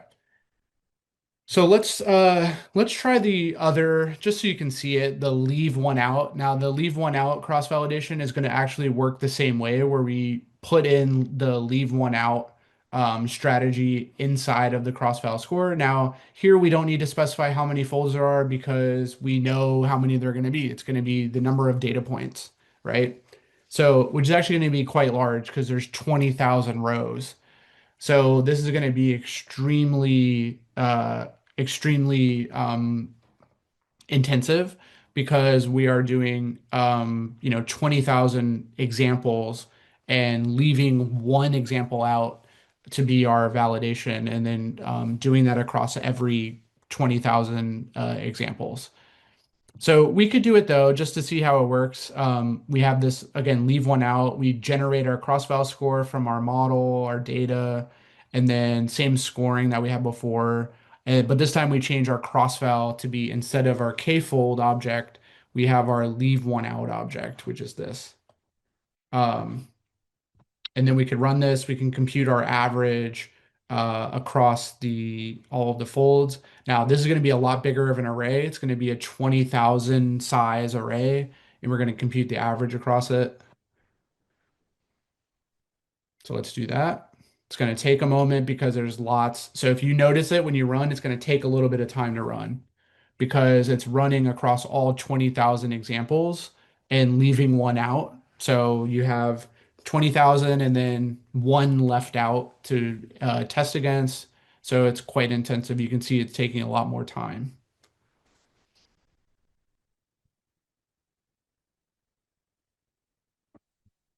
It's still running. It's taking a while.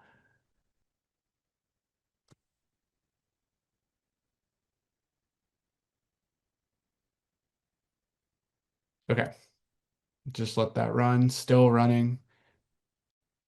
So if you guys try running this, it's going to take a little bit of time. Hopefully that makes sense why it's taking so long, right? It's because it's, instead of doing 10 folds, it's putting every data point but one as the training set and then iterating through all 20,000 points.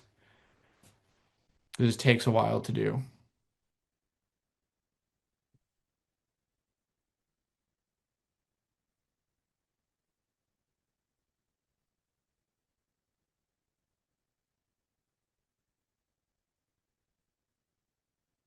Let's see what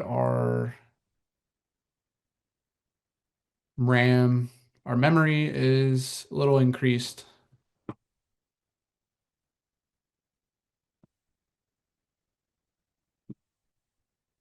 Okay,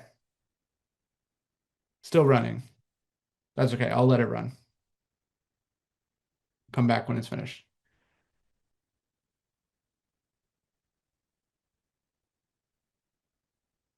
Yeah, exactly. This is giving us a performance evaluation. This is like the average error across all of our different folds. Now, this is the extreme case where we have the number of folds equals the number of points, right? So it's an extreme case, but yes, it's just like K-fold. It's giving us that performance estimate.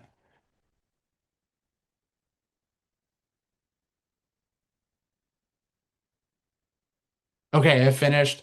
It's about the same, right? This is still around 50,000. Not much difference, right? Still right around there. But look how much longer it took. That took 2 minutes to run. The other one was pretty instant, right? So this took about 2 minutes to run. So um, definitely, yeah, definitely don't want to run this too often. I think that it's generally preferred to do K-fold if you're going to do cross-validation. Generally want to do K-fold or just the regular holdout train test split. Generally better than doing leave one out. It's just going to take too long, and it results in about the same kind of score as the K-fold.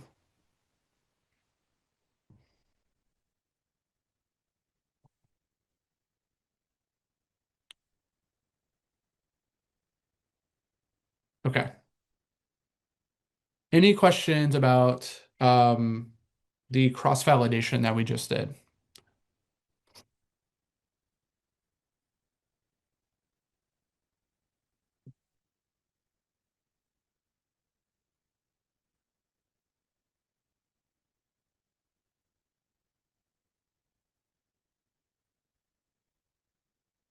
Okay. Good. And as this says here, that the stratified k-fold is usually used for classification. Again, we're not doing classification yet. That's going to be in lesson 4. So we don't need to worry too much about that. Just for regression, regular k-fold is preferred, right? Because we don't need to worry about distributing categories amongst our folds in any regression problems. And as we see, the air is kind of high. There's going to be some things we can do to improve that, which will be later on. We'll learn about some more advanced models. This signals that the performance is bad. We probably need a more complex model. One thing we could try before we try a complex model is to do scaling. We will try to do scaling. I'm going to show us how we can do that coming up in a nice streamlined fashion. But outside of that, if we still had bad performance, we would likely need to use a more advanced model. And we'll learn about more advanced models in the next lesson. And what's great is some of those advanced models can actually be used for regression. So they have variations that can be used for both classification and regression, which is pretty cool. So I'll point those out when we get to them. Um, okay. So what I want to talk about now is a way we can combat overfitting. So if we have overfitting, which remember that is the case where the we see good performance on the training data, but then it doesn't generalize over to the test data. We get poor performance on the test data. There's a drop off there. That would signal overfitting.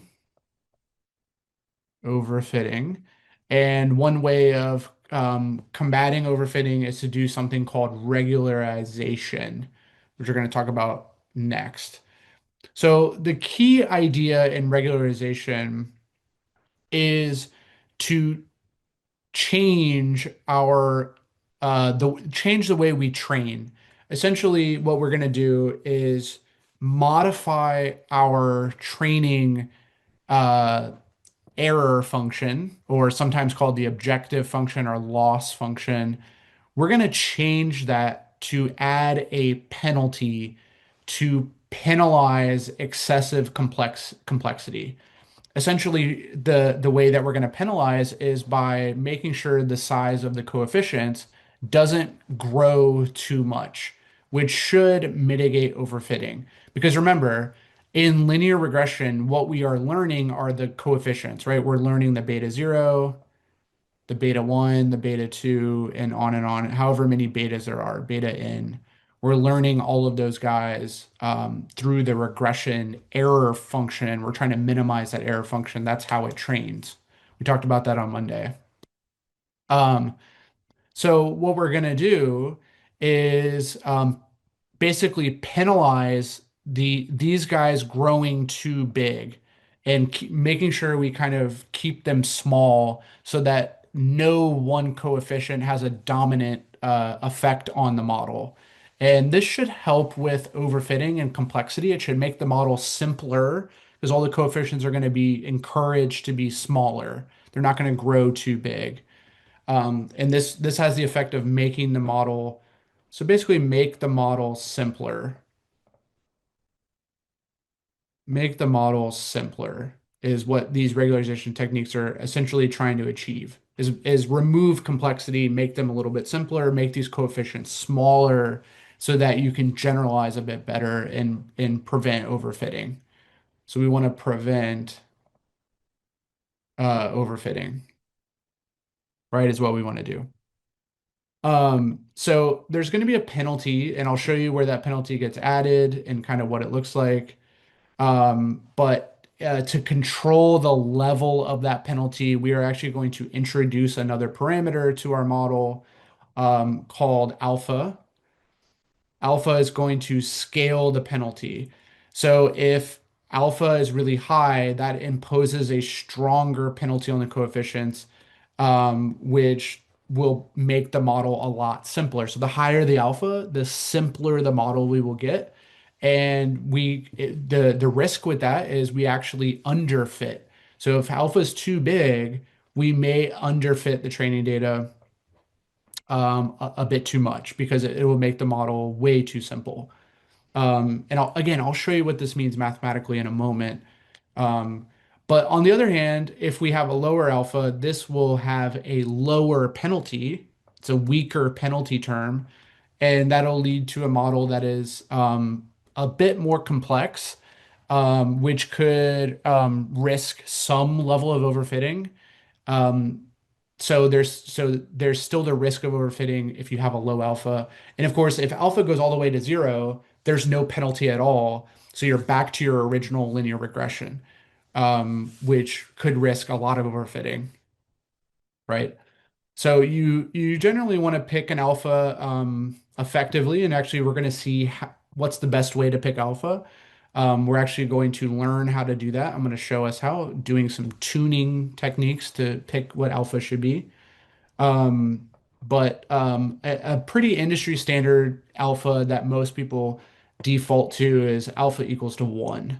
So just 1, which signals that there should be some penalty. We just have alpha equal to 1 as a standard penalty. We don't want it to be too high. We don't want it to be too low. Like we don't want it to be a fraction. But a penalty of 1 is usually good enough. Okay. I'm going to show you where that comes into play in a moment. But the whole purpose of doing this is to mitigate overfitting, right?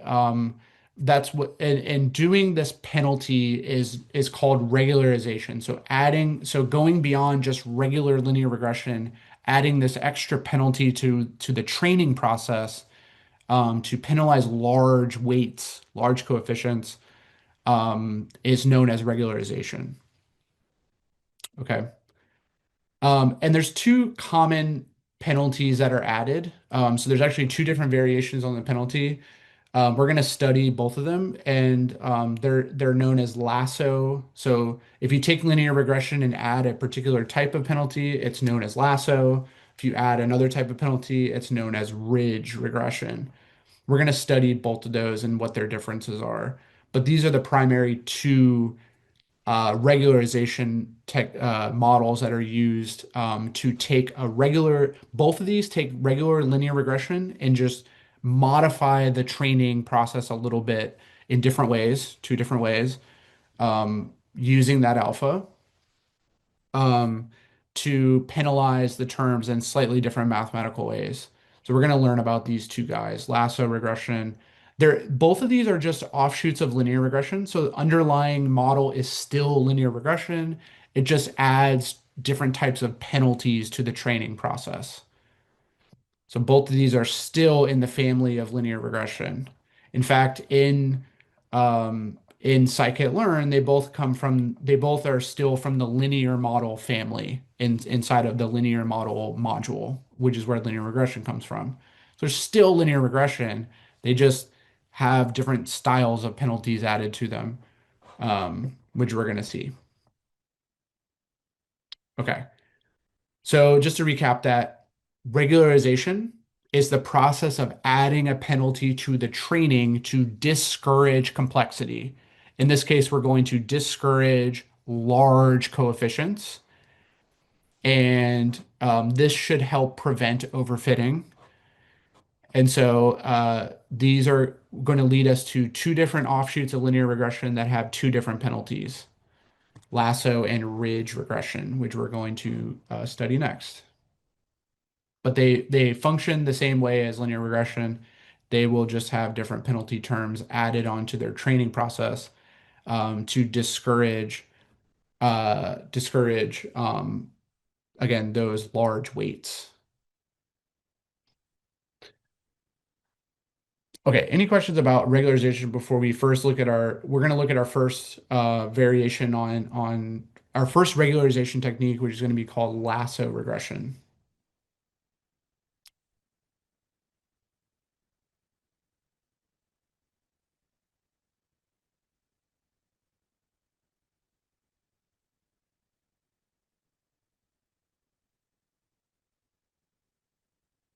Okay, let's look at lasso regression. So what is lasso regression? It's actually lasso is short for least absolute shrinkage and selection operator regression.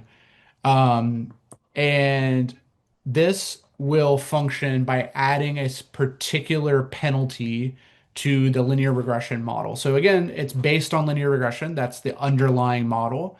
It's just that during the training process, we are going to add a penalty which has the effect of shrinkage of the weights. That's why it's called shrinkage. It encourages smaller weights through that penalty.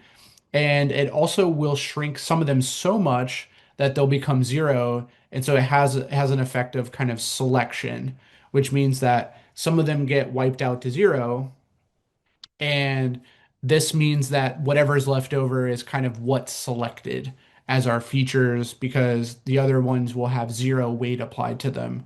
So this penalty will really favor small weights and penalize really large weights. In fact, it will favor small weights so much that some of them will actually be shrunk to zero during the training process. And the ones that are left over are the ones that are what we call selected because they are the ones that remain in the training after the other ones get coefficients of zero. Now, when you make some of the coefficients zero, you are inherently making the model simpler, right? There's less features involved in the prediction that are less features that have an effect on the prediction. So this definitely makes the model simpler.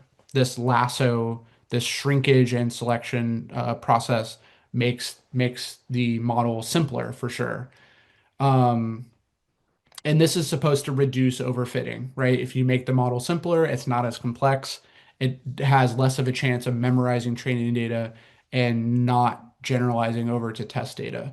So our whole goal with regularization is to make our model better at generalization, right? Over to test data from the original training data. Um, so how does this happen? We have to go back to the uh, training process. If you guys remember, I wrote out this equation a little bit earlier. which is the distance. This is the sum of squared distance between our labels and our prediction. This is basically the mean squared error calculation that we're trying to reduce when we build our model using the training data. So this is just in standard linear regression. This is the um, sum of squares distance, right? So this is what the model is trying to minimize when it learns these coefficients. So when it learns these coefficients, it's trying to minimize this guy. Minimize. It's trying to find the betas that minimize this quantity. Mathematically, that's what it's doing. And there's a algorithm that will discover what the best betas are that actually minimize this. That gives us the line of best fit, right? That's what we've been talking about for regression. Now, in regularization, here's, by the way, here is that same thing, but we've just inserted our model for the predictions. This is our model, just a fancy way of writing down our model, right? It's the beta zero plus all of these betas. So beta 1, x1 plus beta 2, x2 plus on and on and on, right? That's what this means. If you're unfamiliar with the sigma notation, it just means sum. So it's the sum of all these guys are this term. So this here is just a regular linear regression training, regular linear regression training. So the training process solves for these parameters, right? It solves for these weights. We discover what those are by minimizing this quantity. That's the whole training process. But when we do lasso, we add a penalty, which is this. Here is our penalty. So basically, we take our linear regression training, which is this, and we add on a penalty, which is this. And you can see exactly what this penalty, when you minimize this penalty, it's when these weights are small. So this encourages, so minimizing this quantity encourages small weights, encourages small betas, beta I, right? You are, in this case, beta J. Sorry. This encourages small beta J's because we want this thing to be minimized. Minimized. So what's going to make this minimal is, of course, the line of best fit and small weights, right? Are going to bring this error down the most. So and here's our alpha, right? Here's our alpha. So you can encourage a higher penalty with a larger alpha or a lower penalty. If alpha equals 0, what happens to that term? It just goes away. So if alpha equals 0, there's no penalty. And we're back to regular linear regression. We just have regular linear regression because we have no penalty at that point when alpha equals 0. So the smaller alpha is, the less penalty we're enforcing in the regularization. Okay. Now, what happens is in reality, when you train with Lasso, so this is Lasso, is this particular penalty. This is called the Lasso penalty, or sometimes people call this the L1 penalty. L1 just comes from the fact that this is the first power or absolute value. So it's not a squared penalty, it's a single power penalty there. But when you add this lasso penalty, what can happen is it does, because you're minimizing this, it does encourage some of these weights to become 0. So if you're really trying to get the lowest quantity of this, the lower the better. What makes this thing lower is, of course, if some of these go away. If some of these go to 0, then that, of course, will lower this as much as possible, right? So what happens during the training is some of these coefficients actually they're encouraged to be small because of this penalty, but some of them will actually become 0 in order to get the best model, the best fit. some of these will actually get so small that they'll basically become zero. And that means that feature basically has no effect anymore. It's been the model has been simplified, right? That feature no longer really has an effect.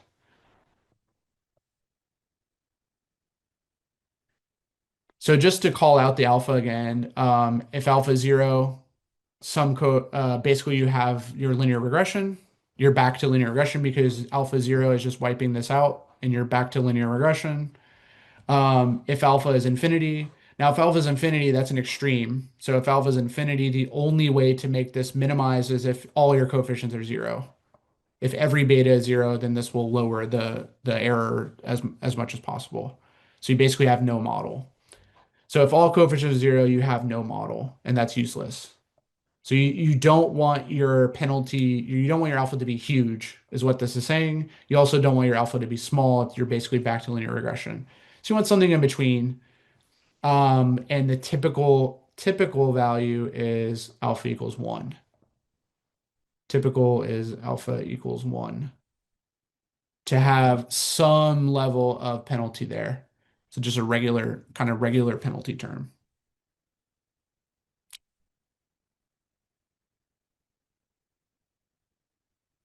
But we are actually going to have a way to test and evaluate which alphas are the best.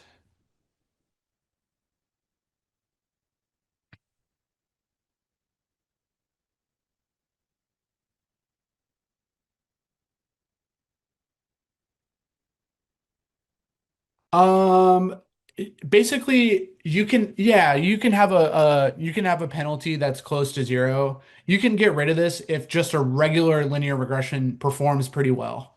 You can basically have no penalty in that case. Yeah, so near zero, or like it could be that adding a little bit of penalty actually helps the overfitting, and it could be really small. One thing that we're basically going to do is have a strategy to try out different alphas, try different alphas, and evaluate performance. And then we can decide which. So that's what we're going to do is have a strategy to just plug in different alphas, generate the like train the model, and then see what its performance is and see if those alphas are good. Which alpha is the best? We can evaluate that because we can train the model and see what its performance is, right? Yeah. Yeah. So we'll do that. We'll practice that.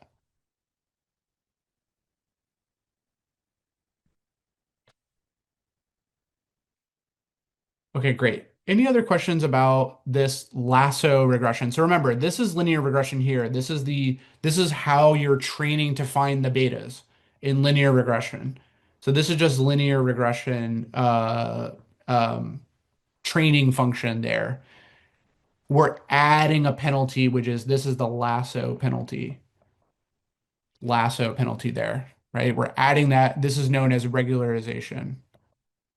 And the goal of regularization is to prevent overfitting. So you add a penalty here.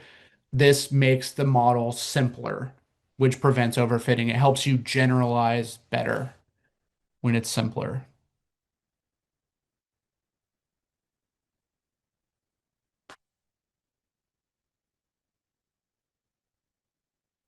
Any questions conceptually on this? We're going to do a code example with it coming up, but any questions on this?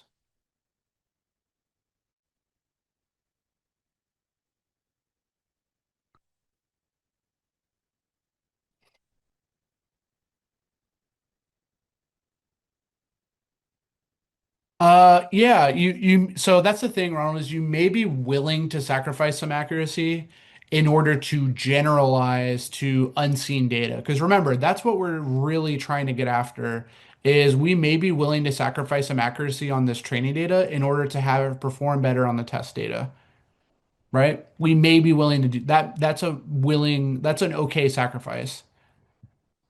As long as like if it generalizes better, that's what we want.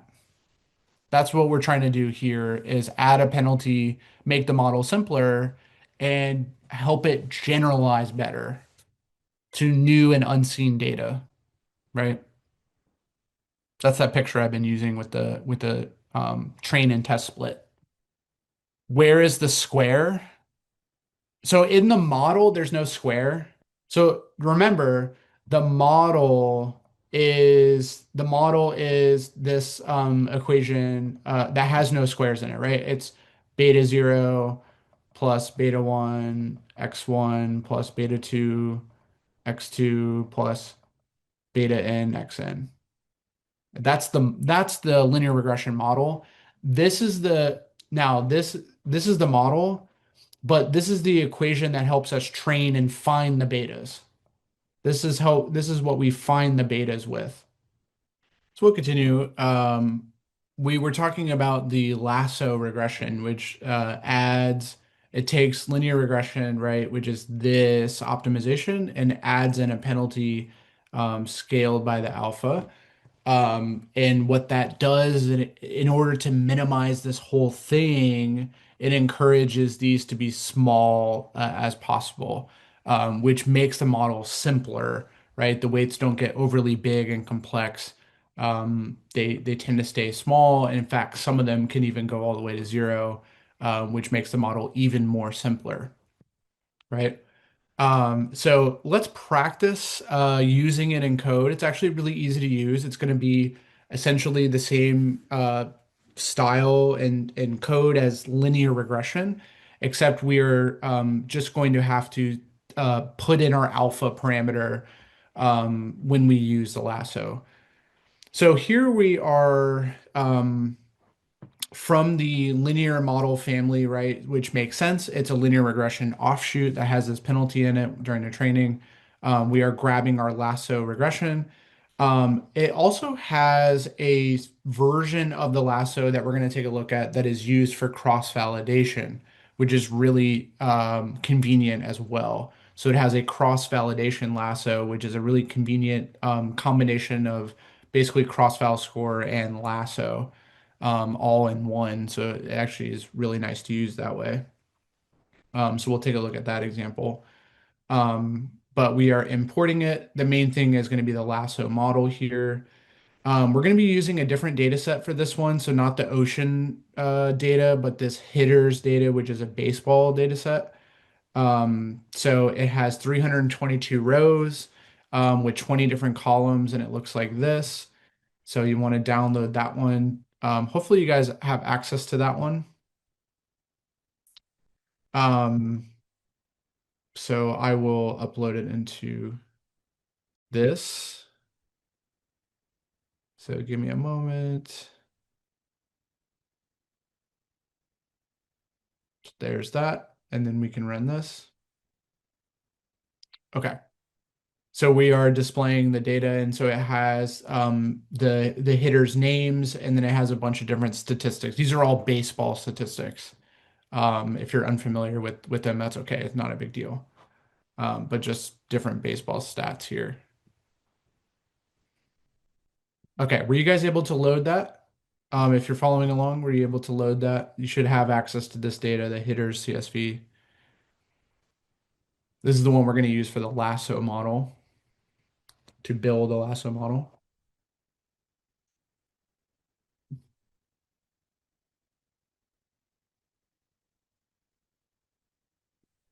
Yeah.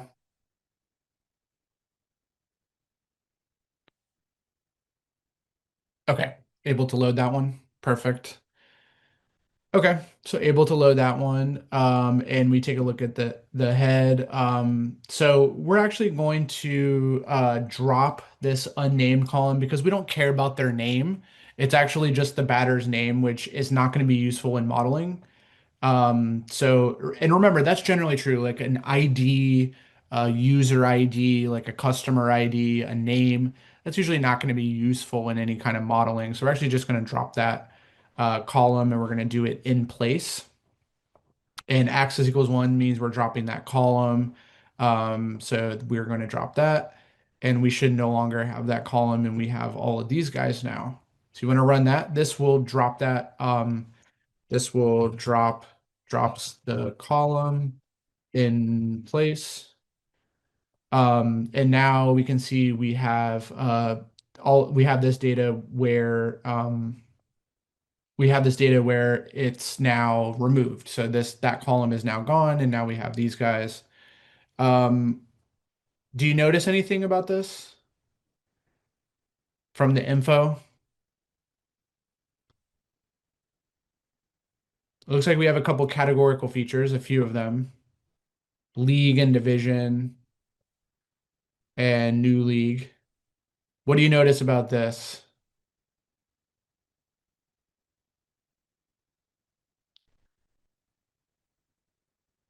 Nulls, yep. So there's definitely some missing data there that we're going to have to deal with. So it looks like um, there are 59 now. The alternative to doing that is we could just use our usual code where we do df dot is null um, and then we do dot sum to total those up across our different columns. And we can see that we have 59 of those in the salary column. So this is the standard way of doing that, right? Standard way of doing that. And we have 59 of those.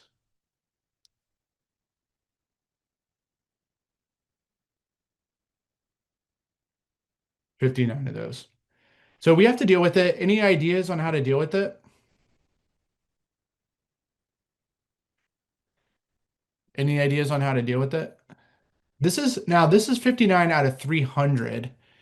So what do you guys think about that? It's a little bit different than 200 out of 20,000. A little bit different. We have about 60 out of 300. There's a decent amount. Any ideas on how to handle this one? Replace? Yep, we should replace. What do you think we should replace with? It's a floating point value.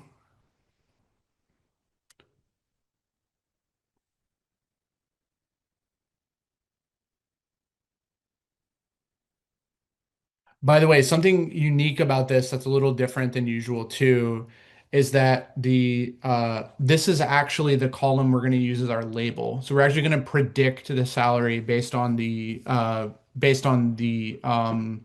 rest of the features. So we definitely need to fill in these nulls, right? Because they're actually going to be the labels. We're missing some labels in our data. We definitely need to fill them in, yeah. So we're going to replace them.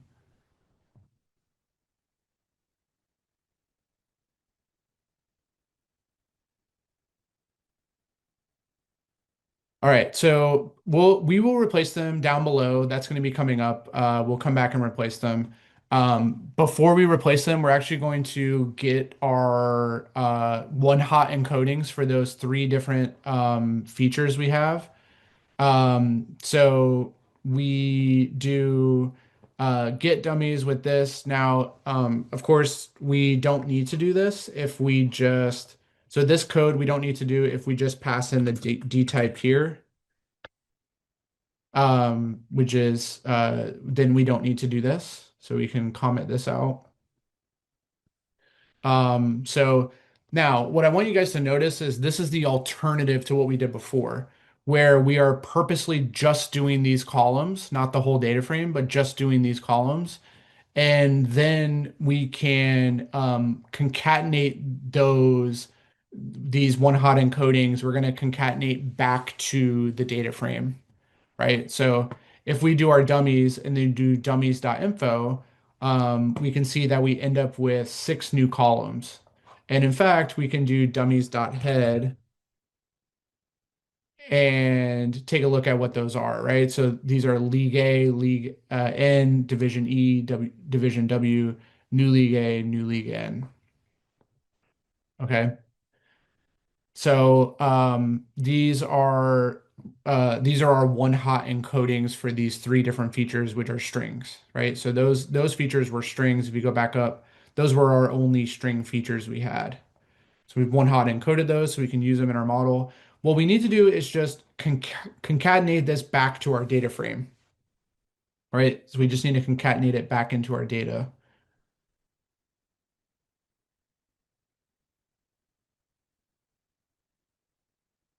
Okay. So what we're going to do then is um, we're going to grab Y as our salary, and of course we're going to fill nulls on that Y coming up shortly, but we're going to grab Y as our salary and X now before building a full X, we're going to take a look at X numerical as our data frame minus these columns.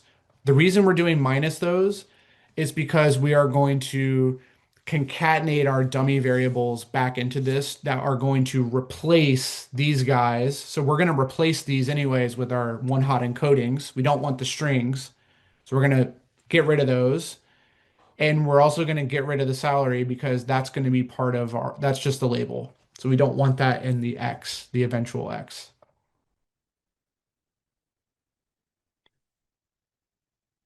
Are you guys able to run this one? Hope I'm not going too fast. Are you guys able to run this? And does it make sense? What we're doing is we're putting our labels in Y, which is what we usually do. So we're going to predict the salary and we're getting ready to build X. But before we first want to get rid of those one hot the strings. This is getting rid of the strings and this is getting rid of the label. And that's going to be part of our features. What we need to do is build our final X by concatenating our dummies with this. Do you guys see that? We're going to concatenate our dummies with this to build our final X. But prior to doing that, we need to get rid of these string columns here. So we're dropping those from the data frame and getting a X numerical here. You can see the columns of that are just these guys here. So the results we need to concatenate this guy into this, and then that'll be our full X, all of our features. Okay. So you can see X is going to be pd.concat of this with our dummies. And uh, instead of doing this, I'm actually going to do the full dummies. We don't need to pick just a few columns. We're actually going to do our full dummies here and do X is equals 1. Now, the reason that's the case is because this will get rid of one column per feature and basically assume that if you have a zero, the other one should be a one. If you have a one, the other one should be a zero. Um, so it basically makes that assumption because we only have two of them. So whenever there's a one, the other should be zero. So you can get away with just having these three, but I think it makes more sense to just have the full dummies. But by process of elimination, you can get away with just using two of them because anytime you have a zero, the other feature would have been a one, right? And vice versa. When there's a one, the other feature would have been a zero.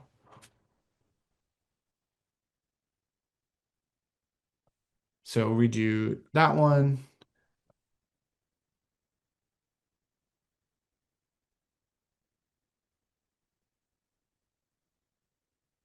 And you can see all of our one hot encoding features end up back in there.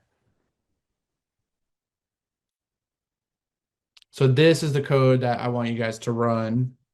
I think it makes more sense. It follows along what we've been doing, which will concatenate our dummies back to our features here to build out our full X. So now X is all of our features. Remember, X contains all of our features now. So X contains all of our features. And so we have all of this now. Okay, were you guys able to run this one? We have Y, we have X. We still need to deal with the nulls in Y. So that's something we still need to deal with.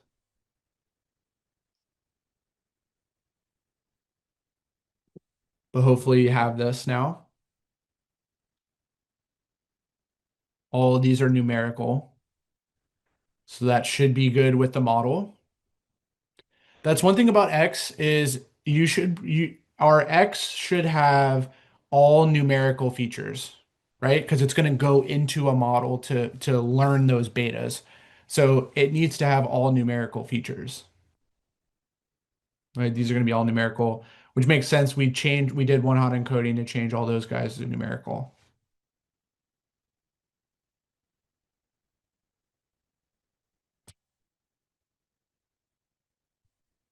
Sorry, I'm scrolling down. Okay. We do fill in the null later. Okay.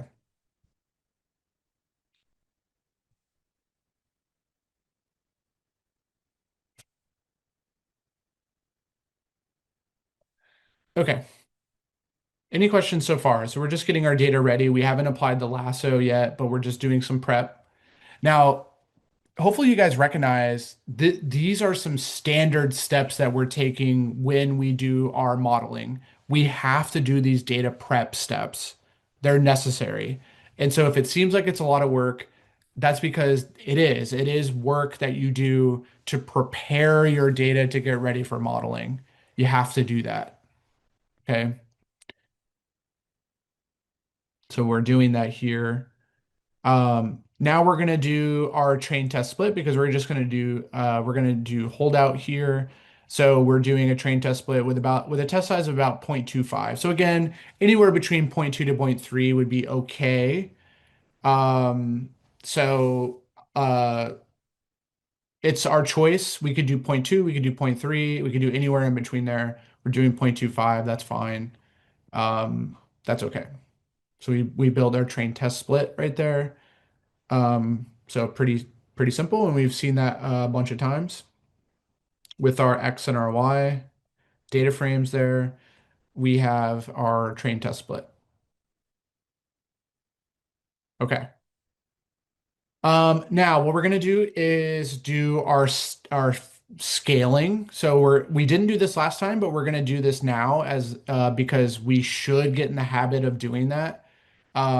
Is we're going to go ahead and scale our features, and we're going to use the standard scaler here to do that scaling. Okay.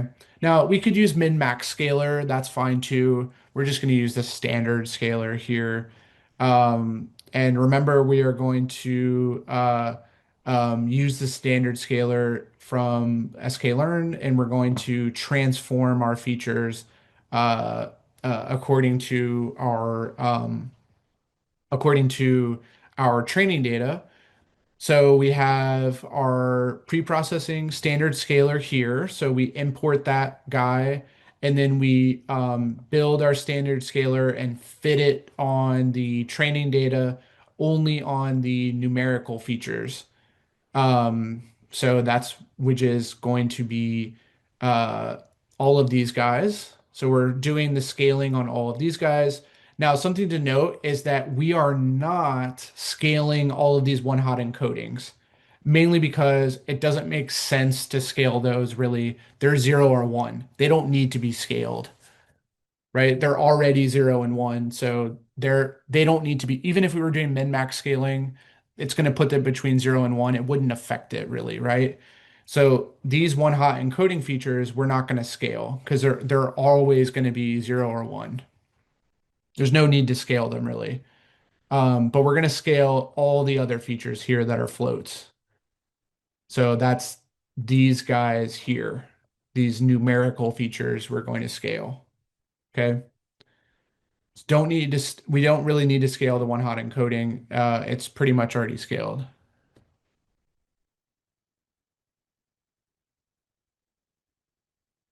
Oh, you should change that. Go back and rerun this, but make sure you have your data type as int in here.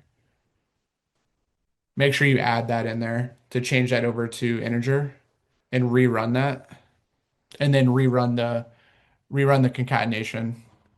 So make sure you run this, and then make sure you rerun this and rerun the concatenation part, which is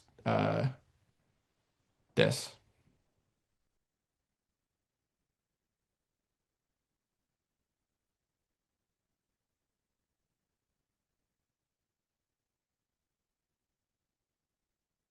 Okay. So we go ahead and fit the scalar to this data, and then we're going to transform our training features, those numerical features. And then we're going to transform these features, the test features in the same way. So we're going to perform the same transformation from the scalar on the test data. So that's something really important I want to note here is that we always scale both the training and test data. We always scale both. Of course, we're going to train the model on the training data, but we are going to also test it on the testing data, and it also needs to be scaled because our model that we build is going to assume scaled features. The coefficients that it learns are going to be assuming scaled features. So we need to also scale our test data in the same way. So we're doing that as well.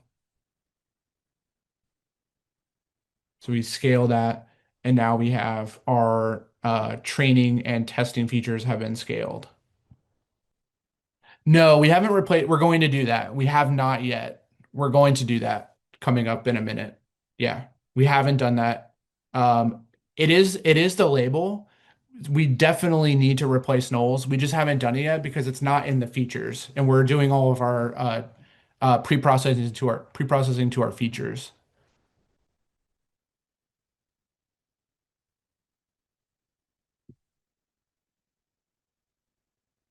Yeah, so we need to, and we're going to in a minute. Okay, so if you look at the data now, it's all been scaled. So these are all z-scores. These are all on a much better scale now. And these are, we still have our one-hot encoding features, which are 0 or 1. So th this scaling should lead to a better model than if we didn't scale. So scaling is really important. We can see that here.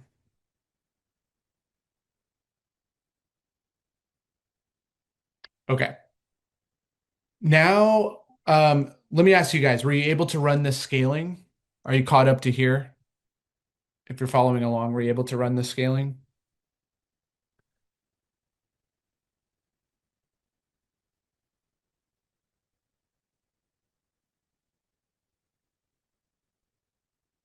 Okay, great. Great.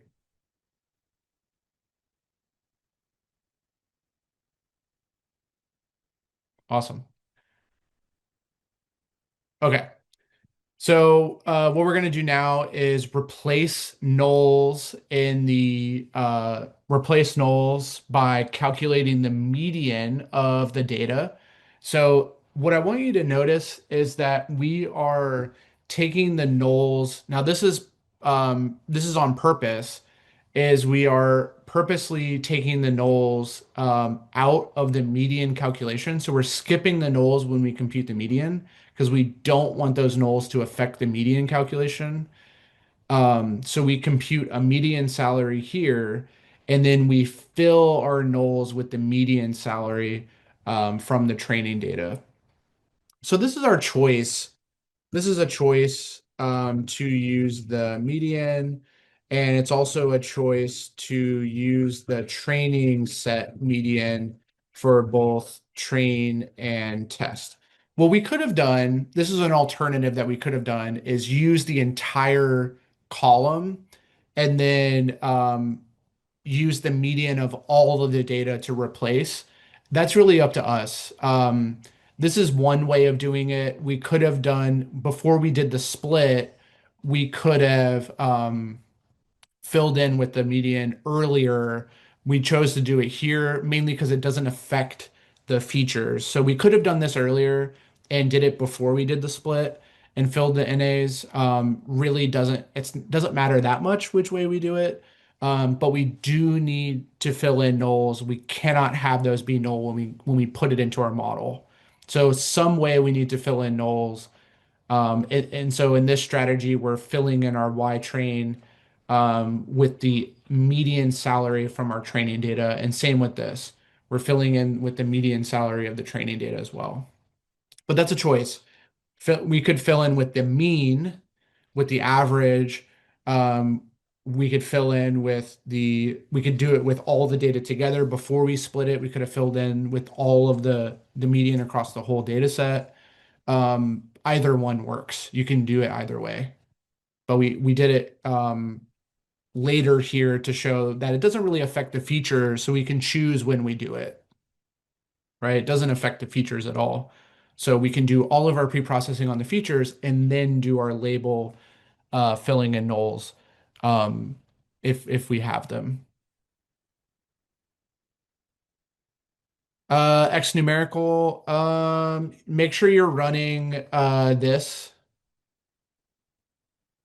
X numerical was defined here when we split it apart from when we dropped these columns here. So make sure you're running this. This is X numerical.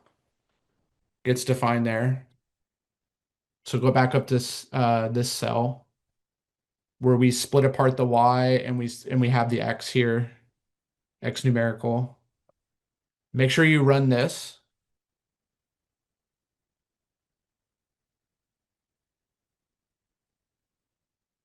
Make sure you run this, and then you can run these. Then you run this to build X.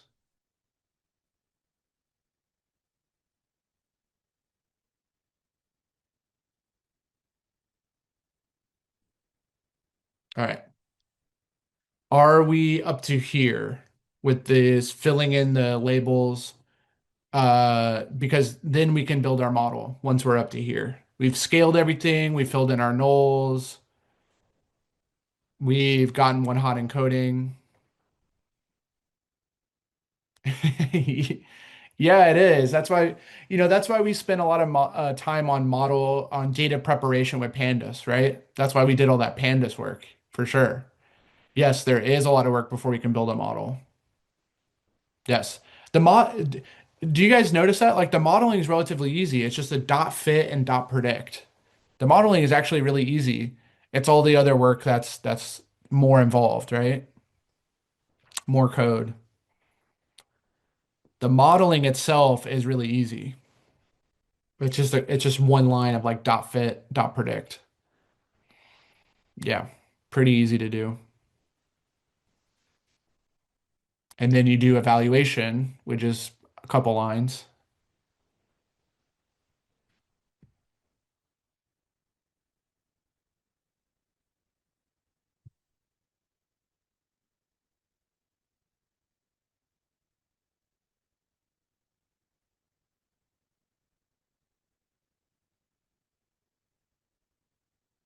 Yep. These are the common steps. All these steps we're doing are very, very prototypical in model building let's just go back through this to see what we did, right? We imported our data. We dropped this name column because it's not useful to us. So we dropped that. We filled in the nulls eventually. But if there were any nulls in our features, we would have to deal with those as well by replacing them or dropping the rows like we did earlier. Um, and then we do one hot encoding because of course we can't have any string columns going in our models. We got a one hot encode. We then build our X and Y by concatenating the one hot encoded back to the numerical features. Then we train test split, right? That's pretty common. Or we could do cross validation either way, a k-fold cross validation. Then we scale. So we didn't do this last time, but this is something we should get in the habit of is scaling our features. So we do that. And now we're ready to model. So now we're ready to model. So that's this part. Okay, so let's do the model. The model is actually pretty easy to do. So we're going to use a lasso. So we have a lasso model here. Notice what we're setting our alpha to. So the big parameter we really need, ignore this iterations. We actually we don't really need that parameter. So just ignore it for the moment. But the big one that we're setting here is the alpha. So when we did linear regression, we didn't need any parameters to go inside the linear regression object. We didn't need any parameters, right? Because there are really no parameters of it. But for Lasso, the important one is the alpha. And so we need to know what to set alpha to. Let's start with alpha equals 1. That's a good starting place. So a typical starting point for alpha um, is uh is 1. So that's a typical starting point. And so we can set alpha equals to 1. This max iterations is the parameter that governs the training process because it is iterative. So if for some reason we can't converge to the right betas and we've run it for 10,000 steps, once we pass 10,000 steps, it will stop and just give us the betas at that point, but it will likely never hit this number. It'll converge before then. So we don't really need to specify it. So I'm actually just going to get rid of it. It's not really a big deal. It should converge before then. Um, but if we want to set like a maximum step size in the optimization, we definitely could there. But not concerned about that too much. But here's our lasso, and then we're just going to do a dot fit on our data. So look how easy that is, just like a linear regression, lasso dot fit, right? So we do dot fit. Um,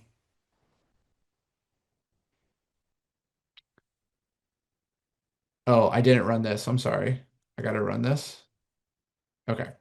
Actually, that's a good example of what happens when you have nulls, right? So it says our null contains NaN. That's because I didn't run this, but now that should be filled in. Now we should be able to run this. Okay, perfect. So it runs.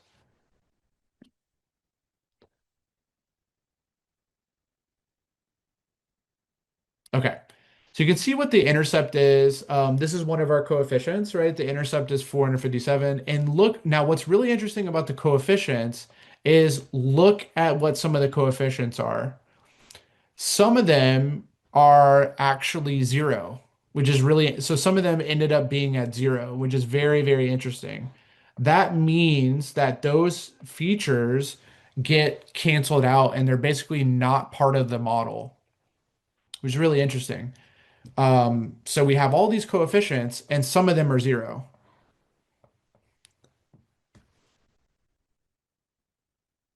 Yeah, negative zero is just because of the convergence. Like they started out negative and worked their way up to zero.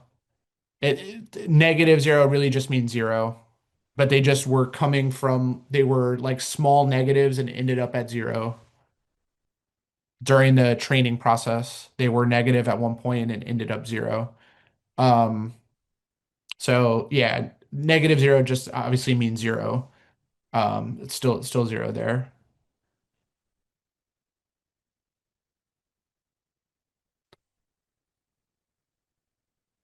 So what's interesting is some of these features ended up being zero, which you don't usually see in a linear regression. So if we were to train this using a linear regression, we typically wouldn't see that. But some of these turned out to be zero because, again, we're encouraging those betas to be small. We're encouraging them to be small. And so um, what happens is some of them can be shrunk all the way down to zero, meaning those features don't contribute. That's a really simple model at that point, right? So we've taken something complex that includes all of these features and actually reduced it into something simple that only includes these features, right? So that's what it does. Now we need to evaluate this to see how good of a model it is. But that's what this is saying here in this text is that a positive coefficient indicates that as the independent variable increases, the dependent variable also increases. Negative coefficient means as the independent variable increases, dependent decreases because it's reducing the value. And Lasso is known for feature selection by shrinking some of them to zero, effectively removing those variables from the model, from the equation, right? Um, so that's what happens. Some of them end up being zero. Were you guys able to run this Lasso fit, which is the training of the Lasso model?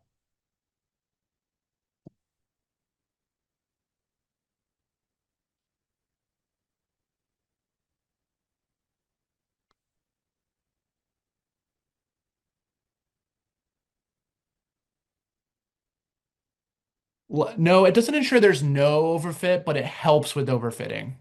It's supposed to help by making the model simpler. And this is definitely a simpler model because it's removing some of the features from the model, essentially, right? Because some of the features aren't going to contribute. It's a simpler model. It doesn't mean there's not going to be any overfitting, but it helps prevent it. That's what it's designed to do, is help prevent it. Yeah, so higher coefficient, yes, the higher coefficient means it's a more important feature towards the prediction. Yes, that's what it means for sure. The higher the magnitude, the more of a contributor towards that prediction it is. Yes.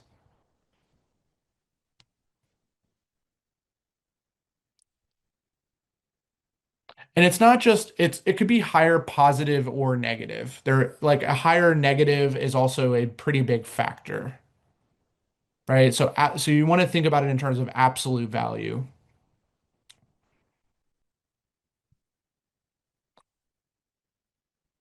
Does not guarantee but helps. Yes. It doesn't guarantee it, but it's designed to help overfitting, help prevent it. Yes, absolutely.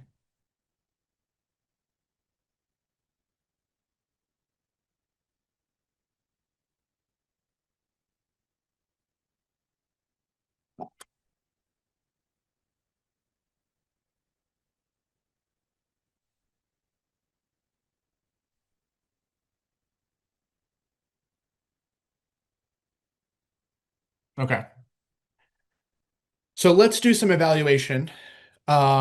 So let's do, in this case, we are going to do our dot predict.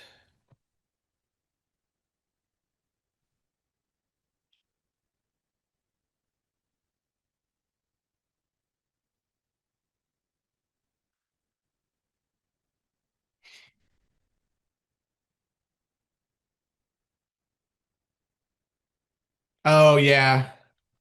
I'm not sure why that's the case. Interesting.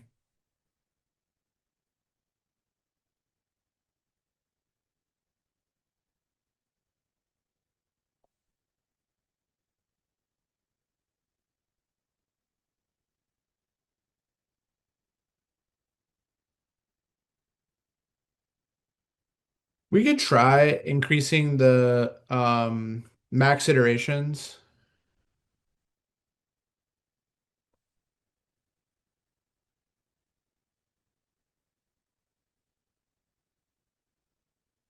Okay, that's why. Yeah, so then you get that result with the higher max iterations. It doesn't get cut off there. I think that's why you probably left this in there, which is fine. You get about the same numbers,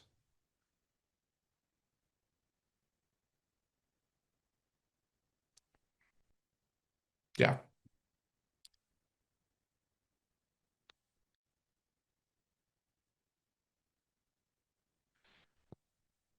All right, let's evaluate this. So we're gonna to do evaluation, I want you guys to see again, we should get in the habit of doing evaluation, which is taking our model and predicting on the training and predicting on the test sets, right? So we predict on the train set and calculate our MSE, and we calculate our R2 score. Um, or R squared score, I should say. But again, the MSE is the one we're really going to use mostly. But we calculate, so we do our predictions, and then we compare that into our mean squared error with our labels, and we go ahead and do the same thing with the test, right? So we do lasso.predict on our test features, and we go ahead and compare that with the test labels. And so what we're doing there is generating our MSE. So we take a look at our MSE and we get 84,000 MSE. And so of course we could take the what we could do with that is take a look at the MSE on the uh, we could do MP dot square root and do the square root of the MSE test. and we get 340. So this would be in the units of our label. So we go back and look at our label for some of those. Um,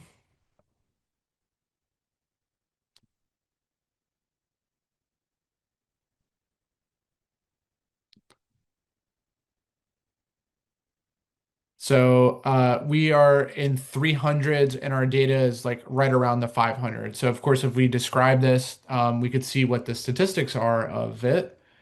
So we could do df.describe and generate that, but that doesn't look like a very good error, right? If these are in the 400s, that's not a very good error. So again, it's not a very great model. But one thing I want you to see is that it's not overfitting.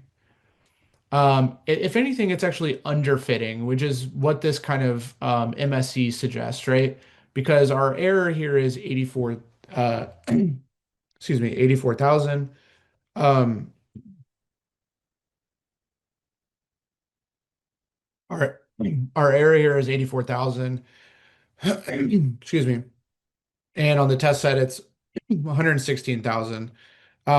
So these two errors are both bad. So it's not overfitting. This is actually underfitting. So it's not overfitting, it's actually underfitting.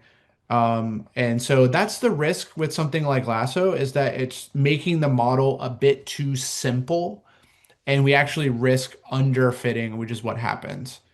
We have too much error across both the training and the test set. Overfitting is when we have really good performance on the training set, but bad performance on the test set. We're not overfitting. We are underfitting because our performance is not good either way. Even this R squared is pretty low. It's not even at 50%.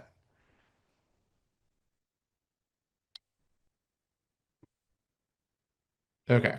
So we do the evaluation, and again, the evaluation just comes down to making predictions and computing our error amongst those predictions to our labels. That's always what the evaluation is going to be. For MSE, what's the ideal MSE? What do you think it should be? What is so think about it like this. The MSE represents the average distance between our predictions and the labels. So if we're getting it right all the time, what's that distance going to be if we're always right? What's our distance from what's our distance from our predictions to our labels going to be if we're always getting it right? Zero. Yeah, there's not going to be any distance. It's going to be right. It's going to be perfectly aligned, right? There's going to be no distance there. So yeah, an ideal MSE is zero. That's an ideal MSE. So anything close to like the smaller the better for MSE. The smaller the better. For this R squared, it's a scale between 0 to 1, where 1 is the best. So 1 would be perfectly aligned predictions. Um, and again, this is we actually multiply by 100 to get because it's a number between 0 and 1. So we get about 47%, which is not good.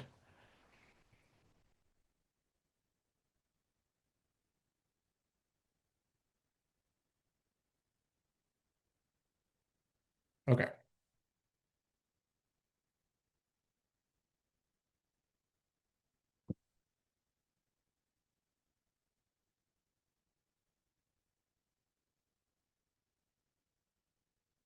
All right. Any questions on this evaluation?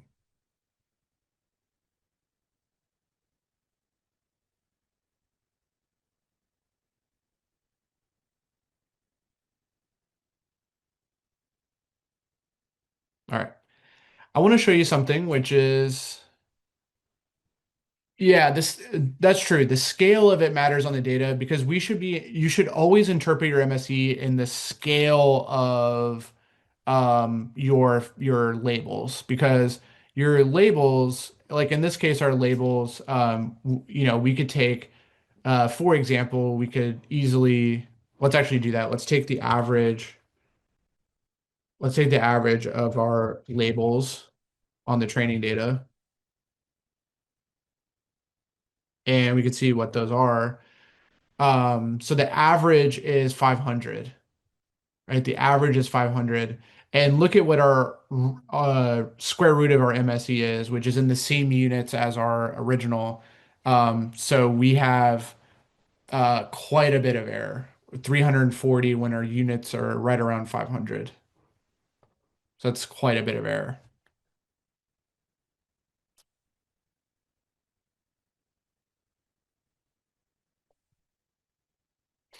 Yeah, MSE of 0 means our predictions are nearly identical to the test labels. Yes, that's what MSE of 0 means. There's zero distance. So closer to 0, the better.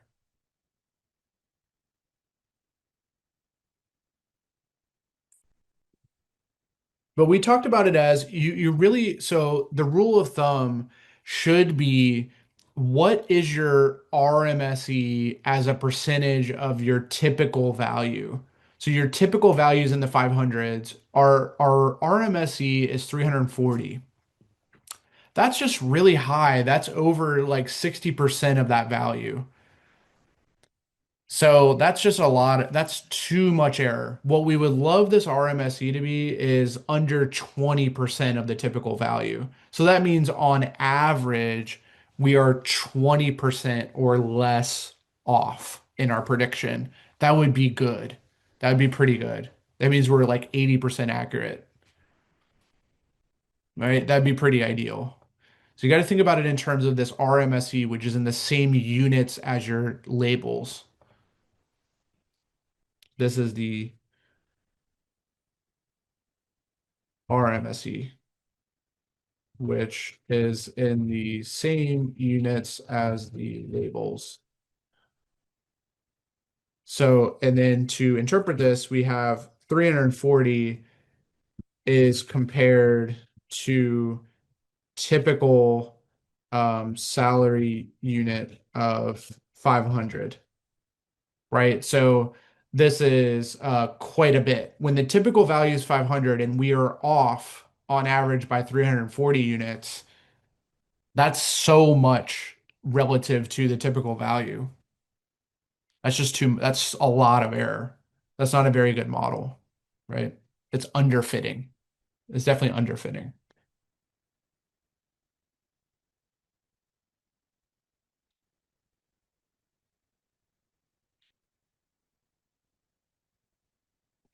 Yeah, so that's a great question. What should we do from here? So, because we're underfitting,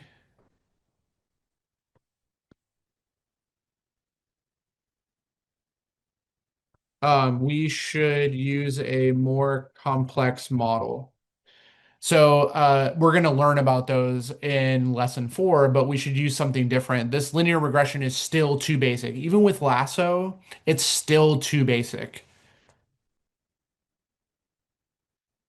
Yeah, we're underfitting because but it could also be we're underfitting with a regular linear regression. We should test that out. And maybe it would be an exercise for you guys to test that out yourself. It shouldn't be hard to do.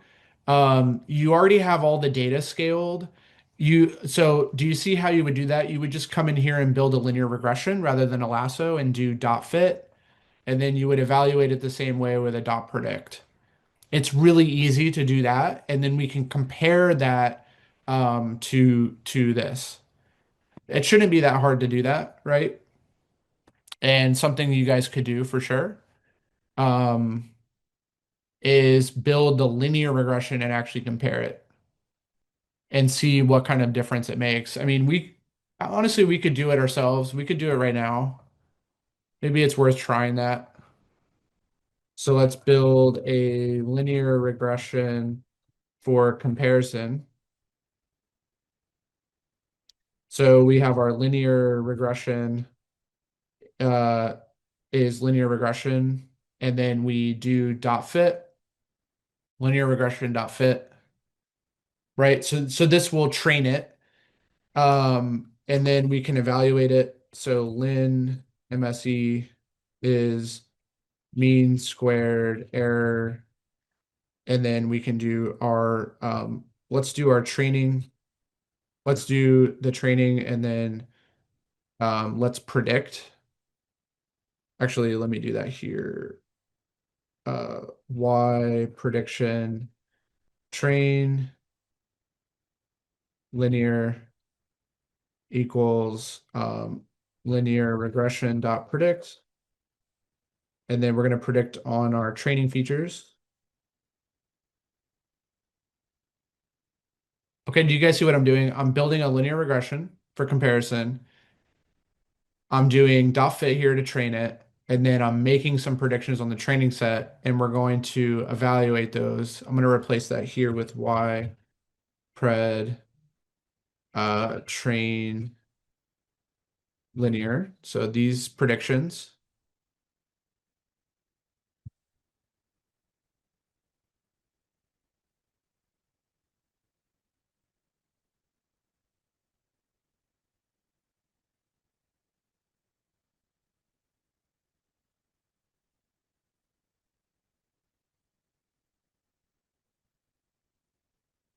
Okay, so if you guys want this code, I can paste it in.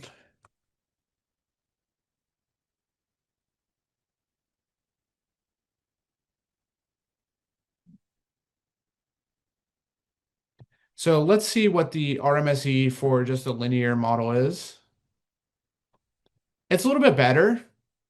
It's better for sure.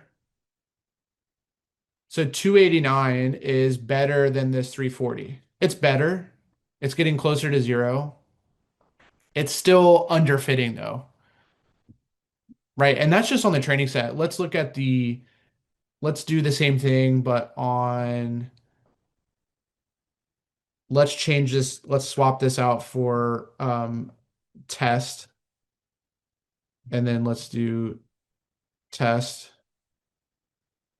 and then let's do test, test, and then test.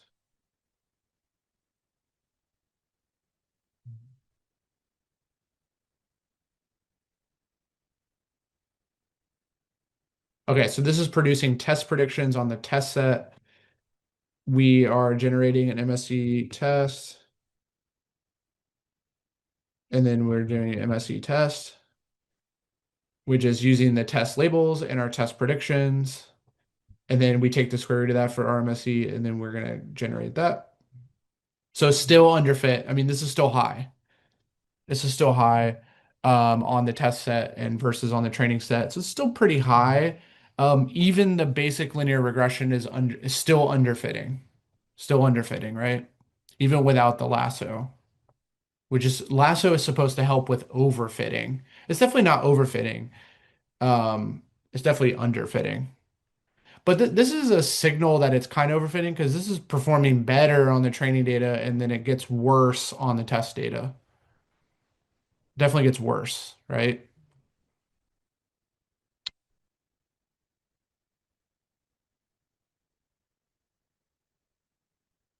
Did you guys follow? I'm running this above this. It doesn't matter where you put it. We could move it down.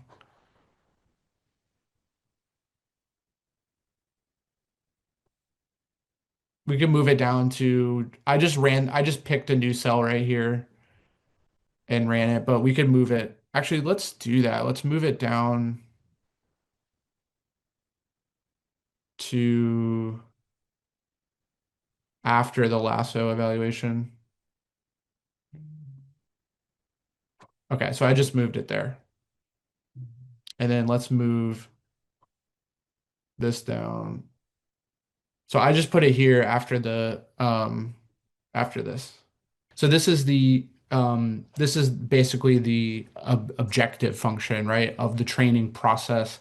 So during the algorithm that runs when we call dot fit in scikit-learn, it's going to find these betas, right? It's actually going to learn what these best betas are for our model. This is our model here, right? It's the combination of betas times our features, plus an intercept beta. So that's our model, but we penalize those large weights in absolute value by adding a penalty term like this, where alpha is some level of penalty that we want to provide. Usually, alpha equals 1 is okay, but actually, what we're going to learn to finish out this section is there's going to be a systematic way we can test out different alphas that represent the level of penalty we want to apply to Lasso or even Ridge regression. So that was the Lasso, and if you guys remember, using it was super easy. We worked through this problem with this baseball data, and we had let's see, scrolling down, we split out our numerical data, and we one hot encoded our categorical data, combined it back together. Hopefully that rings a bell there. And we actually scaled our data, which is pretty standard to do, is we do some type of scaling to our features, especially our numerical features, right? We want to scale those in some way, whether it's min-max scaler or standard scaler, want to do that. And so we did that for this example. And then we ran the lasso regression, which is pretty easy to use. You just use the lasso object and you pick an alpha here. Again, we are going to have a way to test out different alphas that could be candidates, and we can see which one's the best. So I'm going to show us that today, coming up shortly. But that was the lasso. If you guys remember, we did that. We compared that to a basic linear regression, which is just this, pretty straightforward, it's just a dot fit and then dot predict, and then we can generate mean squared error. Um, Still not a very good mean squared error on this data. It's still fairly large. So it's still not, no matter which model we use, it's still not very good, but at least we can practice doing that comparison. That's what we did last time. We did this on Wednesday. Um, and then we saw that the effect of different alphas.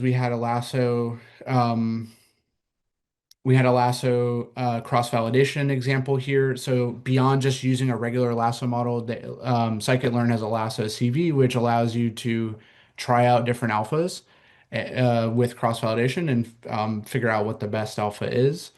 Now, we're actually going to have a different strategy that'll, instead of just picking random ones, we can actually supply multiple parameters that we may want to test, as many as the models may support. And in some more complex models, we'll have more than one parameter. Like Lasso only has the alpha. Um, Technically, it also has its max iterations, but really the only one that matters is this alpha. Other models have many more hyperparameters that we can change. And so we want a way to systematically test out those different combinations and to see which one leads to the best version of that model, let's say, the best results. So we're going to explore that coming up. So we had Lasso. Now, this is where we ended last time. We had Ridge regression. If you guys remember, this one is just a slightly different penalty. Um, it takes I drew it out for us. It takes the same penalty we had before. So it has that residual sum of squares error, which is the main one we use for linear regression, but it has a penalty with an alpha, and then it has the sum of the beta squareds, beta I squareds. So it has a penalty, but it penalizes slightly differently where it uses the square, not the absolute value. That's the ridge regression. And this has the similar effect of in order to minimize this, right? Because our goal in training a model is to minimize this quantity and find the best betas that minimize this. So generally, yes, you want to encourage lower values, but the once you get values that are a fraction, if you square them, they actually get smaller. So um, it's not necessary to shrink them all the way to zero. They will get smaller as soon as they're kind of below one. So they don't encourage it to completely go away. Uh, like the absolute value does. It's just slightly different minimization. So what we see with the ridge is we don't see the features kind of get wiped out completely like we do with a lasso. In lasso, they get encouraged to be to become zero, because that's kind of the only way to minimize an absolute value. But with squares, they can keep getting smaller and smaller and smaller um, fractions, and they don't have to become zero. It's not as harsh of a penalty. Um, so uh, the ridge was easy to use as well. And it also has an alpha that we can set. So it's literally the same exact code, just a different model, just slightly different penalty. And it results in different coefficients. You notice that none of them are exactly zero. Like with the lasso, you can get ones that are exactly zero. We don't see that with the ridge. You remember that. So we saw pointed out that last time. Notice the coefficients aren't zero. And then we can evaluate it. So we did our MSE calculation, which is a pretty standard thing where we use our model to predict on a training set, predict on a test set, evaluate those by computing the metric, like the mean squared error. And we can see if we're overfitting, underfitting. This is definitely the same kind of story we've seen with all these models is underfitting because the error is so big across both sets, across training and test. So it's definitely underfitting. Um, And same thing as Lasso, it has a cross-validation variation on it that allows you to try out different alphas and do different folds, so 10 folds, 5 folds, whatever, and compute try to find the best alpha that way. Okay. All right. Any questions on this so far from last time, from reviewing that a little bit? Hopefully that is jogging your memory a little bit on Ridge and Lasso. Um, where we're going to pick it up today is to finish out this lesson with one more model, which is going to be a combination of Ridge and Lasso. So you can actually combine them together in a linear fashion, those penalties. So you can actually have both penalties, the absolute value and the square. And when you have both penalties, that's a special model called the elastic net regression or elastic net model. So this is a combination of Lasso and Ridge together. So you have Lasso, you have Ridge, and then you have elastic net, which combines both of those penalties. Let me show you the equation. So here is the model. This is the same that we've always had. This is our usual model fitting for linear. This is a basic linear regression loss function or objective function that we're trying to minimize to find the betas. Notice how we have both of our penalties though this time. So instead of just having one of the penalties, we actually have both. So we have the lasso penalty and then we have the ridge penalty here. So we actually use both of them and try to find a balance of minimizing those two penalties. Okay, and notice how they instead of just a single alpha, we kind of have a balance on both of them. So we can actually weight the lasso one more, we can weight the ridge one more, we can weight them the same. We can change that around as much as we want. So they have two different weights there that they could be. Um, Now, what happens in reality is we're going to see this in the model is that usually what happens is these get combined into a fraction. So there's usually a ratio of lambda 1 to lambda 2. And this is sometimes known as the L1 ratio. And this is a parameter inside the model that we'll be able to set along with alpha. So we'll be able to set an alpha and then this ratio.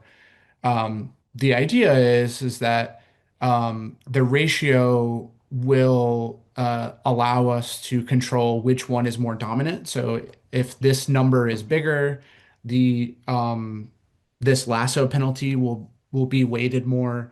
If this ratio is smaller, if it's less than one, for example, that means that the ridge regression is more dominant. So we'll have really this and this at our disposal.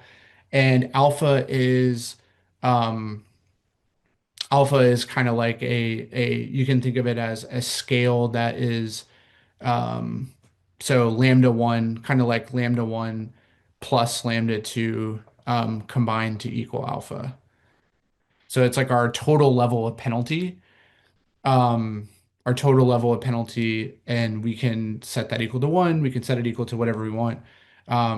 And so these will be in this ratio, and there'll be a total level of penalty that we can apply. So the model will actually use these two parameters when we do it. But that's how they're all related.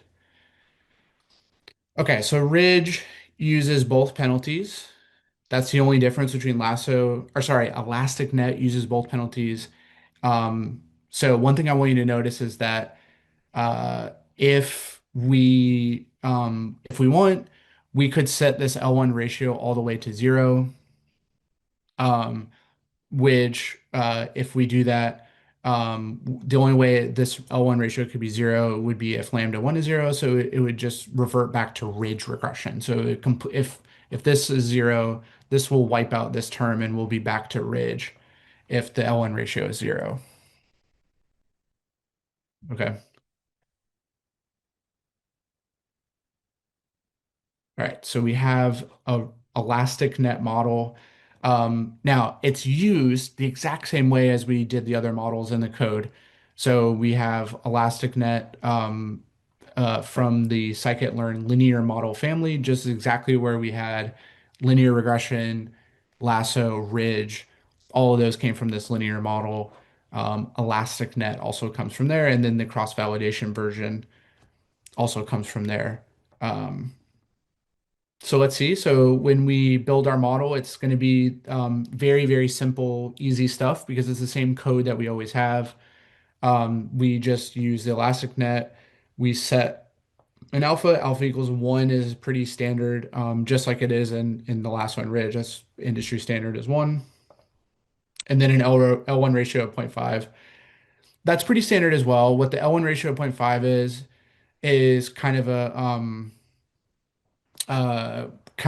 uh, that means that the lambda 1 to lambda 2 ratio is 1/2. So that's a pretty standard ratio as well. But again, we could set this equal to 1 and they'd be kind of equally weighted. L1 ratio of a half means that uh, the ridge penalty is a little bit more weighted in that situation. Okay. So once we have this model, we can do dot fit and we can run that on our training data and we can figure out what our parameters are, like our coefficients and our intercepts. Our model will have that. But more importantly, we can use our model to predict, right? So we could predict on the test set. Let me go back and load our data and actually run this. So we're going to be using the same data that we did for Lasso, which is I'm scrolling back up so I can load it. It's the baseball data here. Um, just run it from there. It's this hitters.csv, so hopefully you have that one.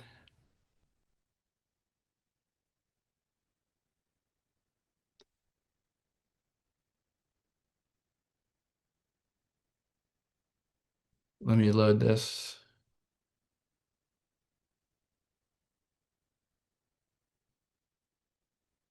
Okay, so we loaded that, and then that should load. Drop that unnamed column.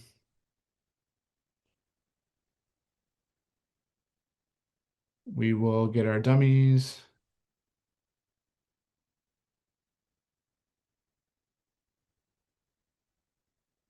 And then concatenate those, split, scale. I'm just rerunning things. I'm rerunning things so we can see our model one more time. So we run that, take a look at that. That looks good. And then fill in the nulls on those. Okay, so we should be able to run our Elastic Net now.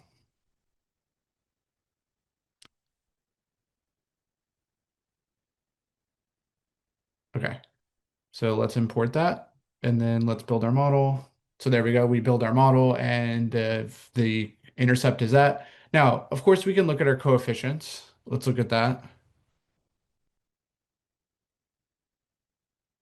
Look at our coefficients. So remember, the coefficients are the betas. These are our betas that are in our model. So we can take a look at those now. It's somewhere in between. It's not a full lasso where we're going to see some of these be zero. It's not a full ridge. So the coefficients we get are different. They're somewhere in between there, those two models that we've already built. So not quite the same, somewhere in between there. And then we can use our model to make predictions and compute the MSE or the RMSE, I should say, as well. So we can take the mean squared error, pass that into the square root, and compute the RMSE. So still pretty bad. This is right around that 300 range of what we've gotten for our other RMSE. So it's not like ElasticNet is any better than those other like linear or lasso or ridge. And that's not surprising because it's just adding those extra penalties. We don't expect it to magically get better. It's actually a more complex um, when we add those in, we're actually reducing it and making it simpler, and we need something more complex, I should say. So we're making it simpler um, by making it, penalizing our weights a little bit more, and so it's still not a good fit. That's not really surprising, right? It's still not really a great fit. And we can even double check that. We know our RMSE is pretty bad, but we can double check it with this R2 score, and it's still not good. Remember, a one would be really good. That'd be like a perfect linear model. This is still pretty bad. Okay. So as we said, the alpha controls the overall strength. So the higher the alpha, the more overall penalty we're supplying, which makes the model simpler. Um, but the L1 ratio determines the mix or that ratio of the lambdas, the lasso to the ridge. If you have it be exactly zero, you revert all the way back to if you put it at zero, you revert all the way back to ridge. One would be all the way to pure lassos. Somewhere in between, like what half is good.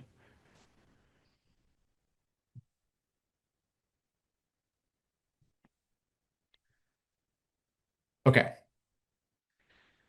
So this is another example of trying out different values of alpha in the CV to see which one works. Now, again, I'm going to show us in a minute a systematic way to do this, but this is just trying out different alphas that we set up uh, in this range. So we have different values between -2 and 2 logarithmically.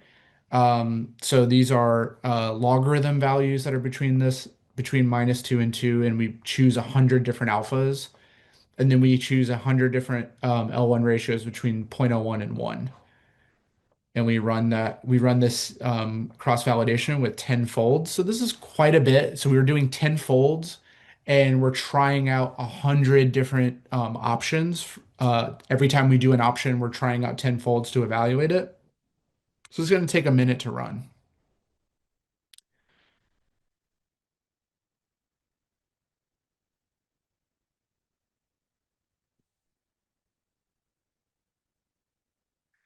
It's still running here. But again, what this is doing is trying out different alphas, and it's going to do a cross validation. And you guys remember the tenfold cross validation is where we take our data and we divide it into 10 folds, and then we train on 9 of those, and then test on the remaining fold, and then we rotate all the folds 10 times, and that we average those mean squared error metrics together. Um, Against those 10 different fold options to generate a basically like an average performance for that value of alpha. And we're doing that 100 times for all these different 100 alphas that there are and 100 different L1 ratios that we're trying with them.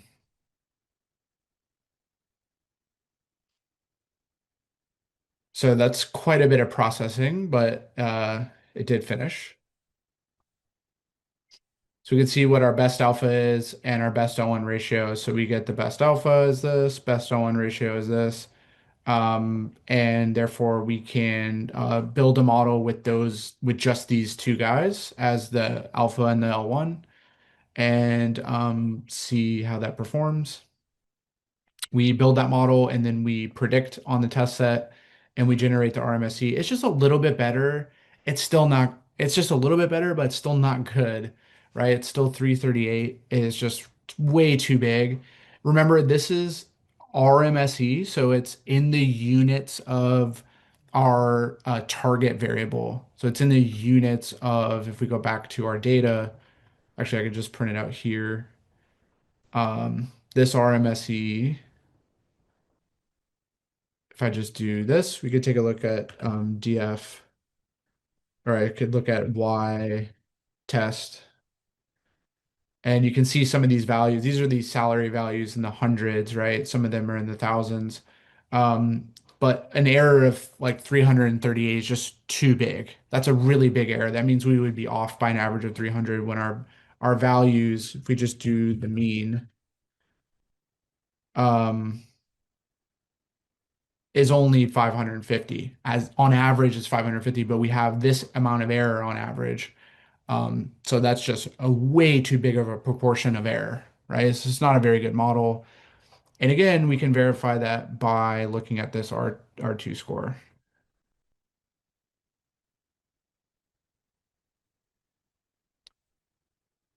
So if we go down here,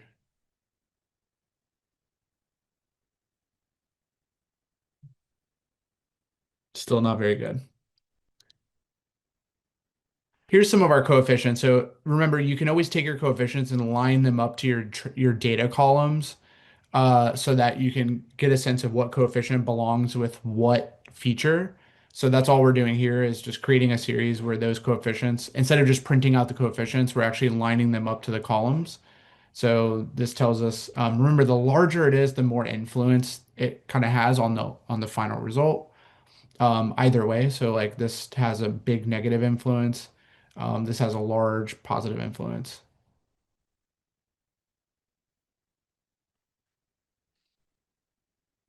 Okay, let me pause there. Any questions about the elastic net model? This model is a really good one to use when you are building a linear regression and it's performing well, but it's overfitting. This is a really good one to use because you can balance Lasso and Ridge. You can get the best of both worlds.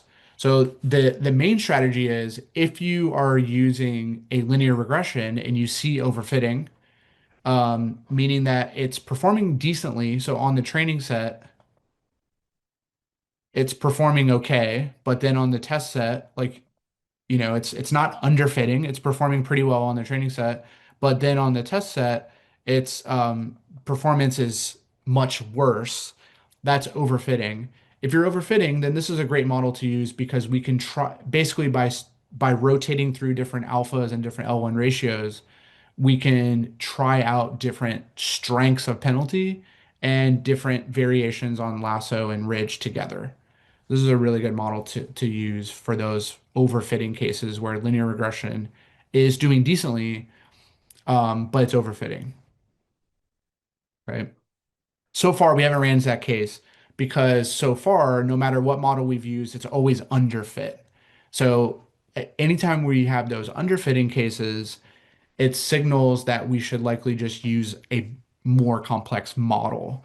And we haven't learned about those yet.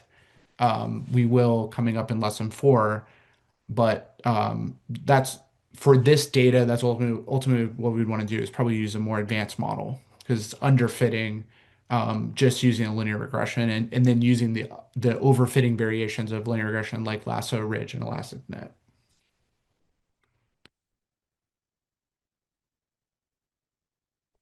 Okay.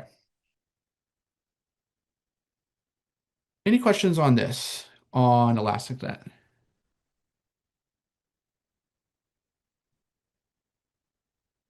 The TV? Yeah, I think I have it. I could share it with you.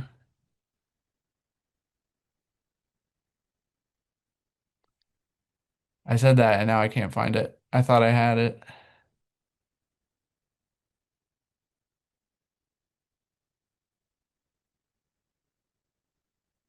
I don't have it. I thought I had it, but I don't. If anyone does have that one. Yeah, I'll look one more time. I thought I had that one. Um,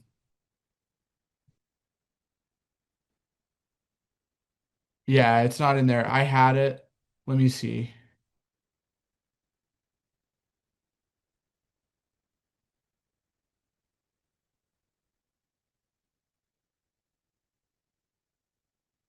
Yeah, I don't have it either. I thought I had it in here.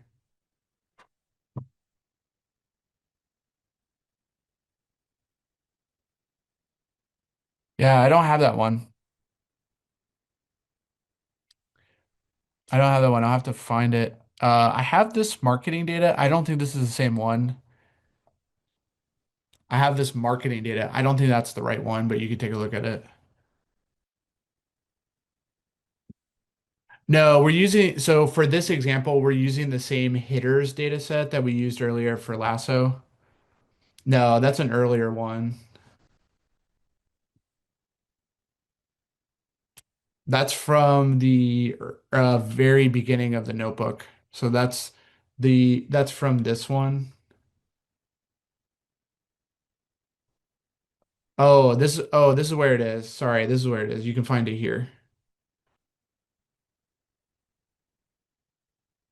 That's right. It was from a URL. It was used in the very beginning of the notebook, and we did this. Okay, that's right. That's why I didn't have it downloaded. Okay. All right. Any other questions on the ElasticNet before I move? I'm going to move on to finding a systematic way to find the best hyperparameters. I'm going to show you a couple strategies to doing that. So far, we've just ran CV with some random choices. I'm going to show you a better, more systematic approach that's kind of the industry standard for doing tuning. Um, so I'm gonna show you that next. But any questions on the Elastic Net?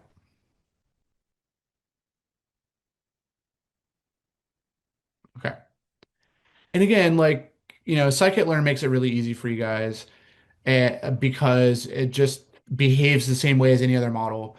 You use the object and then you do dot fit and dot predict, right? So the dot fit is going to train it, and the dot predict is going to allow you to use that model to predict. It's super easy that way. Every scikit-learn model is like that, dot fit and dot predict.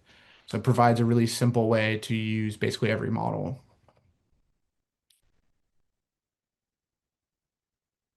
Okay. Let's finish up this lesson with a couple things. One of those things is going to be hyperparameter tuning. So what is this? The hyperparameter tuning is a systematic way to find the best parameters in a machine learning model.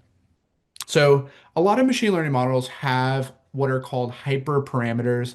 These are not the betas that we learn during the training that's learned from the data. These are settings that we set ahead of time, like the alpha. That's a perfect example, like alpha or L1 ratio in the Elastic Net.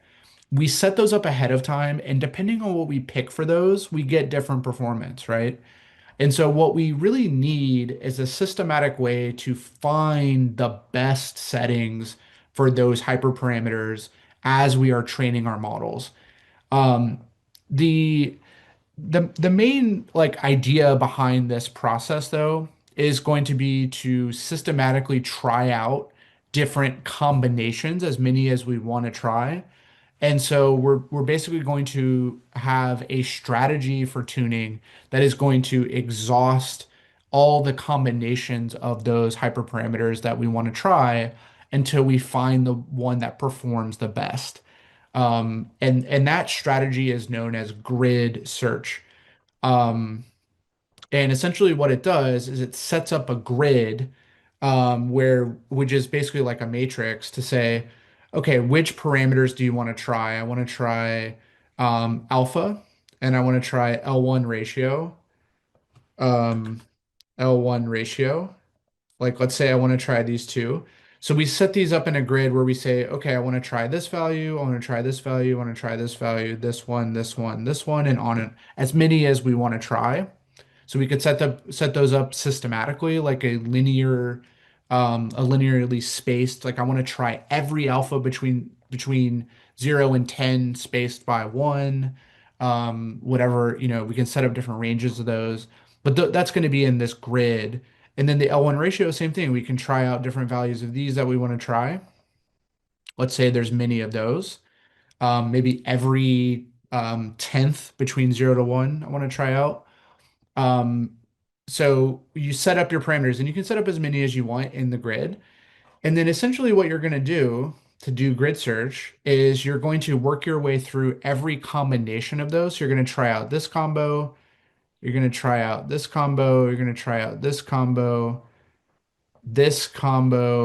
So the first value of alpha with every possible L1 ratio, then go to the next, try out the next value of alpha with every L1 ratio, and on and on and on.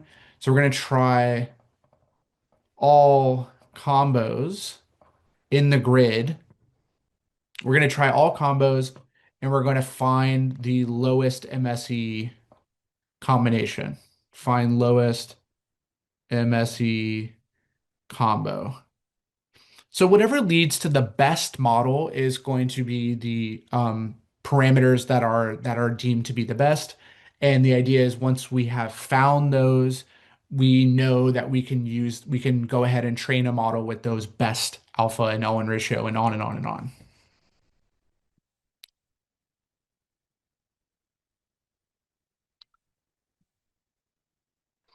Yeah, when you get so this goes back to the error. Remember that for a regression, the error is this measurement of how far off we are, right? So if we have a bunch of points and we fit a line through there, the MSE is measuring this distance, right? So what do you think is a good distance? Like if our model is perfect, what's the best distance from our predictions to the actual points? 0, yes. So the lower the better. The lower the better.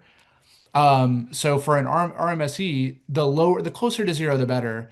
However, the RMSE can be its units are interpreted in the units of our target.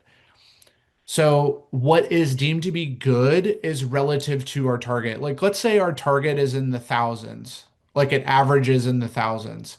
If we produce an MSE of 50, or sorry, an RMSE of 50, that's pretty good, right? Because our units are in the thousands and we're only on average, we are off by 50 units, right? Our distance away is about 50 units. That's pretty good. So the RMSE is relative to your target variable. Does that make sense? Yeah, it depends on the target. It depends on what you're trying to predict. So that's why we got RMSEs that were in the 300s for those hitters, but the average of the target was in the 500s. So that's a really bad proportion of error relative to the average target value, right? If our RMSE was 300, but the target was sitting in the 500s, that's just too much error. Way too much error, right? That's just too big of a value. Our predictions are just off way too much in terms of that distance. So this was a bad model. It was underfit. We know that from the RMSE. So yeah, the RMSE closer to 0, no matter what is good. 0 is being perfect. But it to know what's good, you need to know what your target is on average, and then think of this as kind of a ratio to that average target. I think that's the best way to think about it.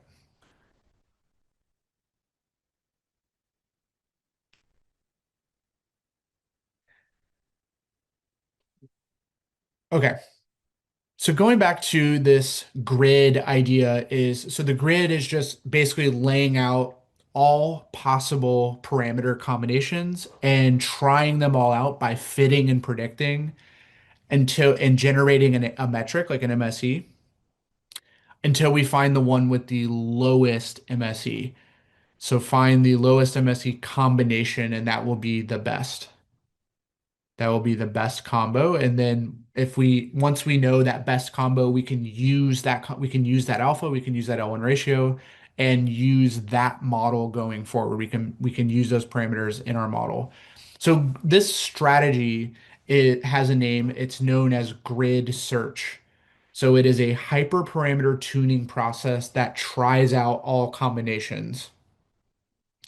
So what's the benefit to this is that we get to test out a lot of different combos of those parameters like the alpha and L1 so we can be confident what the best model is, right? So we can pick the alpha and L1 perfectly because we're trying out a bunch of different combinations on the data to see which one's the best.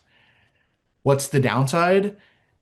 It's expensive, right? It's an exhaustive search. So if you have many different parameters and you're trying out many different combinations, it can get exponentially expensive to perform this search. Okay, so grid search is great, except for the fact that it can be expensive if you have many parameters with very wide ranges that you're searching over, because that's a lot of combinations you have to test, right? And especially if you have a lot of data, that's going to be expensive to do. So we're going to practice doing grid search, but that's the pro and con. The pro is that we get to try out all these combinations and see which one's the best. The downside is it can be expensive to do that if you have a lot of parameters that you want to tune for your model, and you have very many different choices that you're trying to evaluate for those, and it just creates a really big collection of combinations that you have to try out, right? That's the only downside to grid search. Now, on the opposite end of the spectrum of that is a randomized search or random search. And this will basically just do a sampling of those parameters from kind of fixed specified distribution. So essentially what you do is similarly, you define your range. So you say, I want to look at alphas between zero, or sorry, between, let's say, yeah, 0 to 10. I want to look at a bunch of different alphas, and I want to look at a bunch of different L1 ratios that are between 0 to 1, 0 to 1.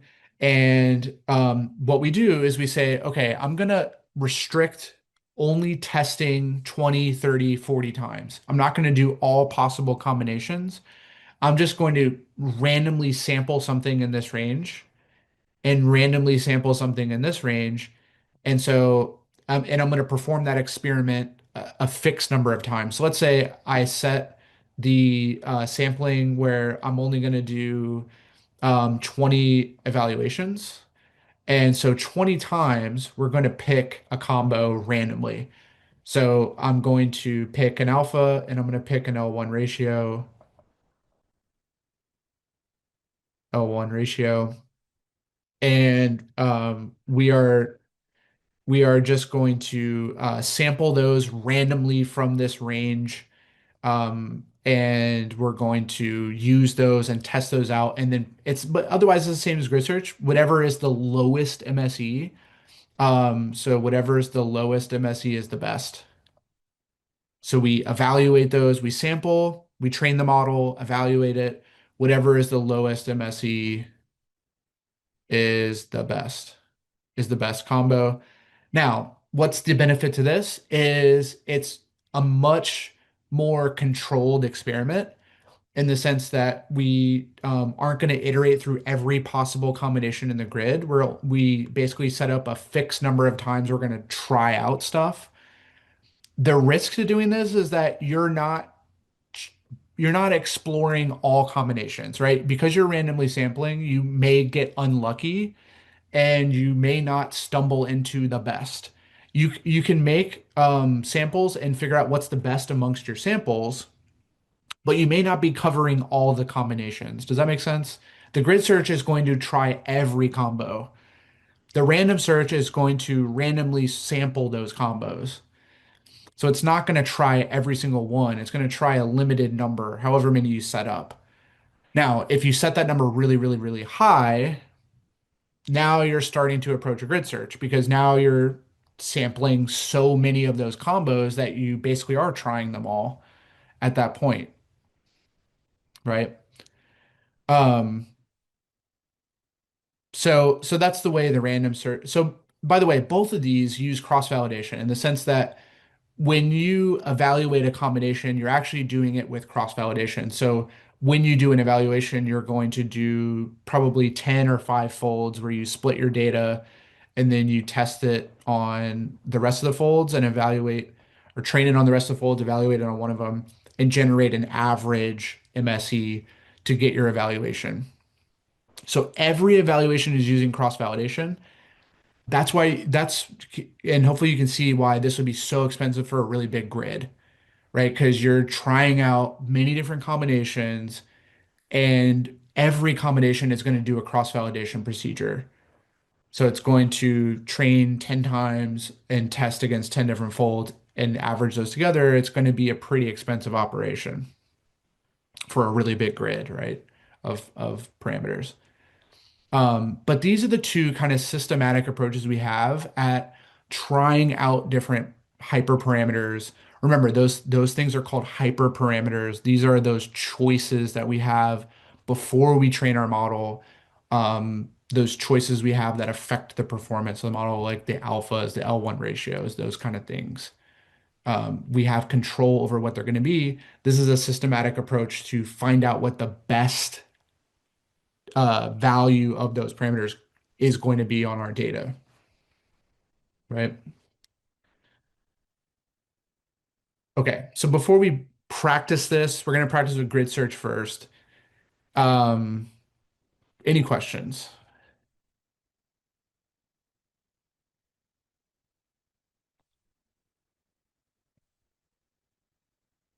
I don't know if it has a built-in, that's a good question, by time limit. I don't know if it has a built-in way of doing it, but you could certainly set up like a loop um to wrap around. You know what I mean? Like you could set up a loop where you check the time if the time elapsed as you're doing the search, if the time elapsed is greater than the time limit, then you can kind of break early.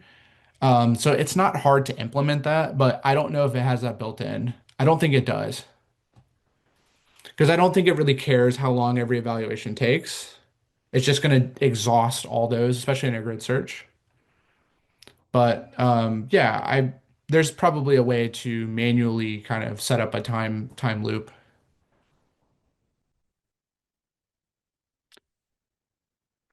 So hyperparameters are settings that we have on the model itself. And a really good example of this is like the alpha and L1 ratio in the elastic net. So they're not things that we um, learn from the data directly, like the betas in the model. Like those get trained directly by doing the least squares process, right? By doing that gradient descent and all that optimization. Um, so these are not learned from that. They're actually set ahead of time. And so what we're saying is the best way to understand the effects of those is to try out different combinations of those until we land on the best one, right? So hyperparameters are those options we have in the model, like the alpha and L1 ratio in the elastic net. Many models have hyperparameters. We're actually going to see that in future models that we study. They have options that you can set that affect their performance. And so this is just a strategy to evaluate those different options to see which one's the best.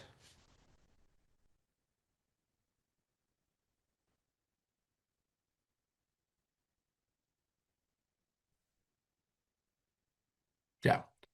So again, hyperparameters, those are settings on the model itself that affect the performance of it. And basically, we have the two strategies here. We can set up an exhaustive grid and search through all of those until we find the lowest MSE option, or we can randomly sample potential options, try them out, and see which one's the lowest as well, and do that a fixed number of times, um, sort of like a fixed number of trials almost, which has a risk of not trying out every option, but hopefully you try out enough that you've explored the space a bit and you get some quality choices there, but no guarantees, right? No guarantees you try everything, which is what a grid search will do. It'll try everything. Okay. Now, luckily, per usual, Scikit-learn has something to manage this process for us in terms of grid search. Um, so in that way, we will not need to manage this process ourselves. We can just rely on scikit-learn. And so if you're doing hyperparameter tuning, this is going to come from the model selection module inside of sklearn. So we're going to import from sklearn the model selection module. We have our grid search cross-validation. Okay, that's what the CV stands for, grid search cross-validation. So this is going to do that grid search strategy. We're going to set it up with our dictionary essentially of choices. So we're going to say, hey, here's the alphas I want to try. Here's the L1 ratios I want to try. And here's my other settings like uh, how many folds I want to use, what my random state is for the shuffling. So we'll set all that up. Um, and then we'll just run the grid search. And then what should come out of that is the best options for our parameters from the grid. And then we can use those going forward we can build a model with those best options, right? So we're really doing some evaluation here of what is going to be those best alphas, those best O1 ratios on our data set, right? And the only way to really know that is to evaluate them because they're not things that are learned during the training. Hopefully that makes sense, right? They're not things that we learn directly from training. They're things that we have to set and then kind of evaluate and see how they affect things. Okay, so we have Grid Search CV. That's going to be our primary tool to do the evaluations of the different hyperparameter options. Grid Search CV. We're going to set up our cross-validation object here. Now, I want you to pay attention to this is that it's a slightly different version than the K-fold we had earlier. So we've used K-fold before with a certain number of folds. This would be 10 folds, and we can set a random state for the shuffling that happens in the folds. But this is actually a slight different variation on it where it is a repeated K-fold where we do three repeated trials. Now, why would we do that? It's to be extra, extra, extra careful with the shuffling. So what this means is we do three different shuffles. So we do K-fold, we actually repeat it three times with three different shufflings. That's all that means. So the repeated K-fold is actually a bit beyond the just basic K-fold. What basic K-fold will do, we'll shuffle and then do our splits into 10 splits and then train on nine of those, test on the other one, and rotate through all the splits. We're actually going to do that process three different times with three different shuffles.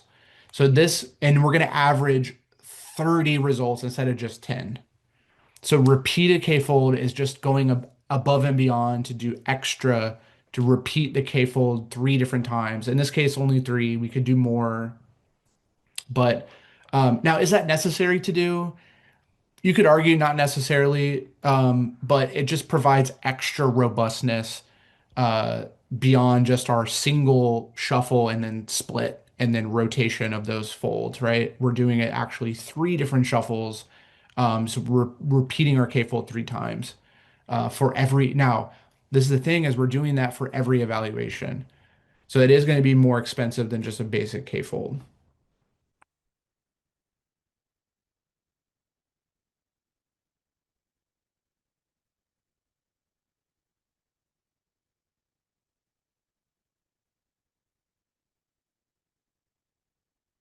So we have three different K-fold trials that we're doing essentially. Okay. Hopefully that makes sense. This is the repeated k-fold. We haven't really seen that before. We've only worked with the k-fold, which would get rid of this repeats option and only have 10 splits in a random state for the single shuffle that we do, so we can recreate that same shuffle every time. But now we're actually going to do three random shuffles, three different trials. So one shuffle creates the and then creates the 10 splits, evaluate, then go back and do another shuffle, another new 10 splits. So one thing that should be clear is that we get different splits every time because we're going to shuffle once, right? We're going to shuffle once and generate our splits. And then we're going to shuffle again, generate these splits, which are going to be different, and then shuffle one more time for three different times, right? And then get these splits. And then we're going to get 10 metrics here, 10 metrics here, 10 metrics here, and then average all of those together. So it's a bit more just going a extra above and beyond for a K-fold. Okay. All right, so here comes the fun of when you do grid search. Now, the grid is actually just a dictionary. It's a Python dictionary where you declare what your parameters are going to be inside the dictionary and you set up a range of values that you're go or a list. It can be a list, it can be a range, but some declaration of what you are going to test and evaluate inside of your grid search. So the grid is initialized as an empty dictionary. And then what we do is we say, okay, in my grid, I want to check different alphas. So we're going to add a collection of alphas in here that we're going to test. So let me make a comment there. We add a range of alphas to test. And this is just like the Python range. Um, this is just like a Python range operator here, where this is going to be so it's going to be every value between 0 and 1 steps with a step size of 0.1. So it's going to try a bunch of different alphas between 0 and zero point 0.1. Sorry, 0 and 1, stepping by 0.1. So it's going to try 0, 0.1, 0.2, 0.3, 0.4, 0.5, 0.6, right, all the way up to 1. So that's what this will do, and it's a NumPy range. So it's just all those decimals between 0 to 1. You can use either. That's valid. Yeah. You can do that to create a dictionary, or you can use the keyword dict. You can use either one. Either one works. Whatever you want to use. They're the same. Yeah. The reason people prefer dictionary is because sets are created with the same braces. So it makes it clear what you're creating as a dictionary if you use this. That's the only advantage, is it's just plainly obvious what you're making. Because technically you can make a set with the curly braces as well. Yeah, no worries. Okay, so we have our alphas here. So what I want you to notice is that we are going to try out different alphas, and that's the only parameter we are going to try in our ridge regression. So we're gonna try ridge, but just try different alphas in this range in our grid search. So the grid search CV takes in a model, it takes in our grid dictionary, which is really critical. We need that dictionary to declare what we're going to try. We need a scoring to find the best. Now remember, it uses the negative to find the lowest, which is going to be the least negative option. Otherwise, it wouldn't just based on the optimization, it would look for the highest value. So the highest would be closest to 0 in this situation. So we use negative. And again, we could use squared error. It's using absolute. We could use squared. Uh, either one works. More typical would probably be squared error, but absolute is fine. Here's where we have our repeated k-folds. We pass in our how we're doing CV. That can be it can be a k-fold object. It can actually just be an integer, which is say I just want to do 10 splits or 5 splits to do every evaluation. But these are the bare minimum that you need, just really the model and the grid and your CV, what metric you're using to evaluate what's going to be the best. And then this in jobs is to parallelize. If you have it set to -1, it's gonna try out all the grid options in parallel, which is nice. It's gonna help speed up the overall search. Okay, so let me mark that down as in jobs equals -1, tries out the combos in parallel. So in this situation, we actually don't have more than one parameter. We only have the alpha. So we're really just going to be systematically working our way through every alpha and evaluating which one's the best, right? With this. And notice that in order to use this grid search, all we have to do is call search.fit. So it works kind of like every other model does, right? It's the grid search dot fit, and we pass in our data. And we once this prints out the results, you get a results object, which has a best score and then a dictionary with your best parameters. So whatever your best grid member was or grid members, it prints that out, and you can from that we can grab our best alpha, which let's confirm what that ends up being.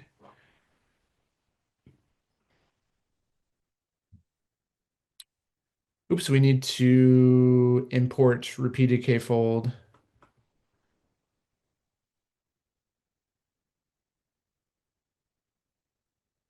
So we'll import that.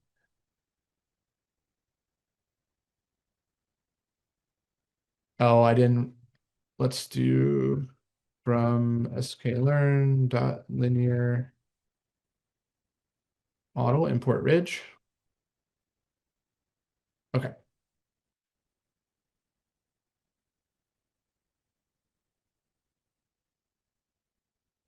Okay. So it completed the search, and what we found is this is the best score is 238 for the mean absolute error, and the best alpha that we got was zero point 0.9. So the best alpha that worked here, the one that gave us the best score was actually zero point 0.9 as the alpha. So what it did is it tried out everything between this range, and zero point 0.9 was the best. So it did cross validation, tried out every single combo in our grid. So if we want, we could actually print our grid so we can see what our combinations were. So it tried out all of these guys, and the best one that we had was zero point 0.9.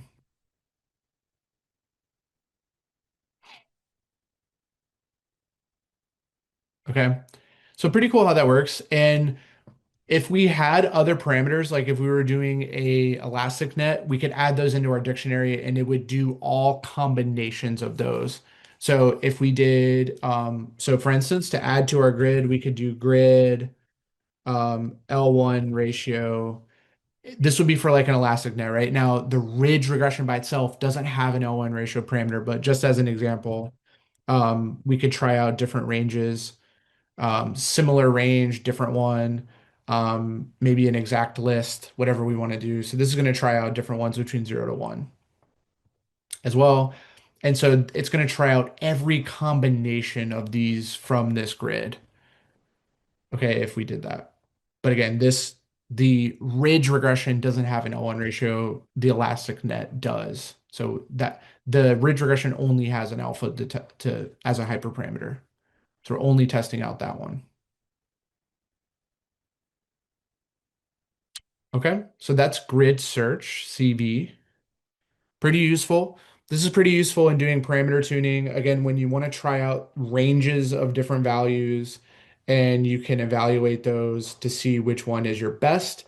And then we can use that best going forward. So we can, for instance, this is what this code does below it, is it fetches the best. You can do it this way, or you can do it The alternative is to do results.best and then you can just grab it like this, alpha. Either way, you can do .get or like this. This is just a dictionary, right? And you can grab your alpha, so that's the 0.9. And we can pass that alpha into the ridge regression and go back and refit it to our data, and then use that model going forward. So the grid search really just evaluates those different options, tells you what's the best according to this score, right? And you should, by the way, you should interpret this score in the positive sense. It's only negative because we're purposely making it negative to find out what the lowest option is, right? Because the lower is the better. So we purposely make it negative to make it whatever is the least negative is the winner. More negative is worse. So it's the really positive version of it is the true result for the error. And they are a tool from scikit-learn to put together your model with your pre-processing steps so they kind of get automated together.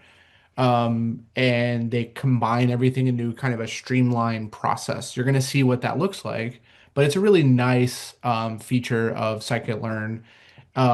Why would we care about pipelines? They help organize our code so that we ensure that we basically always run the pre-processing steps before we train and use a model with the predictions. So it bundles those steps together, minimizes the risk of forgetting a step. Because one of the things that can happen is when you do pre-processing, if you're doing it on the training set, you have to do it on new test data as well when you put it through your model, because your model is training against that pre-processed data.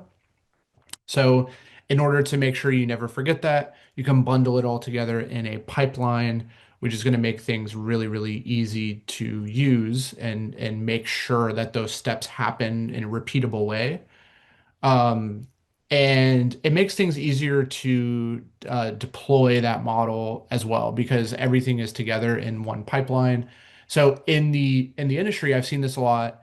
Um, people will do their initial exploration steps and initial model building. They may not use pipelines right away, but as they found their model, they'll generally move it into a pipeline and all their steps into a pipeline so that it's easier to work with when you're deploying it and actually using it in the real world.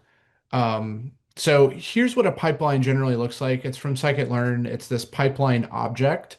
And the pipeline is made up of steps that we're going to see that are various uh, basically kinds of preprocessing we've seen before, like a scalar or filling in missing values, those kind of things we can put it here in the steps, which is basically a list.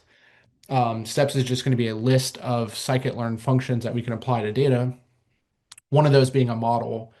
And then whenever we use the pipeline, it's basically, it's going to be something like pipeline dot fit or pipeline dot predict. So the pipeline kind of behaves like a model. It's just going to contain many more steps than that, like the pre-processing steps we've worked with before. Um, and it also has some capabilities for caching, so you can like cache some of the data in memory, so that if you're reusing the predictions, it kind of goes faster. So there's some options for that too. I'm not too concerned about that at this stage, but the main thing is going to be filling out our steps and then using the pipeline. Okay. So some important bits of information about the pipeline is that it is going to be a sequence of data transformations that will have at the very end of the pipeline the model, because of course we're going to do transformations and then train a model or predict with a model. So oh, can you guys hear me okay? Not able to hear me. Thanks for letting me know. Can you guys, were you able to hear me so far? Okay, make sure, yeah, it might be on your internet or your yeah, it seems like it's good. So no, you can't hear me? Check your volume, check your headphones if you're wearing headphones. Oh, no issues. Okay, perfect. Okay. Yeah, local internet issue. Yeah. Okay. Always let me know. Always let me know because it could be the case that it is me. So, always make sure to let me know. But sounds like, yeah, you may want to check on that. Um, okay. What I was saying is every pipeline is going to have a sequence of steps that go first and then the model at the end. So the order really matters. So the order matters in the sense that we want our transformations to go first. Things like scaling, things like filling in missing values, we want those to be first, and then we want our model to be last because we want those transformations to happen prior to training or prior to prediction. So usually what you'll see in these pipelines is a model at the end, right? A model that's going to be at the end of the pipeline because we want basically our processing steps, then our training, or our processing steps, then our predictions. So everything in the pipeline though is going to be from scikit-learn. That's how it gets automated in the sense that all of those things are going to have fit and transform functions built into them so the pipeline can use them. And then the last step is going to be a model that has a fit and a predict. So it's pretty standard that the last part of the pipeline is just going to be a model. Um, uh, So we can, as we do more modeling, we're going to play around with the pipelines quite a bit and see how we can change up some of the parameters. Like if we want to change a model's parameter, we can actually adjust it to do things like grid search or cross-validation. So we're going to see some examples of some pipelines, but for right now, mostly what we're going to see is how to build one and then how to use one. And then as we get into lesson four, we'll get some more practice with pipelines because we're going to start using them quite a bit to build our models rather than do manual steps, all the manual pre-processing, and then kind of building a model from there. We'll just include all of it together in a pipeline. Okay, so the example we're going to do is with this housing with ocean proximity. So we've actually looked at this data set before. So we have this ocean proximity data set that has the feature of like how close it is to the ocean, like the bay or the less than 1 hour. Remember we had that and it had the median house value for different neighborhoods. So we're going to work with that one again. Let me make sure I have that one uploaded. You guys should have this one. It should be in your data sets. I can upload it here in case you don't have it though.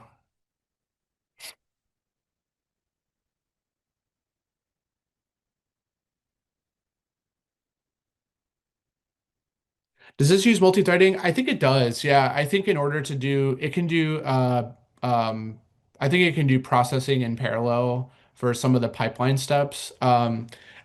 Now, does it use that all the time?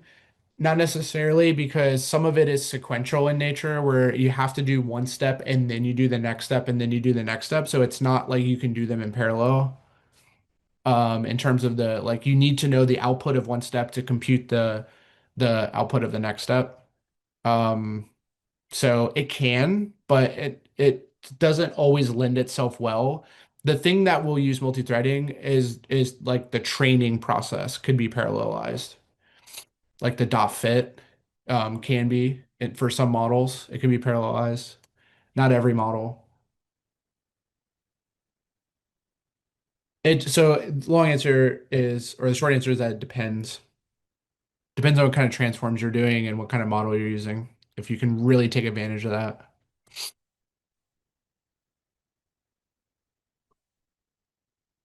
Okay, so we load our data here and take a look at that.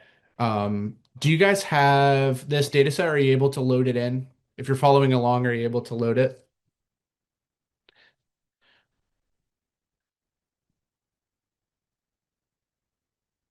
Okay. And again, we've worked with this data before, so hopefully it's somewhat familiar. Remember, every row represents a neighborhood, and we're going to end up trying to predict this median house value as our target variable, our dependent variable. And we're going to use the rest of these features. Remember that this feature is in particular going to need to be one hot encoded, right? It's going to be one hot encoded because it is currently a string, and we need to turn that into a numerical feature, which is the one hot encoded feature. So we're going to have to do that, but we're going to do that as part of our pipeline. Okay, so we'll be able to include that in our pipeline steps to do one hot encoding, which is nice.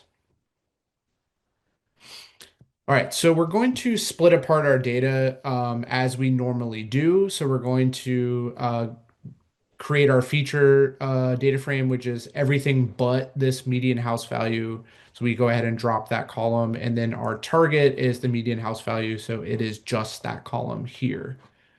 Pretty standard.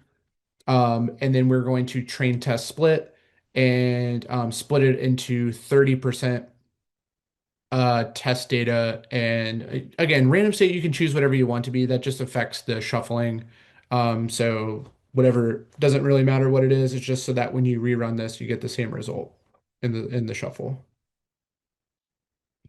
Okay, so we have our train and our test. So you want to make sure you run those.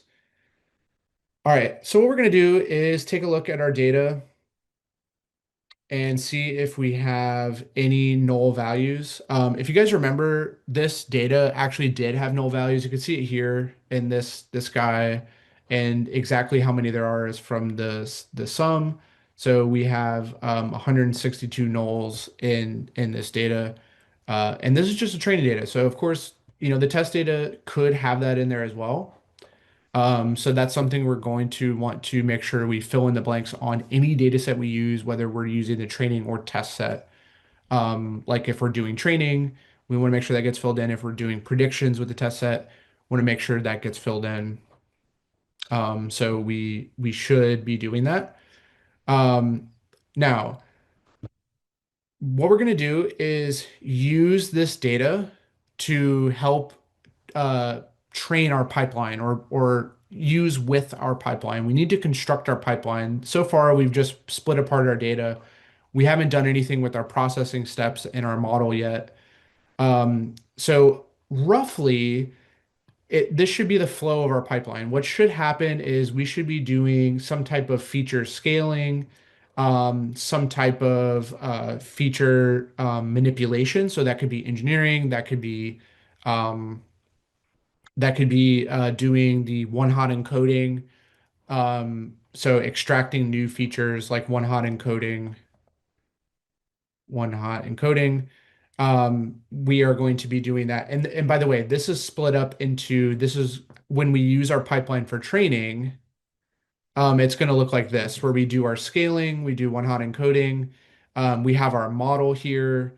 So that could be a linear regression, that could be a lasso, that could be a ridge, it could be ElasticNet. Whatever model we end up using is going to be last in the pipeline. And we're going to run this pipeline. Ultimately, we're going to run pipeline dot fit, right? We're going to run a dot fit function and we get a fitted model as the result of this pipeline. Then when we use our model for prediction, we use our model for prediction in this lower part, it's the same pipeline, same exact pipeline, but it's this model has now been trained. So we now have a trained model here. So the great thing about the pipeline is it's the same. This is the same pipeline that we're using here. So it's gonna repeat those same transformations. It's gonna do our scaling, it's gonna do our one hot encoding, it's gonna use our model, and it's gonna generate predictions and generate we can do predictions, we can do evaluation like in a cross validation. We can use it however we want to use it. But notice that the pipeline makes it consistent between training and test. We're using the exact same transformations and the model is last. It's either being trained or it's being used for prediction, but it's last. Our transformations are up front, which are things like our scaling, things like our one hot encoding, right? Those happen first, no matter what data we put through there. We put our training data through there, we put our test data through there. They're going to go through the same steps, right? So that's the design of the pipeline. That's what it's supposed to do. So our job is to create those steps. So we need to create those relevant steps and then put them together into this pipeline. Okay. So that's going to be the code we're going to see coming up is we're going to build out these steps and then put them together into the pipeline.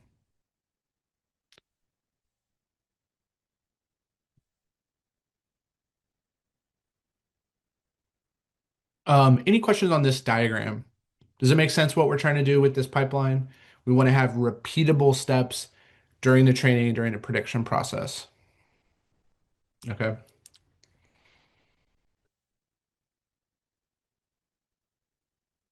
All right.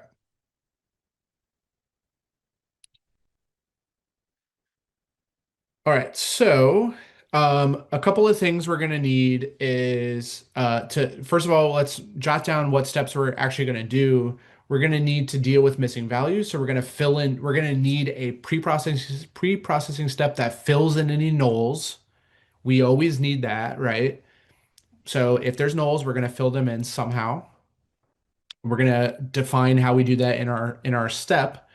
Um, and we also need to one hot encode and we need to scale, right? Those are pretty standard steps that we've dealt with whenever we're building these models, right? So pretty standard things. Fill in nulls, one hot encode any categorical data, whatever, however much we have, and then go ahead and standardize, which is the scaling. So this just is the same word for scaling our numeric features. So we're going to define those. So that's why we're going to go ahead and import from preprocessing. We're going to import our scalar. Again, we could use min-max scalar here. We're going to use standard scalar, um, but we could use min-max.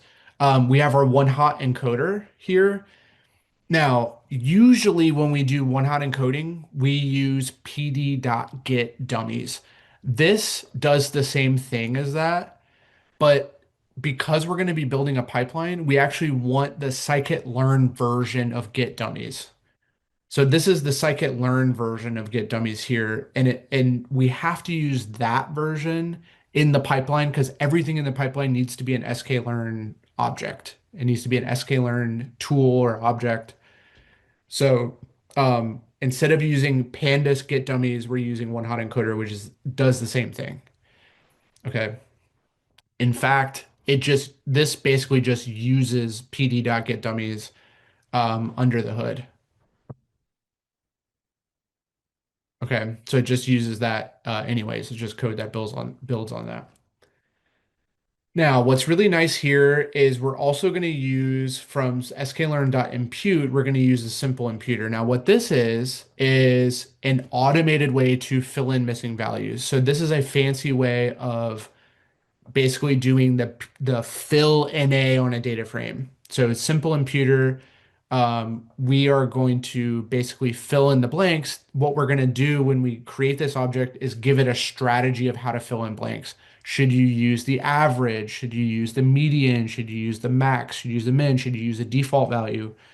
We're going to tell it what to do in this object. Okay, so we're gonna use this as our automated tool for filling in missing values. So that's really nice. So this is gonna be a critical part of our pipeline, an imputer that's going to fill in missing values. So we have that. Yeah, coding and reduce coding, exactly. We have our pipeline now. So we have our pipeline. So our pipeline is going to hold everything. So we need the pipeline object to hold everything, and that comes from sklearn.pipeline. So everything's going to actually go into a pipeline object. We're going to see how that looks. Um, and finally, we're going to, from sklearn.compose, we're going to use a column transformer. The reason we're going to do this is because we are going to specify for some columns, like the numerical features, we should be scaling. For some columns, like the categorical features, we should be one hot encoding. So the column transformer will allow us to map different transformations to different sections of columns, which is really useful. So this is actually going to be a critical part of our pipeline to apply to make sure we only apply this to numerical features and only apply this to categorical features, right? So this column transformer will help us um, to apply preprocessing to particular columns. Like that ocean proximity is the only one that really needs this, but every other column is going to need this, all the numerical features.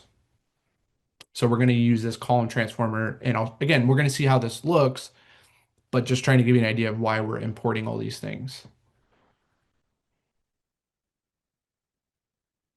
Okay, so let's import those.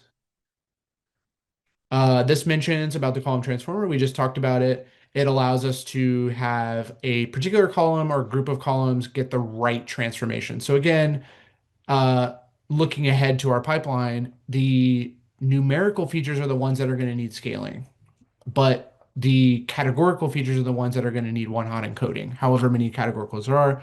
In this case, there's really only one, which is that ocean proximity. To go back to our data, you can even see that in the info, there's just that one. And we see that here, right? Just this one string column that should be one-hot encoded. All these other guys should be scaled, right? They should all be standard scaled. So this will allow us to specify those distinctions. All right. So let's get started building our pipeline. So this is going to be really cool. We're going to build out the pipeline. Um, let's extract our numerical data and our categorical data. Now, this is a really neat way of doing that that I'm not sure we've seen before. So what this does is we'll take our data frame, particularly our training data frame, and select our data.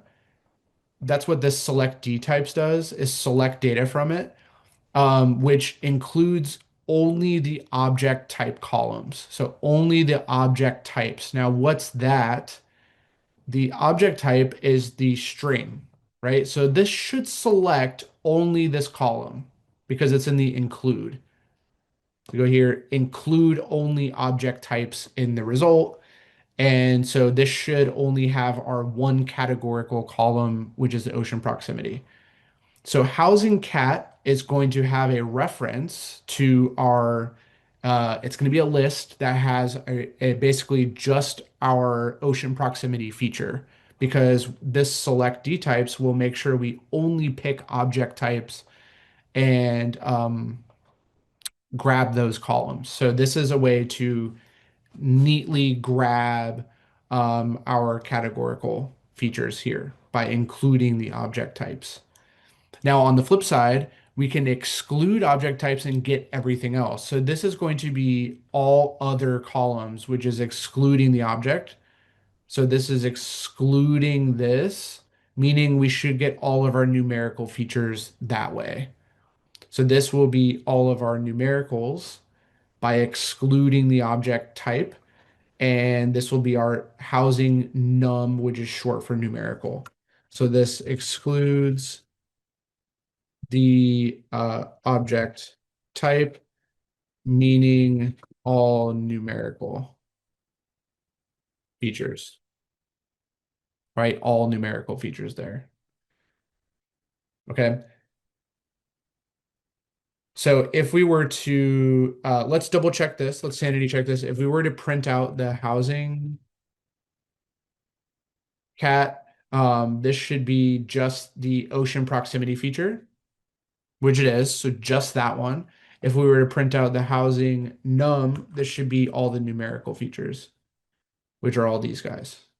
So it's just a reference to those columns so that we can use those later when we're mapping.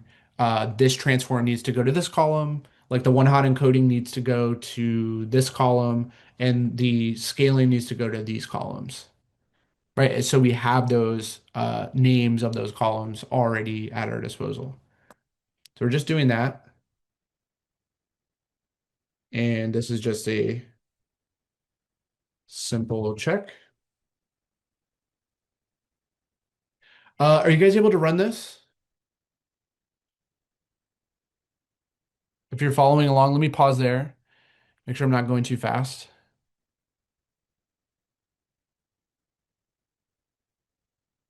The issue with specific data type like that is none of these are ints. They're actually all floats.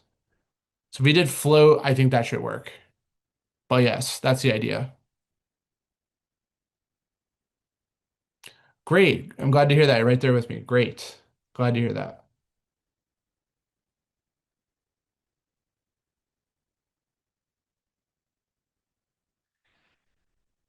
Okay, so we have our columns picked out here, which we're going to use later. Okay. All right. So let's go ahead and build out our steps for each of these types.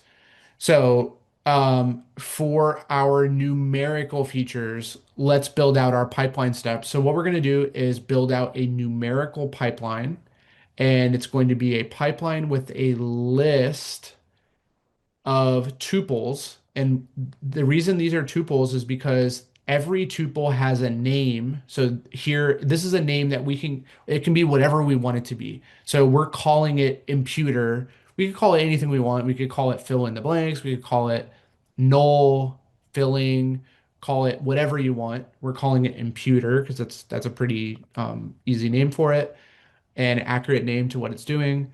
Um, but the important thing is, after the name you give it, you put in the scikit-learn object that you are going to use to operate on your data.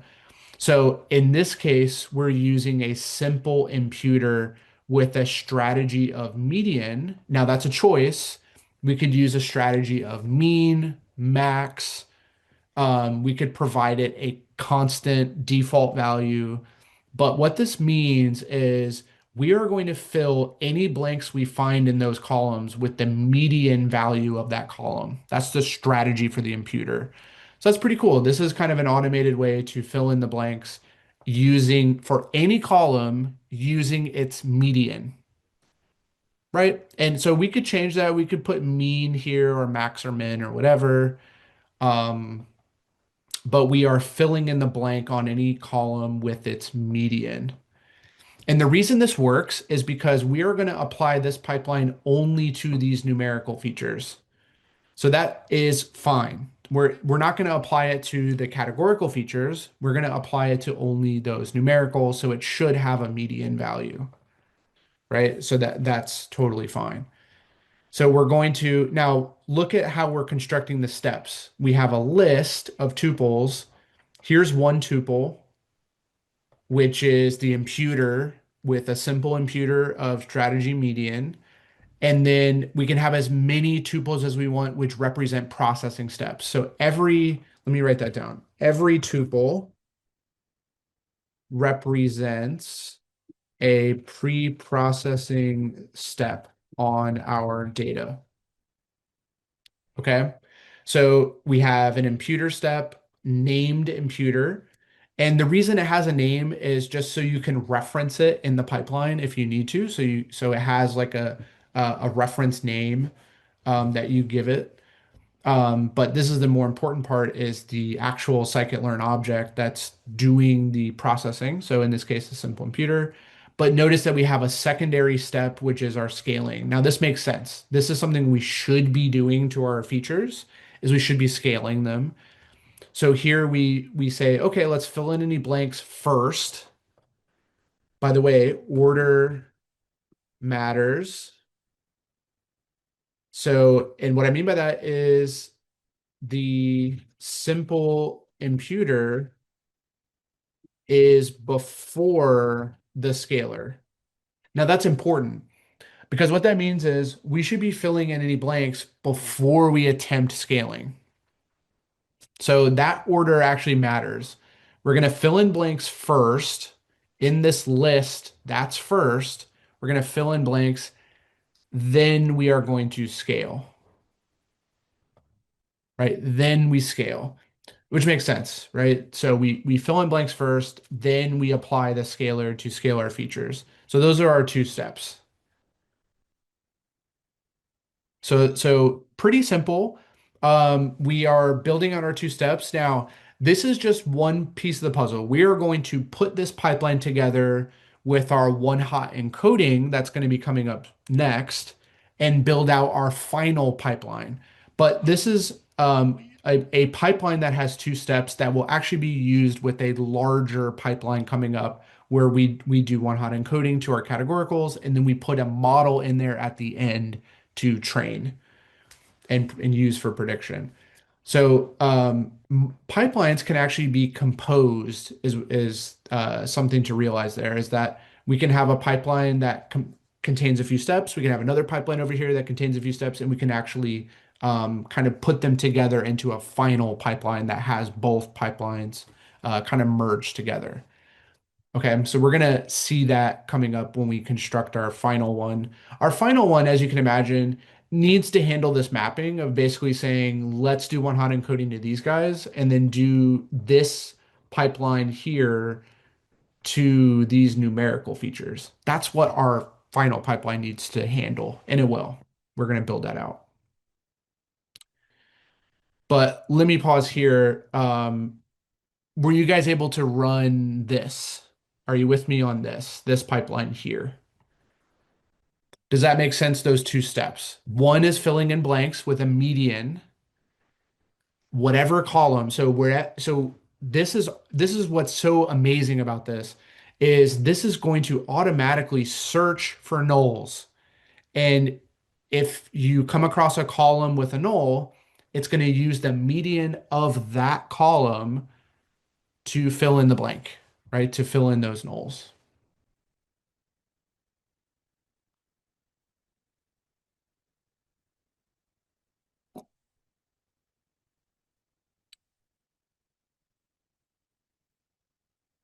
Okay, great. Glad to hear. Glad to hear. Okay. All right, so we are going to now put this together with a column transformer to basically say what steps are going to be mapped to what columns. So now you can see what we're doing here is using the column transformer, which is going to be a list of tuples again. So this is another list of tuples. But the important thing is um, each tuple has a name followed by, so it has a name, which again is generic. You can say whatever you want it to be. So here we're kind of shortening this to numerical. This is short for categorical.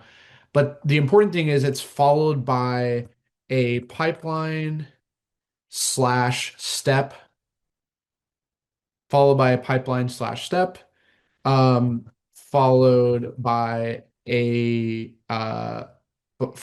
list of columns that it applies to. So you can see that pattern here. What we're saying is we're going to apply that numerical pipeline we just defined. So this is saved in a numerical pipeline object here. We're going to apply that to those numerical features. So this is that list of numerical features here. So that's how we do the mapping. We have a tuple here that says, okay, apply these steps to these columns. Those go together in that tuple, right? Apply these steps to these columns, and then apply this step. Now, what is the step? This is a one hot encoder, which is going to encode those features, and it's going to ignore basically nulls for now. That's a choice, but it's going to ignore uh, basically ignore nulls and skip over them for now. We know there's no nulls because we already did an is in A from before, and we know there's not any nulls in that ocean proximity, so this isn't going to be an issue. But that's what that would do. But we have a one hot encoder here, which we're going to apply to our categorical features. Now, of course, that's just the ocean proximity feature. But again, you see the pattern in the tuple is apply this transform, which is the one hot encoding, to this column, apply these numerical transforms, which is a whole pipeline. So it's two steps in a pipeline of an imputer and a scalar are going to be applied to this. Really nice. So those are going to be all together in this column transformer, and that is our way to signal that for these numerical features, use these steps. For our categorical features, use this step. And you know, if we had more than one step we were applying to categorical, we could build a pipeline for the categorical and it would and do the same thing. We have more than one step here, and so it's good practice when you have more than one step to just put that in a pipeline. Because we have more than one step, we'll just put that in this list inside of the pipeline, and we can map that pipeline to those features. Here we only have one step, so it's okay to just put that there um, and apply that to the categorical features. But if we had more than one step, um, it would be good practice to put that in a pipeline, which is what we do here, right? This pipeline is being mapped to these features. This step is being applied to this feature. Okay. How about that? Are you guys able to run that one? Does that make sense? What we have set up so far? So we're almost there. We almost have our final pipeline. We have our pre-processing basically done to say our numerical features should be processed with that other pipeline, and our categorical features should be one hot encoded. We're getting close. The only thing we're really missing here is a model.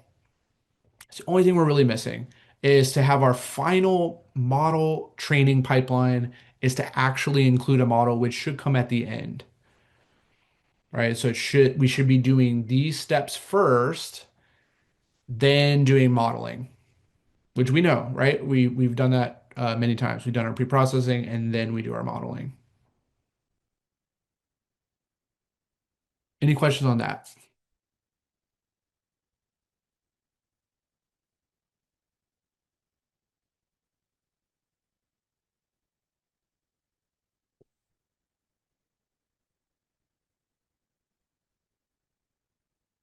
Okay, fantastic. All right. So if we wanted to see if we wanted to test this so far, we could. So we could run the pre-processing and actually run a fit transform on our data. And this will basically apply that pipeline to the data. Now this would be a sanity check. This is a good kind of this is a good sanity check that our pre-processing works. So it's doing what we expect it to do.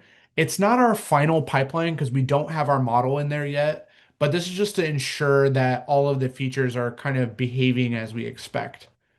So we can do that and we can take a look at the results. This looks pretty good. This all of our numerical features ended up scaled, which is pretty good. And we have one hot encoded features for that ocean proximity over here. Okay, so this looks reasonable of those steps being applied to the right columns. But this is a good kind of sanity check to just run our fit transform on our data to ensure those steps are actually happening. And they are. You can see here the result of the scaling and the one hot encoding. So that all looks pretty reasonable, right? And what we should also do is make sure there are no nulls in this, which there shouldn't be because we did the imputer. So we should be doing is na dot sum, and there is no nulls anymore. So that looks pretty good, right? Those got filled in by doing our steps. Our pipeline steps executed really nicely on our training data um, and and we were off and running. And there's nothing unique about the training data. We could do this to our test data as well and verify that those steps are running, and they would, right? There's nothing really that special about running it on the training data. Um, it should also work on the test features as well, and it does. You can check that for yourself. Okay. All right. So that's pretty cool. We can verify all that's working.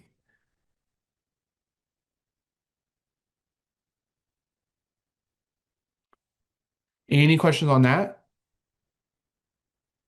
We're almost there with our full pipeline. This is not the full pipeline, but this is something that will run during our full pipeline. Of course, our features are going to be transformed according to those steps, and then it will be put into our model to either predict or train with. Um, so let's do that. Let's actually build out our final model here. So it's actually going to be really easy to do. All we need to do is put in our model. So here we're going to import the ridge model here. Now we could use linear regression, we could use Lasso, we could use Elastic Net. We're just going to use ridge uh, just to test it out. And we are going to now put in a final pipeline. So we're going to use our pipeline. And so we're going to create a new one here and map our preprocessing to our preprocessing that we've already built. So this is a column transformer that already has all of our steps. And then notice what comes after it is just the model. Now that's pretty basic, but it makes sense that it should come after that model. And of course, this is a generic name. We could name it whatever we want to. Model underscore ridge is pretty reasonable because it is a ridge regression. But of course, we could change that. Okay, so that builds out our final pipeline. So now we have a pipeline, and what's great about that is this signals that all of these steps should be completed prior to doing anything with this model. So all of those processing steps are going to run and then we're going to do dot fit or dot predict. And so that's really great. It ensures that all those steps are running together every single time we call dot predict with this model. So we're just going to use the pipeline in place of the model to ensure that all of those steps are running together. And this is kind of our final pipeline that we would use with like something like dot fit or dot predict. So let me make that a note of that. Now we can use this final pipeline just like a regular model, i.e. pipeline dot fit or pipeline dot predict. So you could use it in either fashion. To train the pipeline would be this guy, and then use the pipeline to predict would be this. And what we should realize is under the hood, these steps are running first, and then we train it, or these steps run first, then we use it for prediction.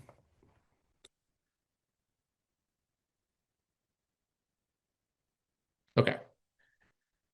Questions on that? Does that make sense on this final pipeline here? It's just now it's really cool because we have a pipeline made up of a pipeline, really, right? A pipeline made up of a pipeline. But that's scikit-learn allows you to do that, to compose pipelines in this way. That's pretty normal there.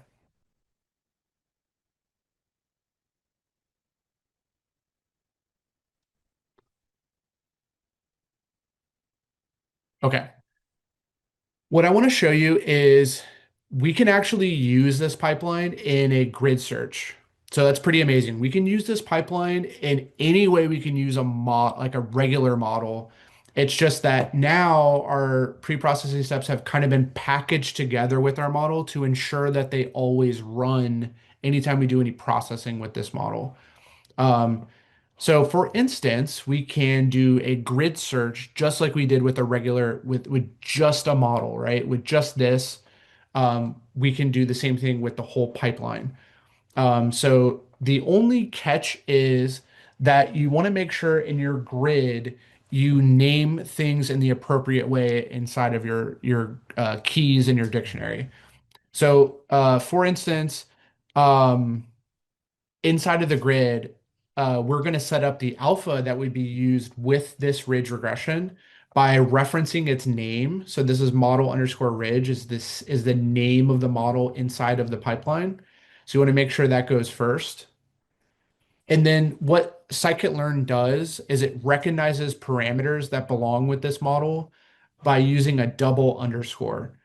So you have underscore underscore alpha. Um, here. So the double underscore signals a parameter belonging to model ridge in the pipeline. Okay. So we have a model ridge is just a reference to the model in our pipeline. That's the one we're going to test out these parameters with. And underscore underscore alpha is just a way to say this alpha belongs to this model. Okay, it belongs, so it's going to be used with that model in our pipeline. Um, Otherwise, it's going to work exactly the same way. It's just we need to line up this naming convention of scikit-learn. You just have to reference this to whatever name you provided here, and then underscore underscore parameter. So L1 ratio, alpha, whatever, right, would go there. Okay. So there is a range from 0.1 to 2, step size of 0.1.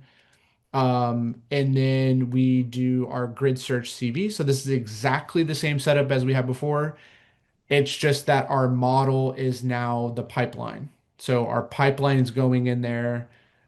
We have our grid going in there. We have our scoring is the same, negative, absolute error. We're using five-fold cross-validation and we're parallelizing that search. So we're going to search through these alphas and basically fit this to our data and find the best alpha. So it's going to try out all those combinations and try to come up with the best alpha. So it looks like the best alpha was 0.1 for the ridge. Okay, is the best. So then if we wanted to, we could then predict using the model, which would be doing something like this. Um, and we could also go back and do something like, so we could now use this param. So we could do model equals ridge, and then we could put in our alpha. Alpha is our results, our best parameters, and then we get that model ridge alpha, and then we just rebuild our pipeline equals pipeline, and then we put in this new model here. So we could do this. This would be going back and just putting in our best alpha here for this model and then ensuring that's part of our pipeline. So we're just overriding that pipeline with the best model there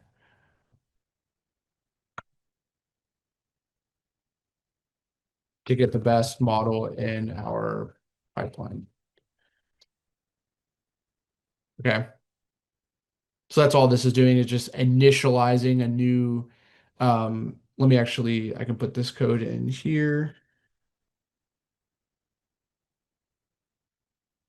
This is just getting a model with the best alpha and then reinserting that into we're just overriding our final pipeline there with the best model that we have. So pretty cool. That pipeline can be used basically exactly like a model, right? It's going right here in the grid search and being used entirely like a basic model. So we do dot fit. And that allows us to use it. We could do dot predict. We could even do pipeline dot predict once we could go back and do final pipeline dot fit with this, and then final pipeline dot predict with this and evaluate. Okay. So pretty cool. That pipeline can be used basically exactly like how a model would be. Any way we'd use a model dot fit, model dot predict, we can use a pipeline. So grid search is, for instance, something that can use a model in there. But instead of just a model, we're ensuring we have our pre-processing steps kind of bundled with that model in this pipeline. Any questions on this example so far? Were you guys able to run it up to here? Were you able to run the grid search?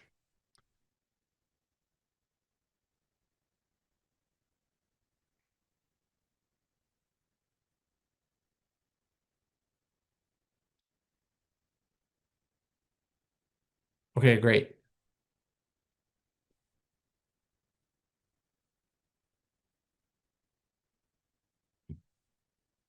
Okay. Okay, so this is just showing you what's actually happening underneath the hood is we're doing some scaling, we're doing some one-hot encoding, um, and we're doing some we're doing a model here, and that's all part of our pipeline.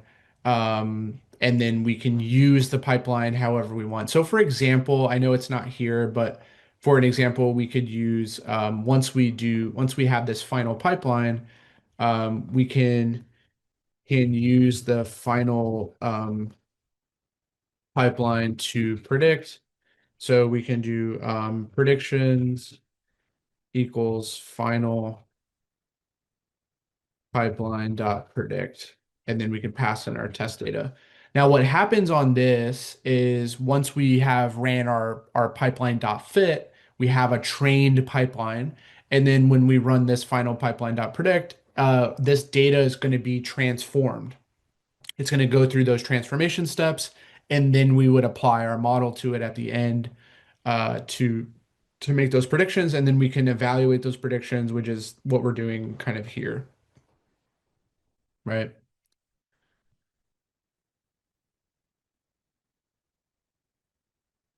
Okay. All right. So in conclusion, we have gone through a lot of stuff here. We've gone through regression. We've done the regularization on regression. So hopefully we have a good foundation on regression. What we're going to do in a little bit is actually do some additional practice with regression on a new problem. We're going to do a capstone problem and do some additional regression work with that. So we'll do that next. Um, but the other thing we learned is how to evaluate the regression using things like mean squared error, RMSE, which is the square root of that, which is really cool. So we have a sense of that error, which is our distance from our prediction to the actual value. That's always what these things are doing, like this, right? This mean absolute error metric from Scikit-learn is computing the average distance from these predictions to these test labels that we have, right? Those actual values. And that gives us a sense of, on average, how far away are our predictions, um, to see how good of a model that we have, right? And we should be evaluating that error generally against the scale of our targets to see, how far off we typically are. Okay, any questions at all on this lesson on regression? Anything we covered up to this point? We're gonna do some more practice with the next. We'll do the capstone. So we just do some more regression problems.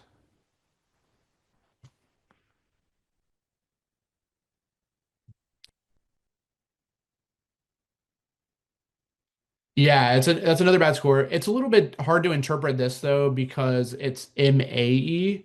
So one thing we could do is compute mean squared error and then take the square root of it to get the RMSE, which is a much better evaluation metric in terms of our target.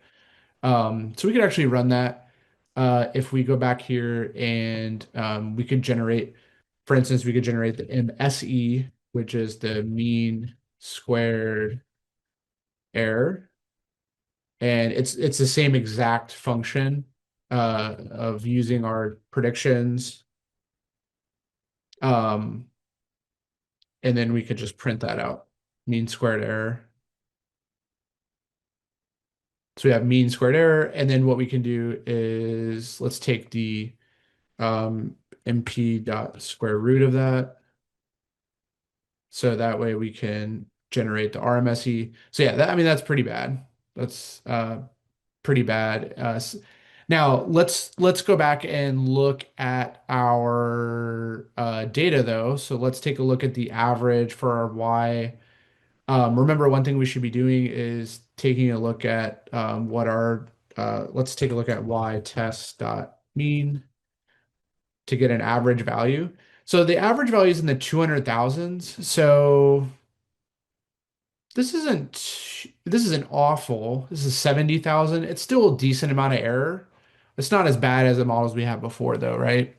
This is an average median price of the house is in the 206,000 range, and our error is off by like 70,000, right? So it's not good, but it's not like as bad as it's not as horrible as we've seen so far, right? This is a little bit better of a model, a little bit better. Closer to zero would be better, right? But the smaller the better. But remember, this is um, even the mean absolute error is technically in similar units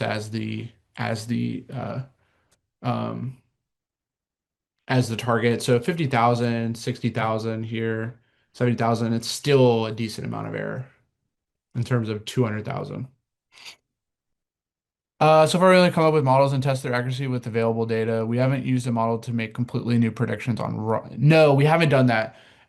Except we know how to do that. To make predictions on new data would be exactly how we're making them on our available data because we actually do that all the time. If we go back down to our model building, um, it looks just like this, right? Where we take so for instance, we do predictions all the time on test data that was never involved in the training. So it's as if this data mimics new data that we've never seen before. So if we had new raw data, it would be the same exact process. The new now with our pipeline, it makes it a little bit easier because with the pipeline, the raw data will go through those transformations, which it should, right? The raw data should, because if it's missing data, it needs to be filled in. If it has categoricals, it needs to be one hot encoded.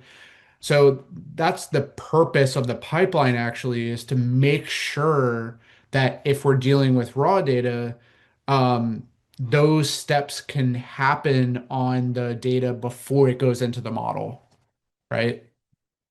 So that's kind of the purpose of the pipeline is to ensure that we run those steps ahead of using a model with it. But ultimately, that's how any scikit-learn model is going to be doing the dot predict, even if it's a pipeline, right? It's going to be let's go back down here. It's going to be dot predict. It's always going to be that on new data. And with that, we have reached the end of this course. If you have any doubts or queries, please let us know in the comment section below, and a team of experts will be happy to help you as soon as possible. Thank you for watching and keep learning with Simplilearn.